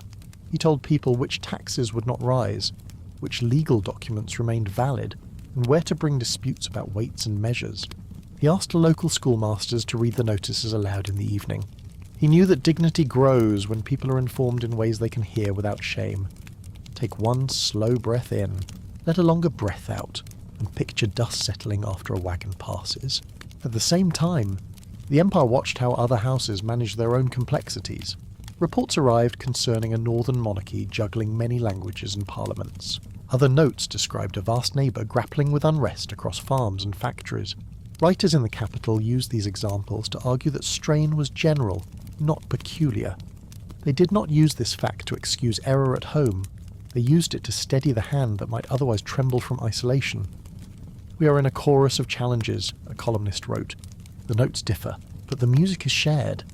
His editor trimmed a flourish and kept the heart of the idea. Ships on the inland sea still moved grain and wool and olive oil. Captains kept proper logs and avoided heated talk in close quarters. Crews were paid before sailing whenever possible. This custom kept tempers even and reduced theft in port. Customs officers learned to be precise without being small. They checked cargo lists and seals with unfussy attention. Merchants appreciated the predictable rhythm more than any speech about pride. Allow your breath to take that rhythm. Slow inhale. Steady pause. Longer exhale. Let the shoulders descend with the outflow and stay settled for a count of 2. The conscript office maintained records with the lines and squares that would have impressed any accountant in Europe. Clerks entered names with care. They double-checked dates of birth and noted family needs that might justify a deferment. They knew that fairness in this room reduced anger in many others. Officers addressed recruits as adults and described duties in clear language. They did not promise ease. They promised structure and purpose, which many found restful after months of uncertainty. Inside the education ministry, a small team prepared new readers for children who joined city schools from the countryside. The books included familiar objects and scenes, not idealized pictures from distant places. Teachers reported that children entered lessons faster when they saw their lives in the first pages. The ministry sent pallets of these readers to port warehouses and mountain schools alike. The smell of fresh ink travelled with them and became, for some, the scent of another beginning. "I like the page with the bridge," a boy told his mother, holding up the book. "Then we will cross the page together," she said, and smiled. Breathe into a count that feels natural. Breathe out a little longer, and imagine a bridge that shares weight from bank to bank. In the Court of Appeals, judges refined a practice that had grown during the earlier reforms. They wrote decisions in a style that a careful reader without legal training could follow. They avoided words that signalled contempt for the losing side. They explained the law's purpose as well as its command. They knew that a sentence people understand can calm a crowded hallway more than guards can. This habit reduced quarrels outside and softened partisan commentary inside the press. Trains carried officials to inspect barracks, depots, and village offices. Inspectors noted defects without sneer and praised improvements without exaggeration. They recorded how many pairs of boots were issued and how many reached feet.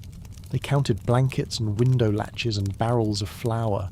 Their reports were dull to outsiders and dear to those who needed them to justify a request. Dullness, here, was a good sign. It meant systems worked well enough to be boring. Let your breath be boring in the best way. Inhale, exhale. Repeat the small act that keeps larger engines well oiled. In salons and libraries, debates about identity continued with care. Some favoured a story that placed faith at the centre of unity. Others favoured a story that placed equal citizenship as the primary thread. Many asked for a blend that would not humiliate either conviction. Writers for the serious journals avoided slogans and leaned on history. They reminded readers that the empire had long managed differences with a willingness to compromise and codify. They warned that contempt for any group would cut the shared roof into dangerous pieces. A group of students met with a respected elder to ask how to speak in tense times. The elder poured tea and waited for their questions to settle. "Speak lightly when the room is heavy," he said. "Ask for proof when the mind is hot. Protect the shy facts. They often save you later." They wrote the lines down, grateful for guidance that felt like craft rather than doctrine. Now soften your jaw and let your tongue rest low. Draw air in slowly, then let it leave as if pouring from a small cup. In the provinces near the deserts, committees examined canals, wells, and caravan rest points. They understood that water and trade bent politics as readily as speeches did. Engineers tested old structures and recommended simple repairs before grand projects. Merchants requested guards on stretches that had seen theft. Judges asked for small houses near crossroads where disputes could be resolved quickly and fairly. These steps did not fill headlines. They filled days with fewer quarrels. The press printed lists of bakeries that honoured price ceilings during shortages. It praised shopkeepers by name when they met agreements without prodding. It published letters from towns that had organised fair distributions for newcomers. It avoided shaming unless fraud was clear and large. The tone seemed to help. People noticed when praise was measured and felt encouraged to meet the standard. The city's talk, for a season, took on a cooperative hum. In rooms with maps, men discussed allies and obligations in low voices. They studied what the Balkan Wars had taught them about speed, unity, and supply. They considered what neighbouring powers desired now that borders had shifted. They tried to imagine how a spark in one corner of Europe could light dry grass in another. Their words were careful, not because they lacked conviction, but because they understood cost. They were not eager for tests they had not chosen. "We must be ready to move our weight where it matters," one said. "We must not mistake motion for strength," another answered. They both returned to their lists with a silence that signalled agreement. A breath helps when choices grow heavy. Inhale lightly and feel the ribs widen. Exhale longer and feel the weight settle where it can be carried. In neighbourhoods that had absorbed many families from the lost provinces, life found a new balance. Children played games that blended rules from different towns. Bakers traded recipes and produced loaves with names that travelled well. Tailors adopted patterns that used cloth more efficiently without losing elegance. Street vendors learned a few new words to greet customers with more warmth. A city grows strong when its habits stretch without tearing. Courtyards hosted small concerts with songs from several regions. Listeners did not insist on the correct order of verses. They clapped when a familiar melody appeared, then laughed when a new line surprised them. People who had spent months in fear found their faces relaxing at these gatherings. A policeman who stood near the gate noted how music sent most men home earlier and kinder. He wrote a short memo suggesting more permits for such nights. The Army's medical corps updated its manuals with lessons on field sanitation and rest. Surgeons simplified their instructions so non-specialists could follow them under pressure. Quartermasters altered ration plans to match real transport limits on winter roads.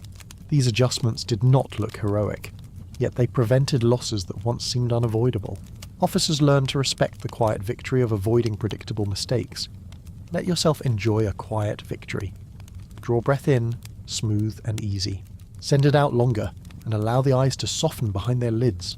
On the capital's edge, a training ground hosted drills that mixed units from different regions. The exercise planners set tasks that required listening more than shouting. They paired veterans with recruits from resettled families. They asked officers to issue orders in clear words, then repeat them in simpler language.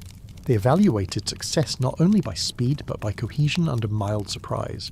Cohesion proved to be the skill most worth teaching in a house with many rooms. Elsewhere, the foreign ministry conducted careful exchanges about consular protections and commercial routes. Letters used phrases refined across decades of practice. Each paragraph sought to commit the other side to a principle without cornering it into a fence. Paragraphs travelled to embassies with instructions that balanced firmness and tact.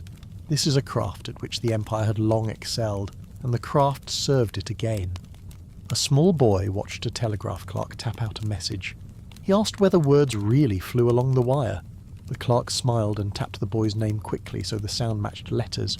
"Messages fly because people agree what the sounds mean," he said. "The agreement is the miracle." The boy nodded as if he had been told a secret worth keeping. Let your breath be that agreement between body and mind. In softly, out slowly, and trust the meaning that grows from repetition. Night returned to the valley with a cooler wind. Lamps appeared in windows like punctuation. A mother folded laundry and counted shirts by quiet habit. A father checked a ledger that showed a small profit from the stall he'd rented last week. He added a line for tomorrow's flour and smiled at the total. He did not praise any state aloud, yet his relief depended on many desks and drills and lists. The road beyond the town climbed again toward a pass. Travellers rested at a spring halfway up and exchanged brief news without argument. They spoke in different accents and compared the prices of figs and salt. They left a little food on the stone for someone poorer who might arrive later. They did not need a law to perform this courtesy, though laws elsewhere made such courtesies easier. In the capital, a lamp burned late above a table covered with plain paper. A speechwriter revised lines that would be read soon in a hall with high ceilings. He avoided flourish and wrote in short sentences. He wanted to give people facts they could hold and directions they could follow. He hoped to avoid promises that strained the voice.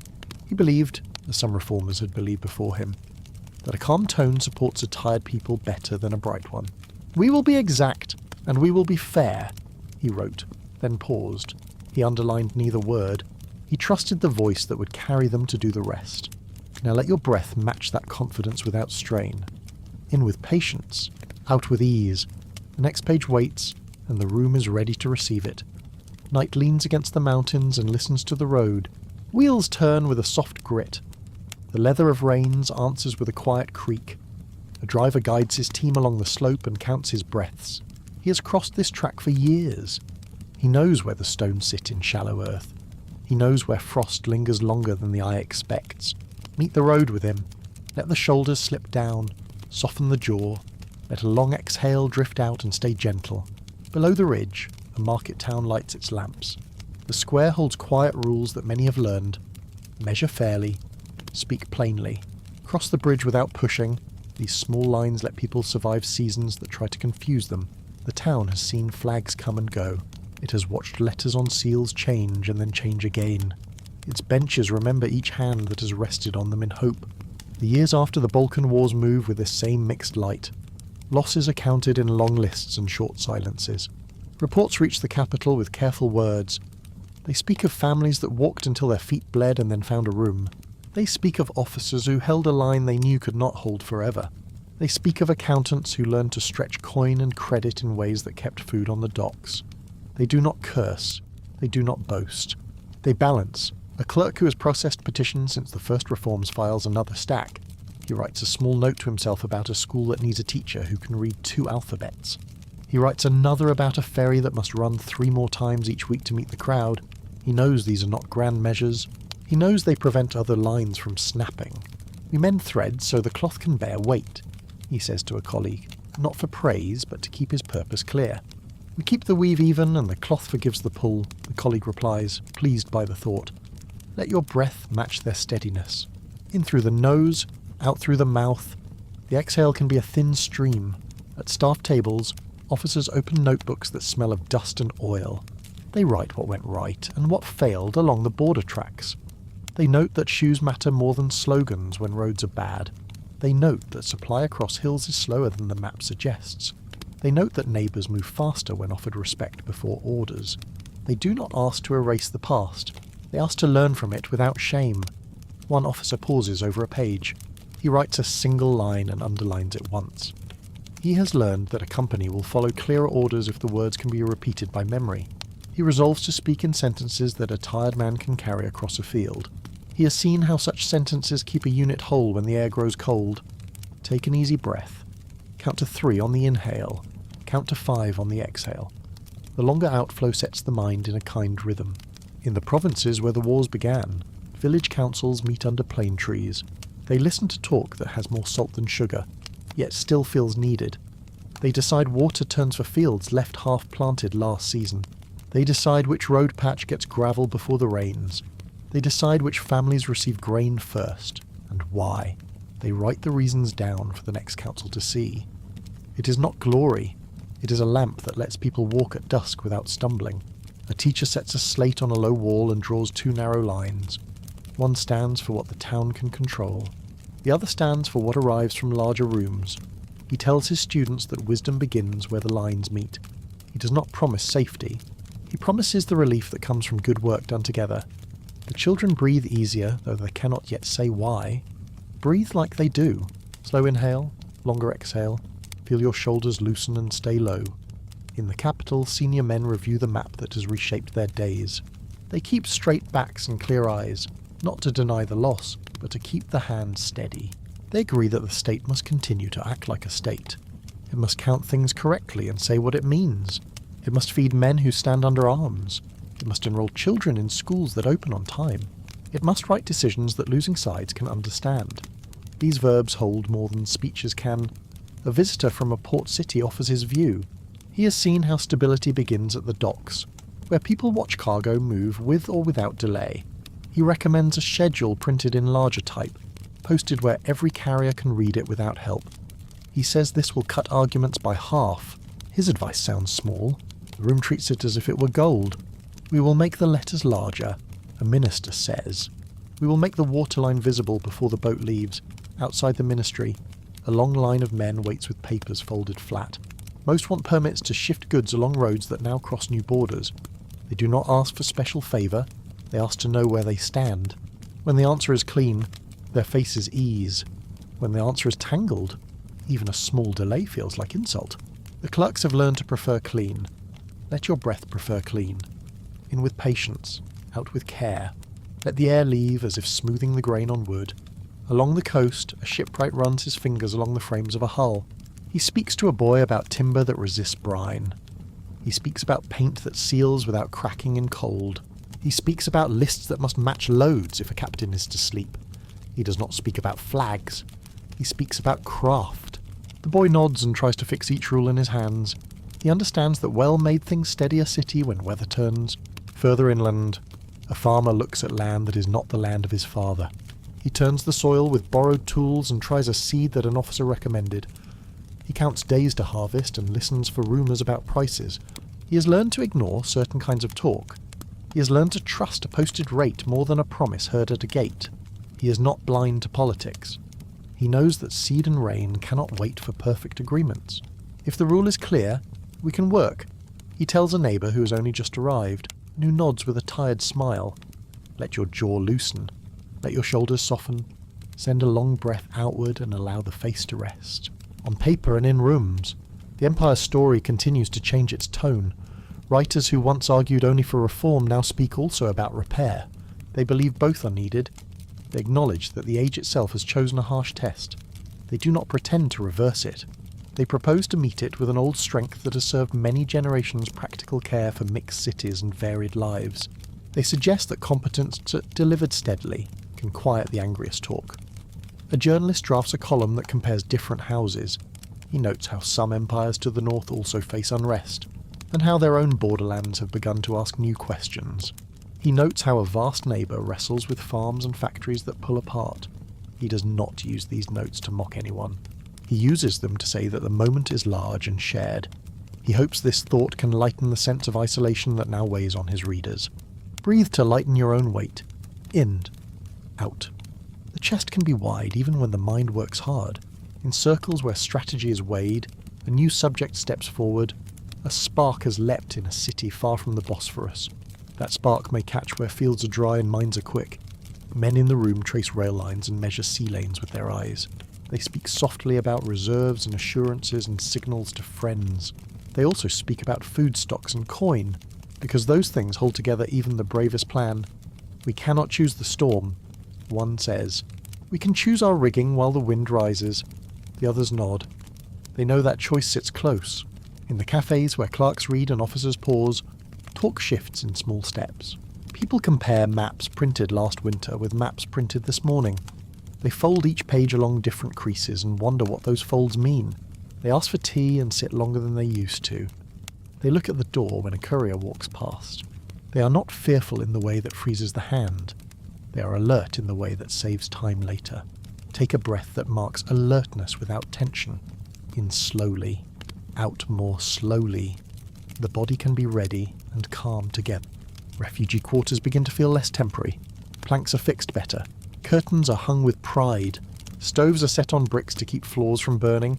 Women trade recipes that match new fuel and old taste. Men learn which offices answer by noon and which answer by dusk. Children map alleys as they once mapped fields. In this adjustment, an old truth repeats itself. Home is sometimes what a city offers when a village has been lost. A boy from the north stands at dock and stares at water. He is told the sea is a road that never ends. He is told ships carry letters of friendship as well as loads of grain. He imagines a boat large enough to carry his whole street. He knows this will not happen. He lets the thought sit anyway. It makes the world feel less narrow. Allow your own breath to widen your room. In with a small smile, out with a longer line. Let the back of your neck relax. In provincial courts, judges are asked to weigh the past and the present in one sentence. A dispute arises about a mill that stands where a border now runs. The judge allows work to continue under a schedule that both sides can check. He writes that neither side may claim the whole when the market depends on shared use. He sends a copy of the decision to both administrations and requests a future meeting about titles. This kind of sentence lacks drama. It adds years to people's lives. A long-time scribe watches him sign and remembers the early days of the reforms. He feels the same relief he felt then, when words were first made simple. He believes that those choices still matter. He believes they matter most when storms gather. Back near the mountains, the road bends through a narrow pass. A guardhouse stands at the turn, its lamp lit even in daylight. Two guards speak with a traveller and check his paper with calm faces. One draws a small map on a scrap to show where to present the next document. The traveller thanks them without flourish. He goes on. This is how strain is managed along the way, step by step, with gestures that save people from feeling small. Breathe in for that kindness. Breathe out with the same tone. Keep the exhale long enough to settle your shoulders again. In schools near the ports, a lesson opens with a note about other people's songs. The teacher asks the class to listen for common patterns. He plays music from a city now across a border. He plays music from a mosque and music from a church. He asks what each song shares. He writes the answers on the board. He does not ask the class to be the same. He teaches them to hear without flinching. If you can name the pattern, he says, you can live beside it without fear. The class does not applaud. They feel something softer, like a blanket laid over cold feet. In families that lost land and found work, a different kind of debate begins. Parents decide which stories to keep and which to set down. They keep the ones that teach resilience without feeding bitterness. They set down those that burn when told too often. They save objects that hold history in useful shapes: a spoon, a prayer book, a ribbon from a school. They let go of larger things that no longer fit their rooms. This is not forgetting. It is choosing which weight to carry. Let yourself set down one small weight. Exhale as if placing it on a shelf. Notice how much space the room already had. Men in uniform sit late with men in suits and check words for the next day. The words must be careful. They must point to readiness without calling for fear. They must thank people for patience without sounding tired. They must signal to friends abroad without turning them into masters. They must let rivals know that respect is offered and that lines exist. These words are part of the same craft as the judge's sentence and the teacher's lesson. They make breath easier across a city. In a quiet ministry office, a staffer reads a memo from a man in the Arab provinces. The letter asks for schools that respect local pride while teaching common rules. It asks for judges who will be fair to the old and the new. It asks for roads that connect market towns without pulling power too tightly back to the capital. The staffer notes that this tone feels familiar and good. He marks it for priority and thinks about the months ahead. The nights grow shorter as the year turns. Work continues in rhythms that people can depend on. Bakers rise before dawn and heat ovens until the bricks are warmed through. At the docks, men coil ropes neatly on planks scrubbed clean. In the rail yard, a switchman checks a lever twice before he rests his hand. In a hospital, a nurse listens to a refugee mother practice the new words for pain. The nurse speaks slowly and writes them down for her to keep. Let your breath be like the nurse's voice, smooth, patient, precise. In, out, longer out than in. In rooms where decisions gather, a feeling hardens. The age will not let anyone stand still. To the west, an argument between major powers grows sharper. To the east, roads through mountains draw attention from men with maps and from men with coins. To the south, long coastlines promise trade and invite risk. The Empire must choose the friends it trusts when the match is struck. It must choose with a memory of recent years, and with the hope of years yet to come. We cannot move the mountains, one advisor says softly. We can place our feet where the path is least cruel. The ruler hears him and says nothing for a time. He looks at the map that has been folded and unfolded until its creases shine. He looks at the list of stores available for the army this winter. He looks at the last report on schools in the ports. He asks for tea and then asks for a draft of the statement that will be read tomorrow. He hears the wind against the window and thinks of the road on the ridge. Let your breath carry that wind without chill. In with patience. Out with care. The body knows how to hold steady while plans are made. In the harbour, a vessel takes on water and stores. The captain checks the manifest against the lists. He signs where he must.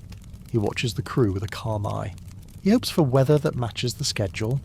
He makes room in his thoughts for the truth that the sea cares nothing for human dates. He has a plan for rough water.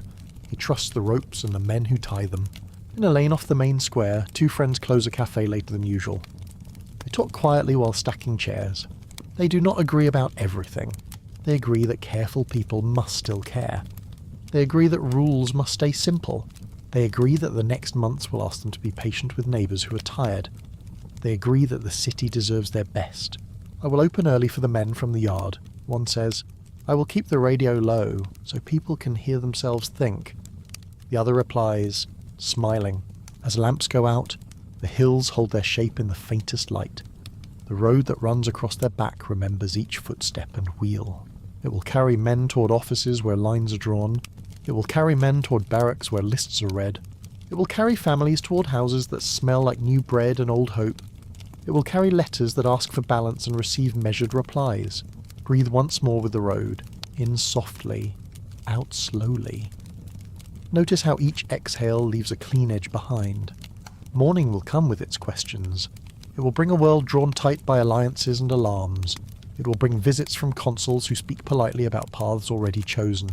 It will bring reports from towns where patience holds and from towns where it frays. It will bring papers for a cabinet to sign and orders for a captain to carry. It will bring a sound from the rail yard, and a bell from a school, and the call from a minaret that makes the lanes feel close again. The driver on the ridge breathes into his scarf and loosens his grip on the reins. The horse steps with care and trust. The wheels find the line where the ground is firm. In the valley below, the river bends and shimmers. Beyond the bend, a city waits to be kind to those who arrive, and to be clear to those who must leave. Beyond the city, a sea waits with routes that matter more each day. The air holds quiet before first light. It is the kind of quiet that can carry a choice. It is the kind of quiet that lives between histories and plans. It invites hands to move with craft. It invites words to speak without harm. It invites a state to remember which promises keep rooms warm when winter is closer than anyone admits. Let your breath be such a promise. In with care, out with steadiness. Feel the chest soften and the shoulders rest. On a desk in the capital, a final draft lies ready. It speaks of order and of restraint. It thanks people for the work they do each morning. It asks them for the patience they have already shown. It says that the house will hold together if each room lights its lamp and opens its door. It does not hide the strain. It does not raise its voice. It keeps faith with the motive of earlier years and with the lessons of the recent months. A courier lifts the document with both hands and carries it down a stair. He walks past clerks who rub their eyes and pick up pens. He passes a guard who nods without smile or frown. He steps into the lane where day has begun to push at the edges of the dark. He climbs into a car that will take him to the building where the words will be spoken. The road he follows passes the dock, the rail yard, the markets, and the mosque. It crosses a bridge that was repaired last week with stones pulled from a collapsed wall. It climbs a hill where elders sometimes sit to watch the city as if it were a child. It reaches a square where pigeons keep their own quiet law. It ends at a door that opens into a hall with high ceilings and a calm echo. Outside the hall, the wind turns slightly and carries the smell of the sea. The driver on the ridge feels it too, faint and clean. He steadies his horse and looks down toward the town, where smoke rises from ovens and men sweep shop fronts with short brooms. He hears, far off, a bell and then a whistle. He thinks of the road ahead, and of roads that may open or close in days to come. He thinks of the way a careful hand can guide a load around a soft patch. He takes another slow breath. He clicks his tongue gently. The wagon moves forward and the curve of the pass falls behind. In the distance, beyond hills and water and lines on a map, other capitals stir. Messages will cross wires. Ships will leave harbours.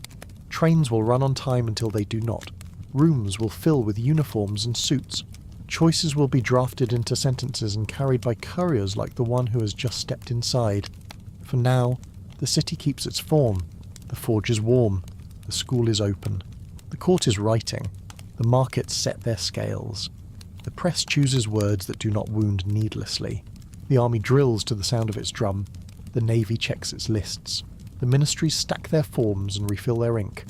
The baker counts loaves. The mother walks her child to class.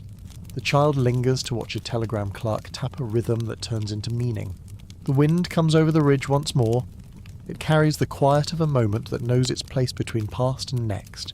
It reaches the square where the hall's doors will open soon. It touches the paper on the desk and lifts one corner, then lets it fall back into line. It moves through lanes where people already stand at their work. You can let one more breath follow that wind, in without hurry, out without strain. Feel the body answer with ease. Beyond the mountains, the wider world gathers its own breath. Events that began far away will press near. Flags that once seemed distant will draw close. Maps that once were possible drafts will become rules for ships and trains. The house that learned to live with difference will be asked to live with danger. Its craft will matter. Its words will matter. Its choices will matter in the lanes where bread is sold and in the rooms where orders are signed. The driver guides his team down toward the river. The reins give a small sound. The horse shakes its head and steps with sure feet. The wagon crosses into morning. Somewhere across a sea, a gunboat pushes away from a pier. Somewhere across a field, a signal is sent. Somewhere at a desk, a hand lifts a pen. The road will carry what comes. The city will meet it with the tools it has kept polished through all these years. Night settles over a wide table. A map rests beneath a glass weight. A pen lies beside an inkpot, its point clean and ready. The room is quiet enough to hear paper breathe. On the sill, the air from the plateau slips in and turns cool. Somewhere below, a watchman walks and taps his staff as he passes each archway. Before we go further, let the shoulders drop, unclench the jaw. Guide a long, easy breath out through the mouth, and let the chest settle. Years of strain have led to this room. Borders have moved. Shelves hold reports with careful dates. The Empire still governs, though its reach is slimmer and its nights longer. Men who carry files know what is at stake. They choose words with care because words now travel with a life of their own. On this table lies a set of choices. None of them restores the old map. Each one asks for a price. Officers from recent campaigns speak softly to ministers who have never left the capital. The officers still smell of rope and oil. They say the army can stand on certain lines and not on others. They say that supplies must meet feet at the pace of real roads. They say that allies, if chosen, must be chosen with eyes open. We have friends who promise ships and steel, one officer says, tracing a finger along a coast. We also have neighbours who prefer us weak. We cannot stand alone in the storm. A minister folds his hands and watches the map. He answers without heat. Then we seek a partner whose needs match our terrain, he says, and we hold our own aims tight, even when we borrow strength. Let your breath move like a slow tide. In through the nose, out through the mouth. Longer on the exhale than on the inhale. The choice to lean toward Berlin does not happen in a single hour. It grows from habits set by earlier decades. from training missions, from harmony between staffs, from rail lines that point in practical directions. It also grows from fear of isolation. After the wars in the Balkans, the Empire needs proof that it can still stop a push along its edges. Old rivals measure, watch, and push in small ways to see what holds. The idea that the Central Powers will keep other hands off the map has weight. So does the idea that quick victories will steady the home front. Memory of defeat sharpens hope. The decision, when taken, carries the crisp sound of a pen touching paper. The nib moves in short strokes. The signature is clear. Outside the window, the autumn wind on the Anatolian plateau turns leaves over and shows their pale undersides. On the water, a vessel moves with its lamps down and its course set. News travels by wire and by whisper. Some men smile. Some men go quiet and do not show their thoughts. We have chosen a road. A clerk tells his wife at supper, "It is not the road I would have drawn, but it is one we know how to walk." She nods and refills his tea. She is not a stranger to the weight of choices. Take a slow breath in. Release it for a count longer than you took to gather it. Let the face soften, especially around the eyes. War does not remain a thought for long. The fronts turn real, one by one. In the Straits, Allied ships test defences and find a land that can still resist. At the Dardanelles, men hold ground that looks like a page torn from a schoolbook. Narrow and harsh, with cliffs and coves that seem to swallow sound. They build with their hands and learn the shape of a day measured by shells and by short, urgent rest. The Empire's soldiers, sons of villages and cities, prove able to defend what must be defended. They do it with maps in their heads, and with orders they can remember when powder thickens the air. The story of Gallipoli becomes more than a field report. It is a proof that the army can still act as one body. It shows that reforms, training, and courage can meet a modern foe and not fall apart. It gives the capital a word that tastes of pride without boasting. It is a steadying sound in a season of sharp noises. The men who fought there do not speak like heroes when they return. They speak about water, shade, good shoes, and the value of clear commands. They teach younger men to listen first and act second. Let your own breathing find that steadying rhythm. In, out. It can be a single thread that runs under a complicated weave. The war is not one place, and the map reminds everyone of that fact. To the east, the Caucasus stretches in white ridges and dark valleys. Snow makes itself the first general there. Units march into weather that tests both joints and resolve.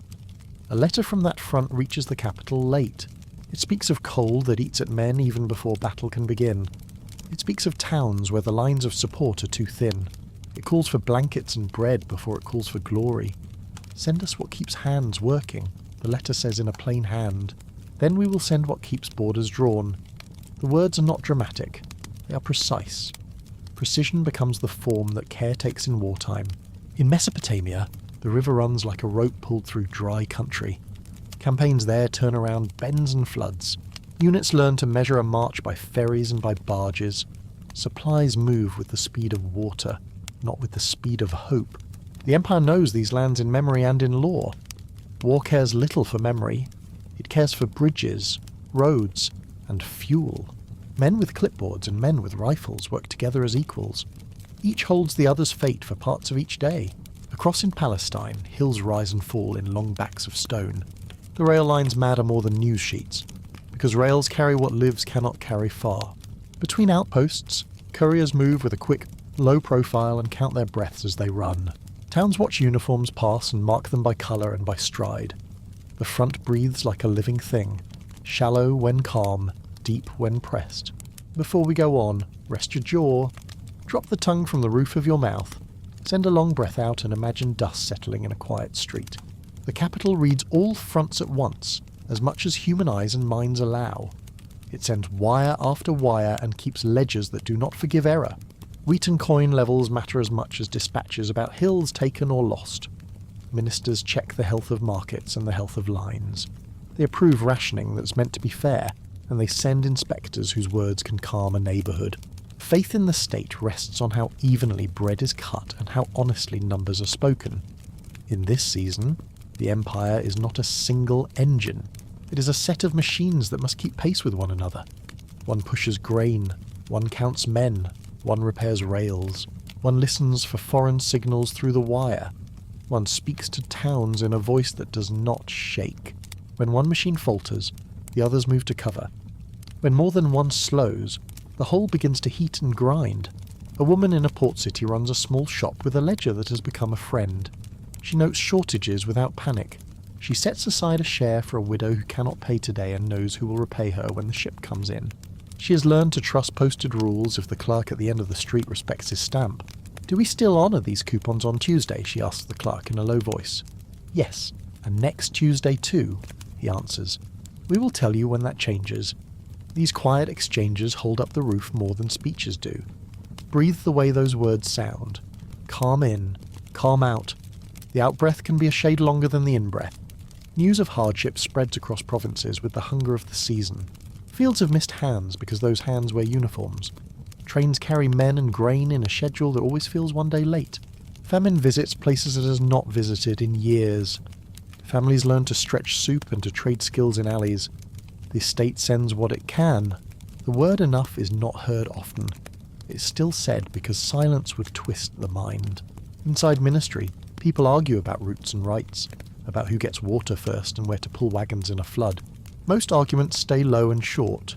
Some rise. When they do, a quiet voice asks for proof, and for the last time something similar worked.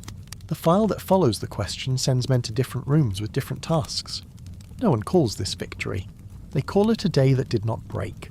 The war also exposes old wounds that have never healed clean.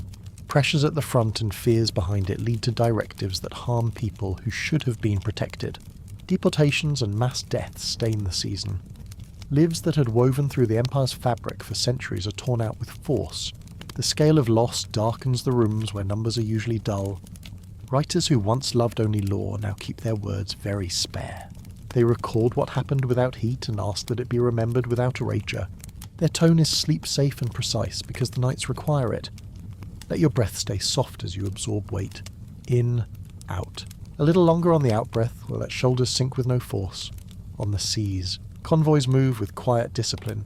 A captain checks his manifest twice before pulling away from the quay. He trusts his lists more than he trusts rumour. The crew works by routine that can be followed in the dark. In the straits, watchers keep lamps shaded and eyes open. They know the rhythm of a night when ships may appear out of a grey line. They know that patience saves more than alarm. In offices where treaties used to be curiosities, papers now stack in serious forms. Inland consuls send notes that sound like advice and read like demands. Allied diplomats write soft letters about their goals. They include phrases about order and safety and the rights of small nations. They also include paragraphs that assume the partition of provinces where children still shout in current tongues. The Empire replies with its own careful phrases. Some letters ask plainly for respect. Some letters ask for delay, which is a kind of protection. Each exchange leaves a trace like a faint pencil mark on a map.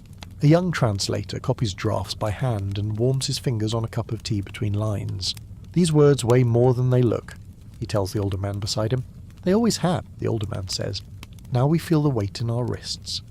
Let the breath ease through that thought. In gently, out a shade longer, feel the neck release a little. The Allied forces occupy cities when the war turns against the Central Powers. The armistice is signed with a pen that scratches slightly, and the scratch runs through homes. Foreign uniforms appear in streets where children have played for generations. Flags shift above buildings that had once held imperial birds and crescents. The Empire is asked to stand aside from parts of itself, and to watch as others arrange meetings in its rooms. This is a strange duty for any state. It asks for both restraint and self-respect. People in the capital adapt as they have always adapted. They open their doors in the morning and keep rules that keep peace. They talk in low voices about ships in the harbour. They are careful with public words and generous with private bread. The press prints notices about permits and schedules. It avoids the kind of sentence that would invite harm and offers instead the kind that reduces confusion. The city breathes as one organism. Some days the breath is tight and some days it relaxes. It continues. Take a slow inhale. Let the exhale run straight and mindful. Allow the spine to lengthen slightly as air leaves. In the provinces, the news of occupation arrives with different faces. Some hear it as a distant note. Others feel it as a hand at the gate. Local councils consider what can be kept and what must be yielded. They write to the capital with questions that hope for answers. The capital replies as best it can. Now more a broker than a master. The Empire's strength for the moment is in tone and in process. It cannot choose who stands at certain corners. It can choose how to treat its own people when they ask for help.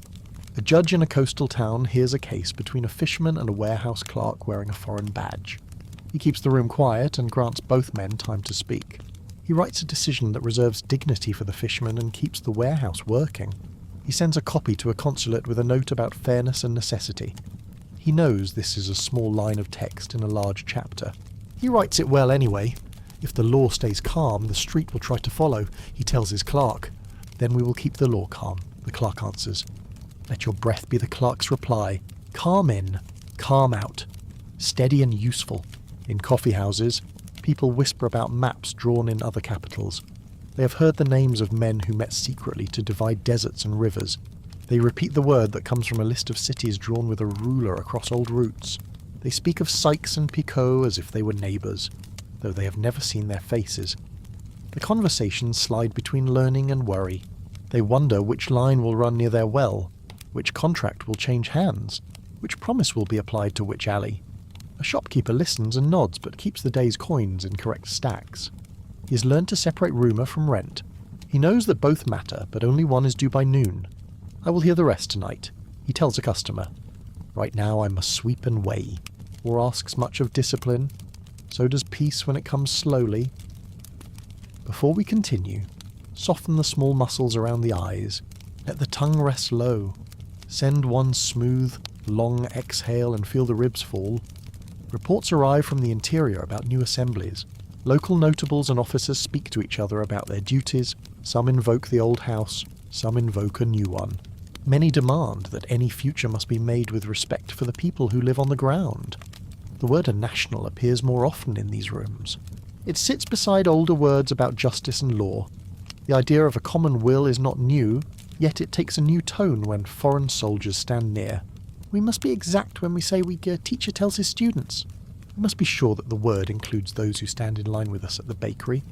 The students smile at the example. They understand more than the teacher expects. The winter that follows is sharp. Then let's go. Snow that had felt endless melts into long-ago water. Roads open. Letters travel faster. So do rumours. Many carry hope. Some carry poison. The difference between them is sometimes thin. Clerks who write to the provinces take time to choose verbs that build and not break. They reject words that make neighbourhoods flinch. Let your own words inside your head be slow and kind. Inhale, exhale. Allow the breath to lead your tone. In a city by a lake, a group of veterans meets in a small hall. They sit straight but not stiff. They speak about what they learned and what they can teach. They do not confuse frontline courage with the courage of daily care. They offer to train young men in tasks that help towns stand upright. They talk about bridges, clinics, and the skill of keeping a crowd calm. They do not shout. They say what they can do and then wait for the next question. A council member thanks them and asks if they can also teach the habit of listening. We can teach it by example, one veteran says. We can show it in drill. The council member writes this down like an order. At the same time, foreign officers in their own rooms write different lists. They note which rail yards they wish to control and which ports give them a better angle on trade. They mention local leaders by name and place small signs next to those who can be courted. They send these notes back home in cables that read like weather reports to their colleagues. The Empire's files keep copies of what can be kept. Gaps remain. Men with calm faces try to bridge those gaps by meeting each new day with habits that survived hard years. Let the breath be a bridge now. Slow in, slower out. The out-breath can be a path from worry to steadiness. The pen moves again across paper in a quiet office. This time the nib signs for access, for inspection, for roads to be used at certain hours. The ink dries too quickly in spots and too slowly in others. The document will allow foreign boots to step where they did not used to step. It will also allow grain to pass where it would otherwise be stuck. The trade feels bitter and necessary, as many trades do in late hours. At home, a mother mends a coat. She threads the needle and bites the thread to a clean edge. She hums a tune she learned as a girl. Her son sleeps, his breath a small metronome. She does not know the names of the men who signed across town. or across seas. She knows the price of flour and the sound of a healthy cough. She knows that morning brings work in any weather. If you can, let the shoulders relax as hers do when the needle finds its path. Breathe in softly, breathe out fully. The Empire's story keeps its balance between the weight of paper and the weight of the roads. The fronts have taught lessons that will not be forgotten. The rear has taught lessons of its own. People have learned to hold rules in their heads and hope in their hands. They have learned that clear signs calm people more than loud men do. They have learned that the city is a body that carries its own wisdom, if not interrupted too often. In a courthouse corridor, a small boy watches a man with a stamp. The stamp falls in the same place on every page. The man lifts it, inks it, and lowers it again. The boy finds the rhythm soothing. "What is that mark called?" he asks. "It is called authority," the man replies, smiling. "And it is also called responsibility." The boy considers that a long time. Dusk brings the quiet that rooms like to hold before lamps are lit. The wind on the plateau brings a clean edge to the air. In offices where people have tried to be exact all day, chairs scrape softly and papers are covered with cloth. Pens are wiped and laid down parallel to rulers. Maps are rolled halfway and left on the table like they might be needed again within the hour. In the harbour, ropes creak. In the barracks, boots line up in pairs. In homes, kettles hum. Let one more breath unroll like that map. In without strain, out with length. Feel the mind grow still at the edges. The men who will write the next chapter have not yet slept. They stand where land rises out of plains and look toward routes that move into the heart of the country. They think about how promises will be kept in streets and in fields. They think about what lines on paper mean when the pen lifts. They think about where a state ends and where a nation begins, and what words can join them without tearing the cloth. The air turns colder. They pull their collars up and walk back into rooms where lamps wait. On the table, the pen gleams. The treaty drafts breathe quietly. The window shows a sky with few stars but steady calm. A hand reaches for the pen, then rests. The paper waits without fear. The wind turns again, soft as a sigh, and moves across the plateau toward towns that have kept their lights kind. Night presses lightly on a city of wide stones and narrow lanes. In a room above the quay, the table holds a neat stack of documents tied with cotton string. A pen rests beside a dish of sand. The window is cracked open to the autumn air from the plateau. Wind slips in and turns the lamp flame steady. Far below, oars touch water with softer, regular sounds. The clerk at the table lifts a sheet and reads in silence. The phrases are careful. The signatures are expected. The paper smells faintly of resin and ink. He places it back beneath the string and feels the weight of a century on a single page. Let your shoulders sink a little. Soften the jaw. Draw air in through the nose and let it glide out through the mouth. Longer on the way out than on the way in. The breath sets a rhythm the mind can keep. The season after the armistice teaches a new kind of patience. Foreign uniforms appear on streets that have watched many banners rise and fall. Ships stand in the roadstead as if they were punctuation. Consuls renew their calls and bring lists that sound like suggestions while reading like rules. The houses are counted with a care that feels personal. Offices receive notices printed in firm type that announce inspections, schedules, and routes to be left open for their use. People at counters learn which stamp now speaks for which door. Each day begins with the smell of bread and the weight of oversight. The city remembers other winters and draws from the habit of polite endurance. A porter lifts a crate with both hands and sets it down beside a scale. He nods when a foreign officer asks a question in careful words. He nods again when a local clerk answers with a steady voice. He has learned that smooth talk helps goods move. He has learned that stillness can be a form of dignity. How many sacks to the inland depot, the officer asks. As many as the schedule allows, the clerk replies, and we will post the updated times by noon. Precision is a shelter. People stand under it when the weather changes fast. Breathe like a tide in a quiet bay. In gently, out slowly. Let the spine lengthen as air leaves. Far from the harbour, towns in Anatolia host meetings in schoolrooms and inns. Men who once wore field coats sit beside men who keep ledgers. They speak about lines on maps that were not drawn in their rooms.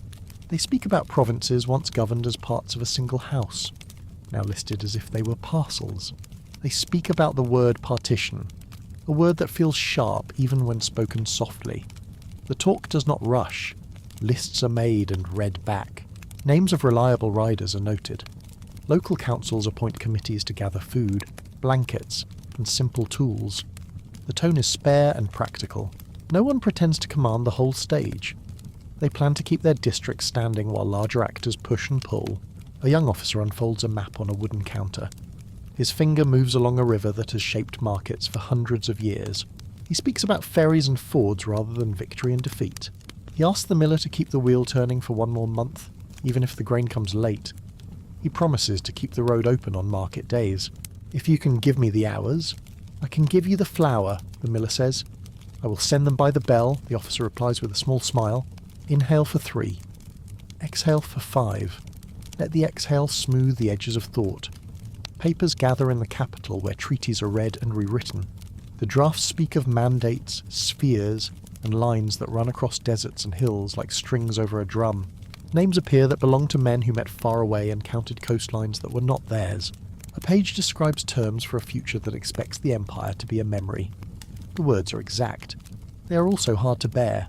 The clerk turns a page and hears, faintly, the rustle that gives this story its motif.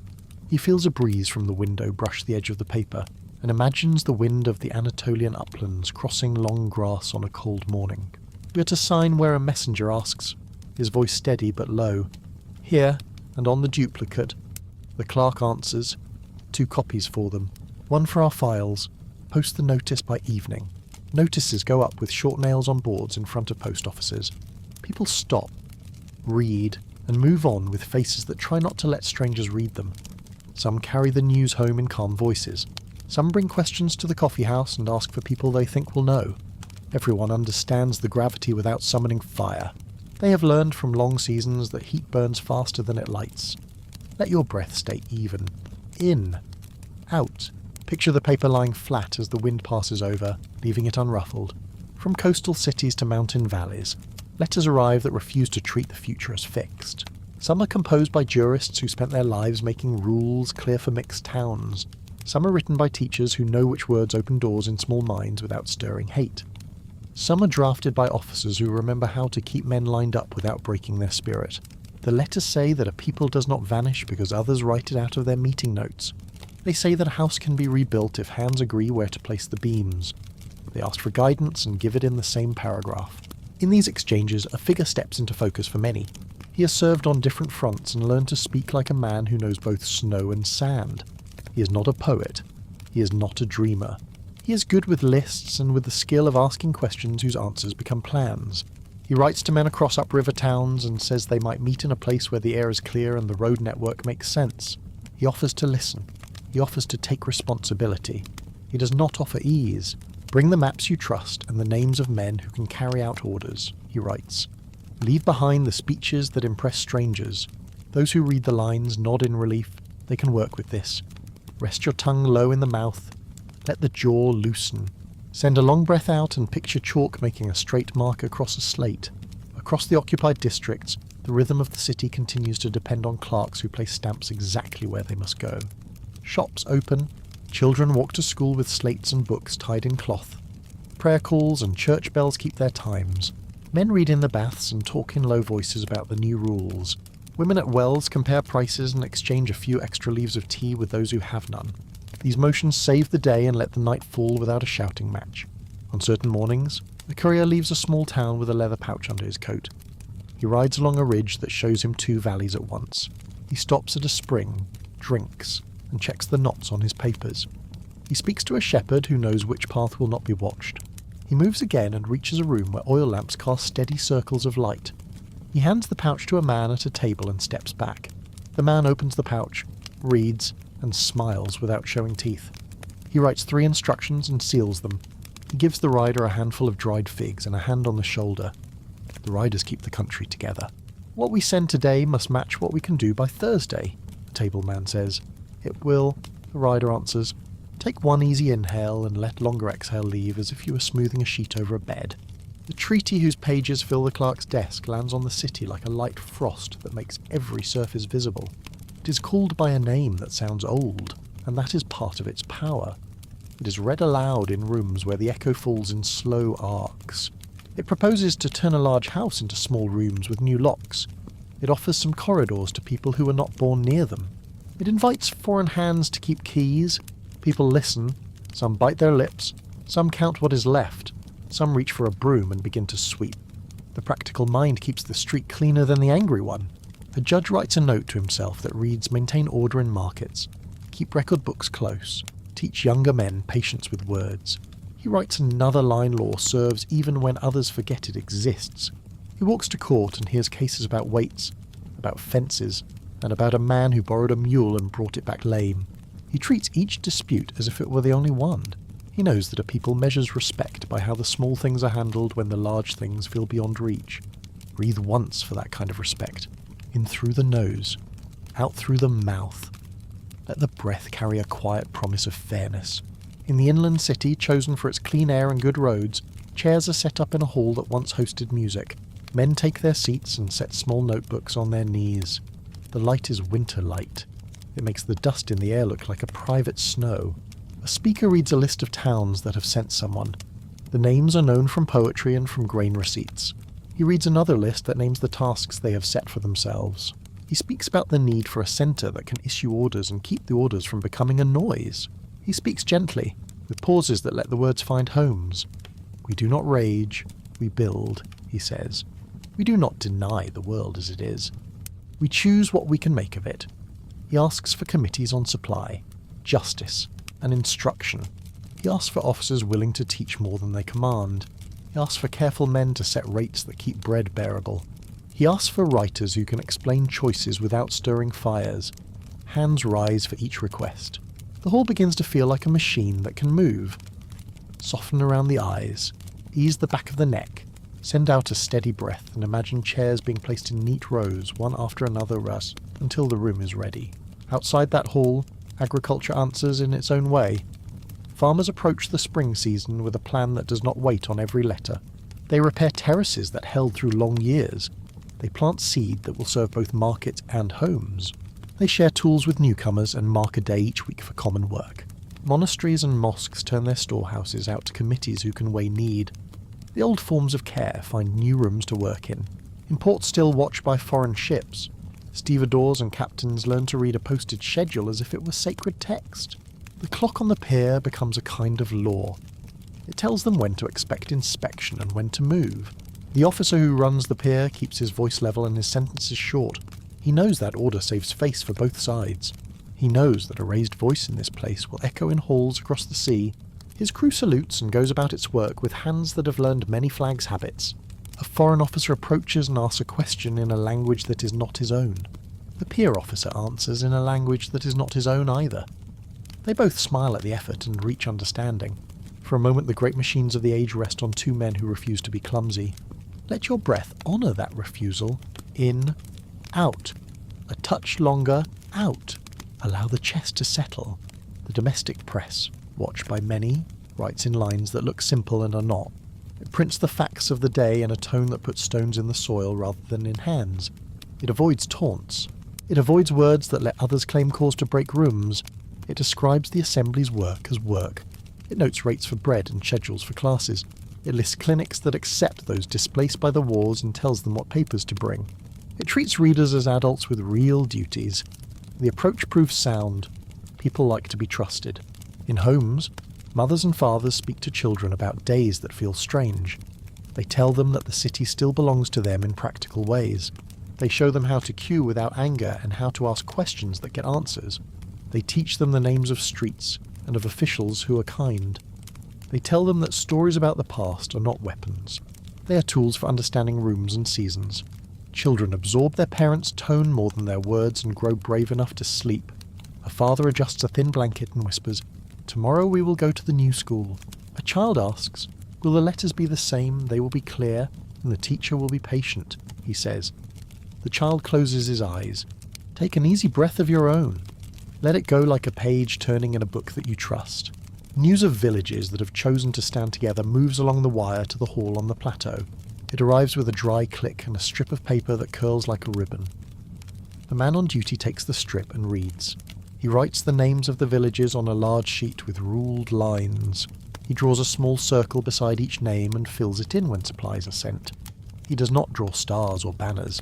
He draws circles because they are simple and clear.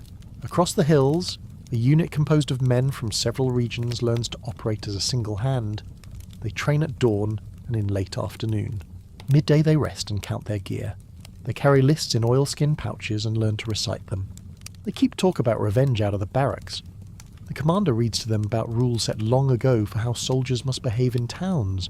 He insists on courtesy at doors and patience at wells.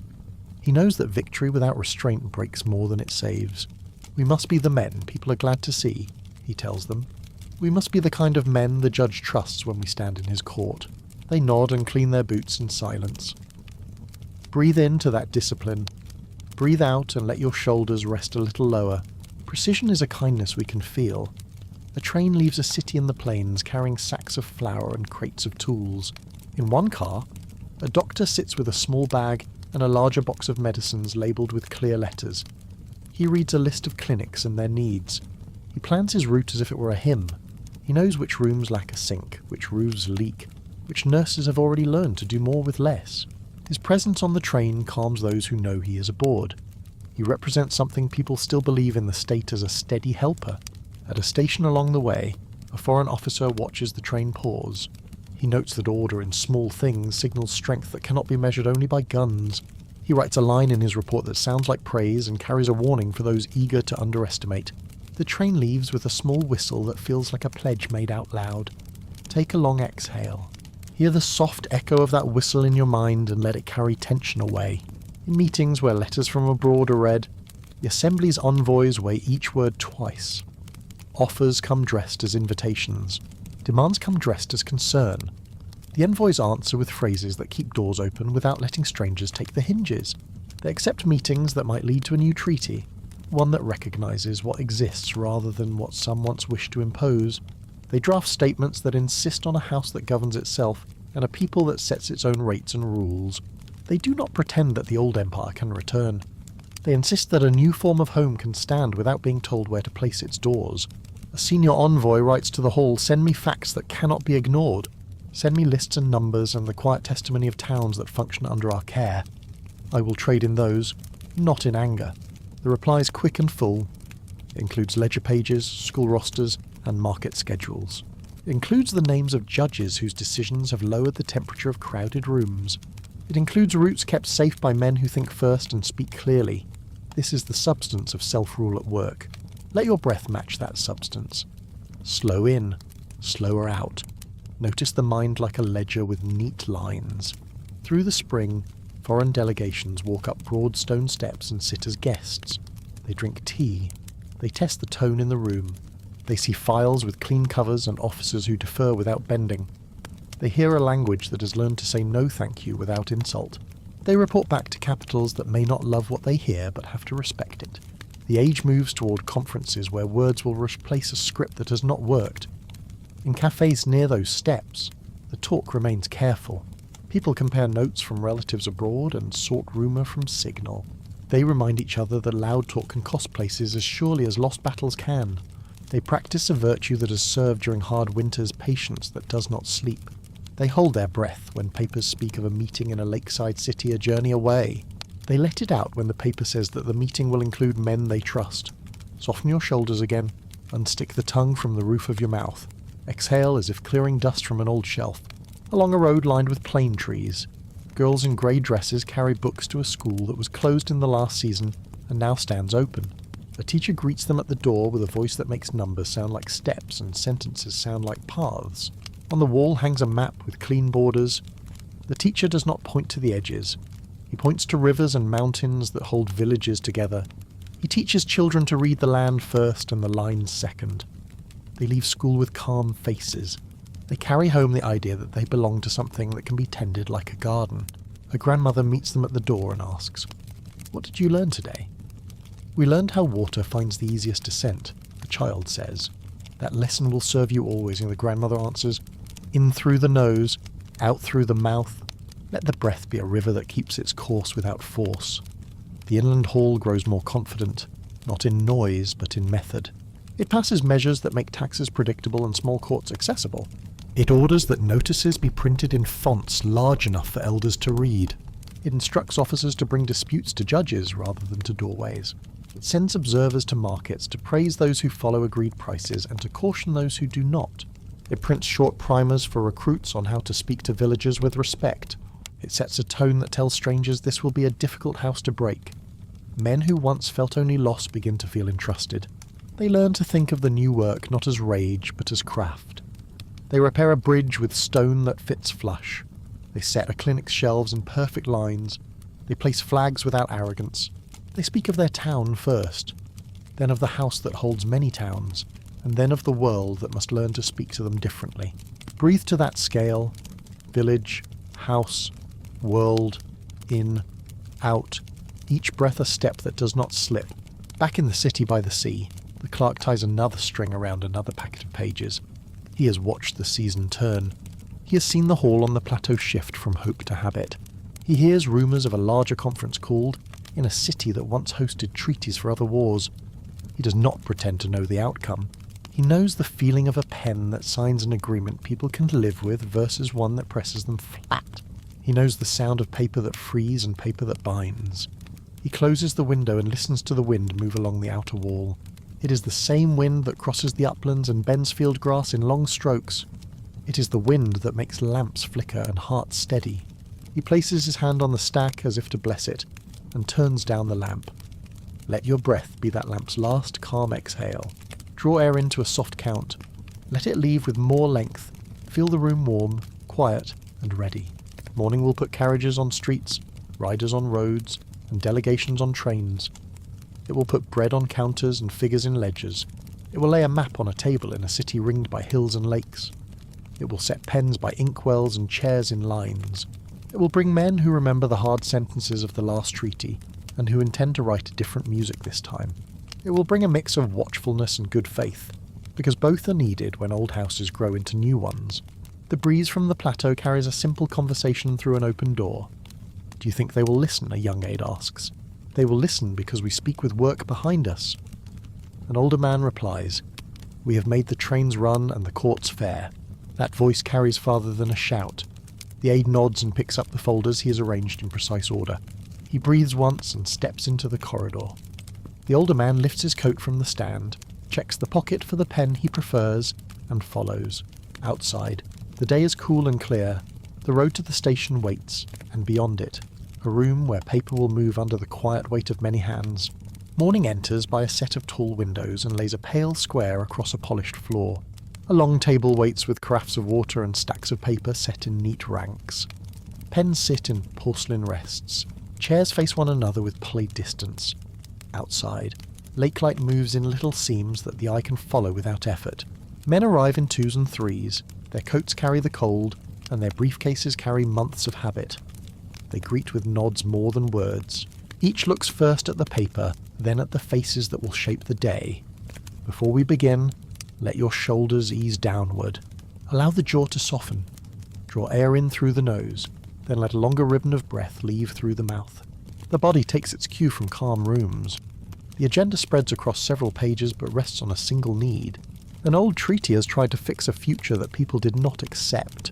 Its terms cut provinces into parts that did not match how towns live or how rivers run. It granted things that could not be enforced without harm. It had been signed under a shadow and kept in force by garrisons. The new meeting seeks a different shape.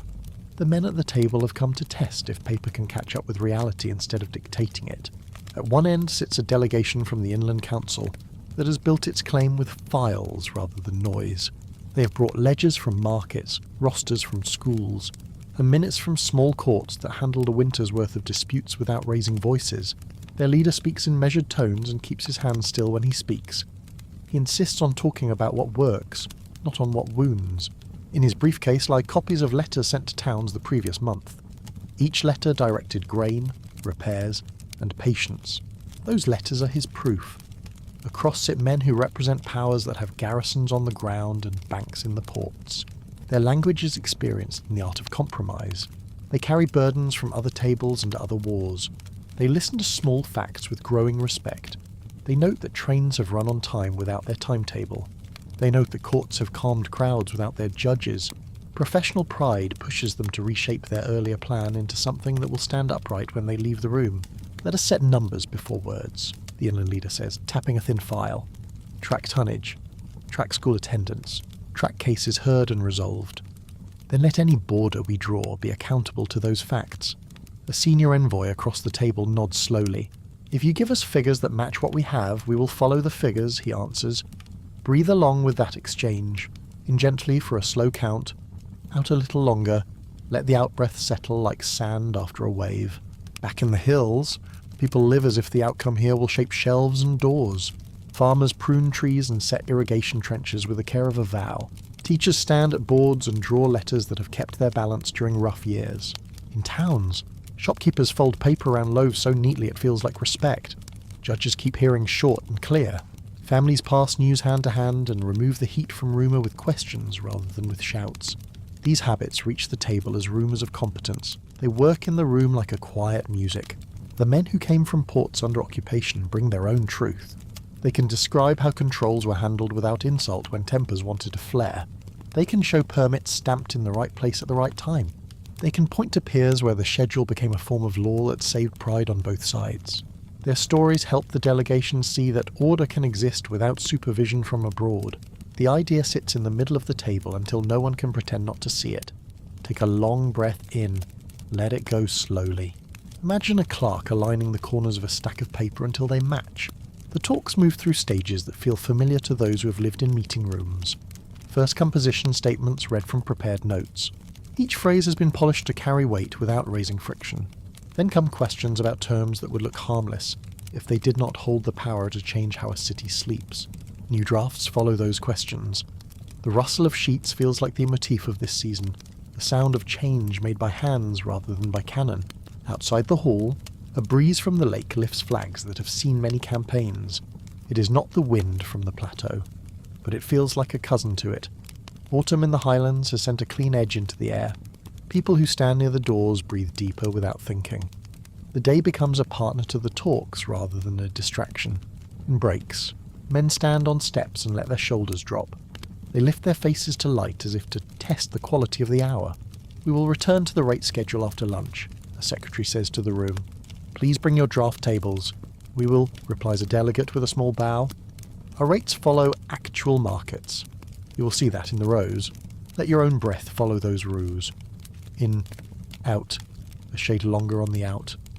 The mind follows the line to the end without strain. In the capital that used to be the only centre, old habits take their leave with surprising grace. The Sultan's seal has been set aside by law. The palace's long corridor still smells of wax and cedar, but decisions now originate elsewhere. A man in a small office signs a form with a pen that once belonged to a grand vizier. He does not imitate the old flourishes. He writes his name plainly and adds the date. He knows the feeling of a tool that once symbolised more than it now should. He puts the pen back in its stand and files the paper without ceremony. A state learns to be new by practice, not by announcements. The religious headship that once bound many in name has been examined and found not to fit the new house. That, too, will be changed soon. For now the promise is enough to shape rooms. Schools build curricula that place law and science at the centre of the day. Courts adopt forms that are simpler, kinder, and more consistent across towns. These changes rise from need rather than from argument. People who see systems work give them trust. Trust begins to replace fear as the daily muscle that moves things. A mother tends a stove and listens to her daughter read from a new textbook. She nods at the tone more than the text itself. Your voice sounds steady, she says softly. Keep it like that when you speak to strangers. I will, the girl replies. She looks up and smiles, then returns to the page. Inhale and feel the ribs widen without effort. Exhale and imagine words settling on a line where they belong. The delegates return to the table and bring their revised sheets. They have brightened certain phrases, dimmed others, and rebalanced clauses that needed it. Margins hold small penciled notes. Some joke that margins are where history lives. The room does not laugh, but it softens. All have known the power of a marginal phrase to save hours and even lives. The inland leader proposes a paragraph that ties recognition to the facts already reviewed. It sets the new house within boundaries that match trains and towns more than deserts and dreams. It assigns old debts with fairness and sets a path to repay without choking growth. It avoids threat and keeps dignity. Several heads lift when they hear it. A few pens begin to copy without waiting for the official scribe. The paragraph is not poetry. It is good carpentry. This will stand, an older envoy says, tapping the page. It aligns with the weight it must bear. The room, for a breath, feels like a workshop rather than a theatre. The feeling helps. Relax your brow. Let the jaw hang a little, then close gently. Breathe out for a slow count as if smoothing a plank. Away from the table. Men in uniform sit in mess halls where the talk is cautious. They have lived long with orders that change too fast. They have learned to value the kind that change in a rhythm they can predict.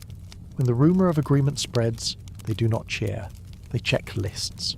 They imagine depots closing without confusion. They picture trains moving without guards from distant countries. They picture their uniforms seen in markets as a sign of safety rather than as a threat. It is a simple wish. It is also the right one. In mountain towns and on coasts, families who have been moved once, twice, or more listen for news that means they can stop for a while. They want to know if the papers will say their street by name, or at least their district. They want to know if courts will accept the documents they have kept through too many days. They want to know whether the school will take their children without forms they cannot find. Agreement to them is not a principle. It is a door that opens with a key they already hold. A man at a municipal desk repeats what he's been told to all who ask. Bring what you have. We will not turn you away for missing a line or a stamp. We will fill the gap with a sworn note and a witness. He says it again and again, and he means it. Trust grows from such sentences. Breathe and picture a line moving forward without tension. In, out. Each breath a person stepping calmly to a counter and being seen. Across seas and borders. Those who prefer the earlier treaty sigh and recalibrate. They had allotted provinces to menus and railheads to figures on maps. They had written models where a people had become a variable to be solved. The new draft pushes back. It does not mock. It simply refuses. It shows that the house can manage its own rooms if left to do so. The terms take account of the wars fought, the losses carried, and the energy still present. Friend and skeptic alike see that this is the best offer the moment will grant. The room moves toward closing. Inside the hall, a final read aloud begins. Each paragraph is spoken and then stands alone for a slow count. The men who wrote them listen for friction or gaps. They do not hear any that must be repaired before the ink hardens. A clerk sets copies side by side. Pens are lifted. The sound of nibs scratching paper returns like the very motif of this story. The scratch is steady, human, and precise. One man breathes out as he signs and feels his hand shake a little. He does not resent it. He has earned that tremor. There, he says quietly to no one in particular. There we are. There we are. Another echoes. Allow your breath to echo theirs, in soft, out long. The room feels a fraction lighter. Behind these signatures lies a path that has wound through decades. It passed from a high zenith under a great ruler into a long valley of adjustments. It passed through naval defeats that ended dreams of easy expansion. It passed into pressure from new trade routes that starved old budgets. It passed through reforms that cut away wood that had rotted and showed grain that still held. It passed across mountains where language and faith had settled into firm shapes and wanted to grow into their own houses. It passed through a war that put almost every system to the test at once. At each bend, the road asked a simple question: adapt with care or yield without plan. The signatures on the table answer with the form of a new state. This answer does not erase the griefs that marked the way. Losses by battle and by policy will not vanish beneath a new seal. People whose families were uprooted will not forget edges where kindness failed. The men at this table know that memory does not take orders. They hope that their work gives it a safer room to live in. They know that injustice can be recorded in calm words and still draw a straight line toward repair. The settlement alone will not heal everything. It sets the conditions in which healing is not mocked by the next raid or the next rumour. Take another breath and let it leave your body like a small release of a valve. In, out. The body knows how to hold and let go. When the delegations leave the hall, the work of daily life moves to the front of the stage again. Ministries set schedules for roads and schools. New codes are printed and brought to courtrooms by men who smile only after the stamp is set. Postal clerks hang new rate charts. Doctors receive shipments of medicine packed by hands abroad who will never see the clinics they serve. Teachers tape maps to walls and choose lessons that show science as a method and law as a promise. Street sweepers clear the steps where the envoys stood and watched the light. In a city by the straits, ships pass under fortresses that have watched for centuries. The flags they fly are not all the same, but they pass in such order that starts to feel normal. Pilots communicate by signal rather than by threat. People on the quay watch and return to their errands. A boy with a reed pen practices letters on a scrap and feels fine when the strokes align. His grandmother looks over his shoulder. "Write the date, too," she says. He writes it and smiles. "It is a good-looking date," he says. "It is," she answers, patting his hair. Inhale like a tide coming in. Exhale like a tide going out, even and without rush. On a hill in the interior, a new assembly meets in a room that smells of wood and ink. They begin the slow work that transforms paper into habits. They pass measures to standardise weights and measures so merchants can plan and buyers can trust. They fund schools in districts that had none. They set salaries for judges that are modest and certain. They ask an old commander to open a college of public administration. He accepts and writes a curriculum that includes roads, water, accounts, and the art of listening. This is the state becoming a daily craft. The man who led the Inland Council writes a letter to the provinces. It is short and calm. He thanks people for the work that brought them here. He warns against pride that forgets its discipline. He asks for patience as institutions grow. He tells them that their house is now theirs to tend.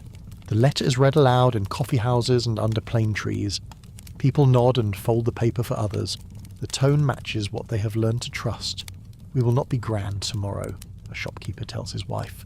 "We will be clean, honest, and on time. That will be enough to begin." She places a loaf on the shelf and says, "It will be more than enough. Let your shoulders drop again, loosen the upper back, send a long breath out and feel the quiet that follows work well done." The earlier treaty that had cut the old house into pieces becomes a historical document on a library shelf. Students will study it to learn how not to build. The new agreement goes into drawers that are opened daily by clerks who use it to answer questions. It can be revised when facts on the ground change. It expects revision because that is how living things grow.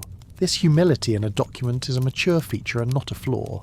Across the Middle East and the Balkans, borders drawn by war and by meetings will still cause strain.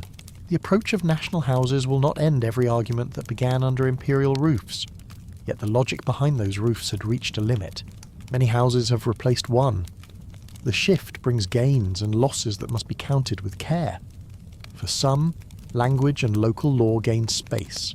For others, a larger identity is missed. The careful historian avoids easy sentences here. This story holds both sorrow and relief. The tale that began with debate over whether there was a collapse or a transformation has moved toward an answer that honours complexity. The long curve points to a transformation that needed a crisis to complete it. The war served as that crisis. It did not cause each weakness. It exposed them all at once and forced choices that peace had allowed to wait. The years after made those choices structures. In the streets where foreign troops once set checkpoints, local policemen now direct carts and waves of bicycles. They use hand signals learned from railmen and smiles learned from their parents. In kitchens, a domestic breakfast of bread, olives, cheese, and tea restores peace to mornings. In schools, recitations are crisp without fear. In courts, the clerk reads names clearly. A child waiting outside listens to the stamp inside and counts each fall as a rhythm. The city resumes its own pulse. "Do you remember when the printed notices were in 2 languages?" a man asks at a stall. "I remember more languages than that," the woman replies with a kind expression. "I remember the smell of the ink. Now I prefer the smell of bread." "We can have both," he says, and pays for his loaf. Let your breath hold both as well. In with memory, out with the present.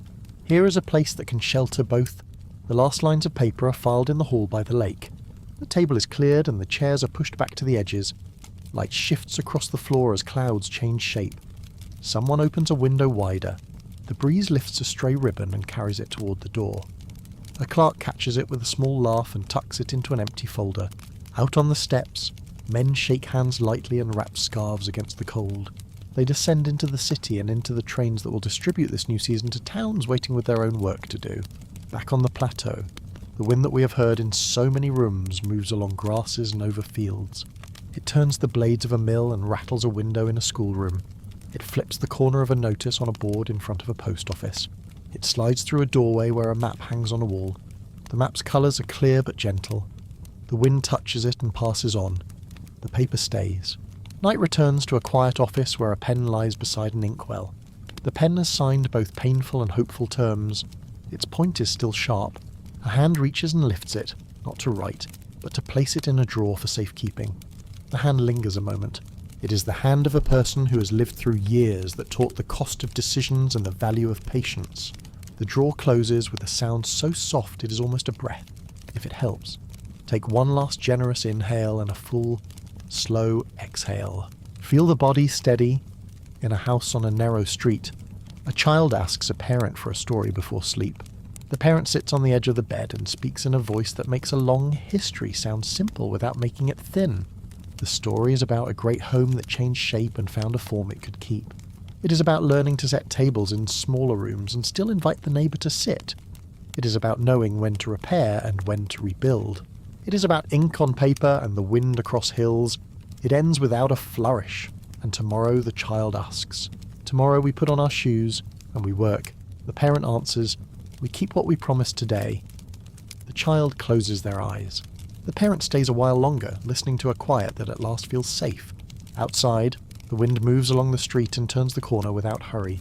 Lamps glow behind curtains. Somewhere, a small press prints the new law at a measured pace. The sheets will be dry by morning, and hands will place them where they are needed most. Night leans over the water and the city answers with small lights. Oars slide. A buoy taps the hull of a quiet boat.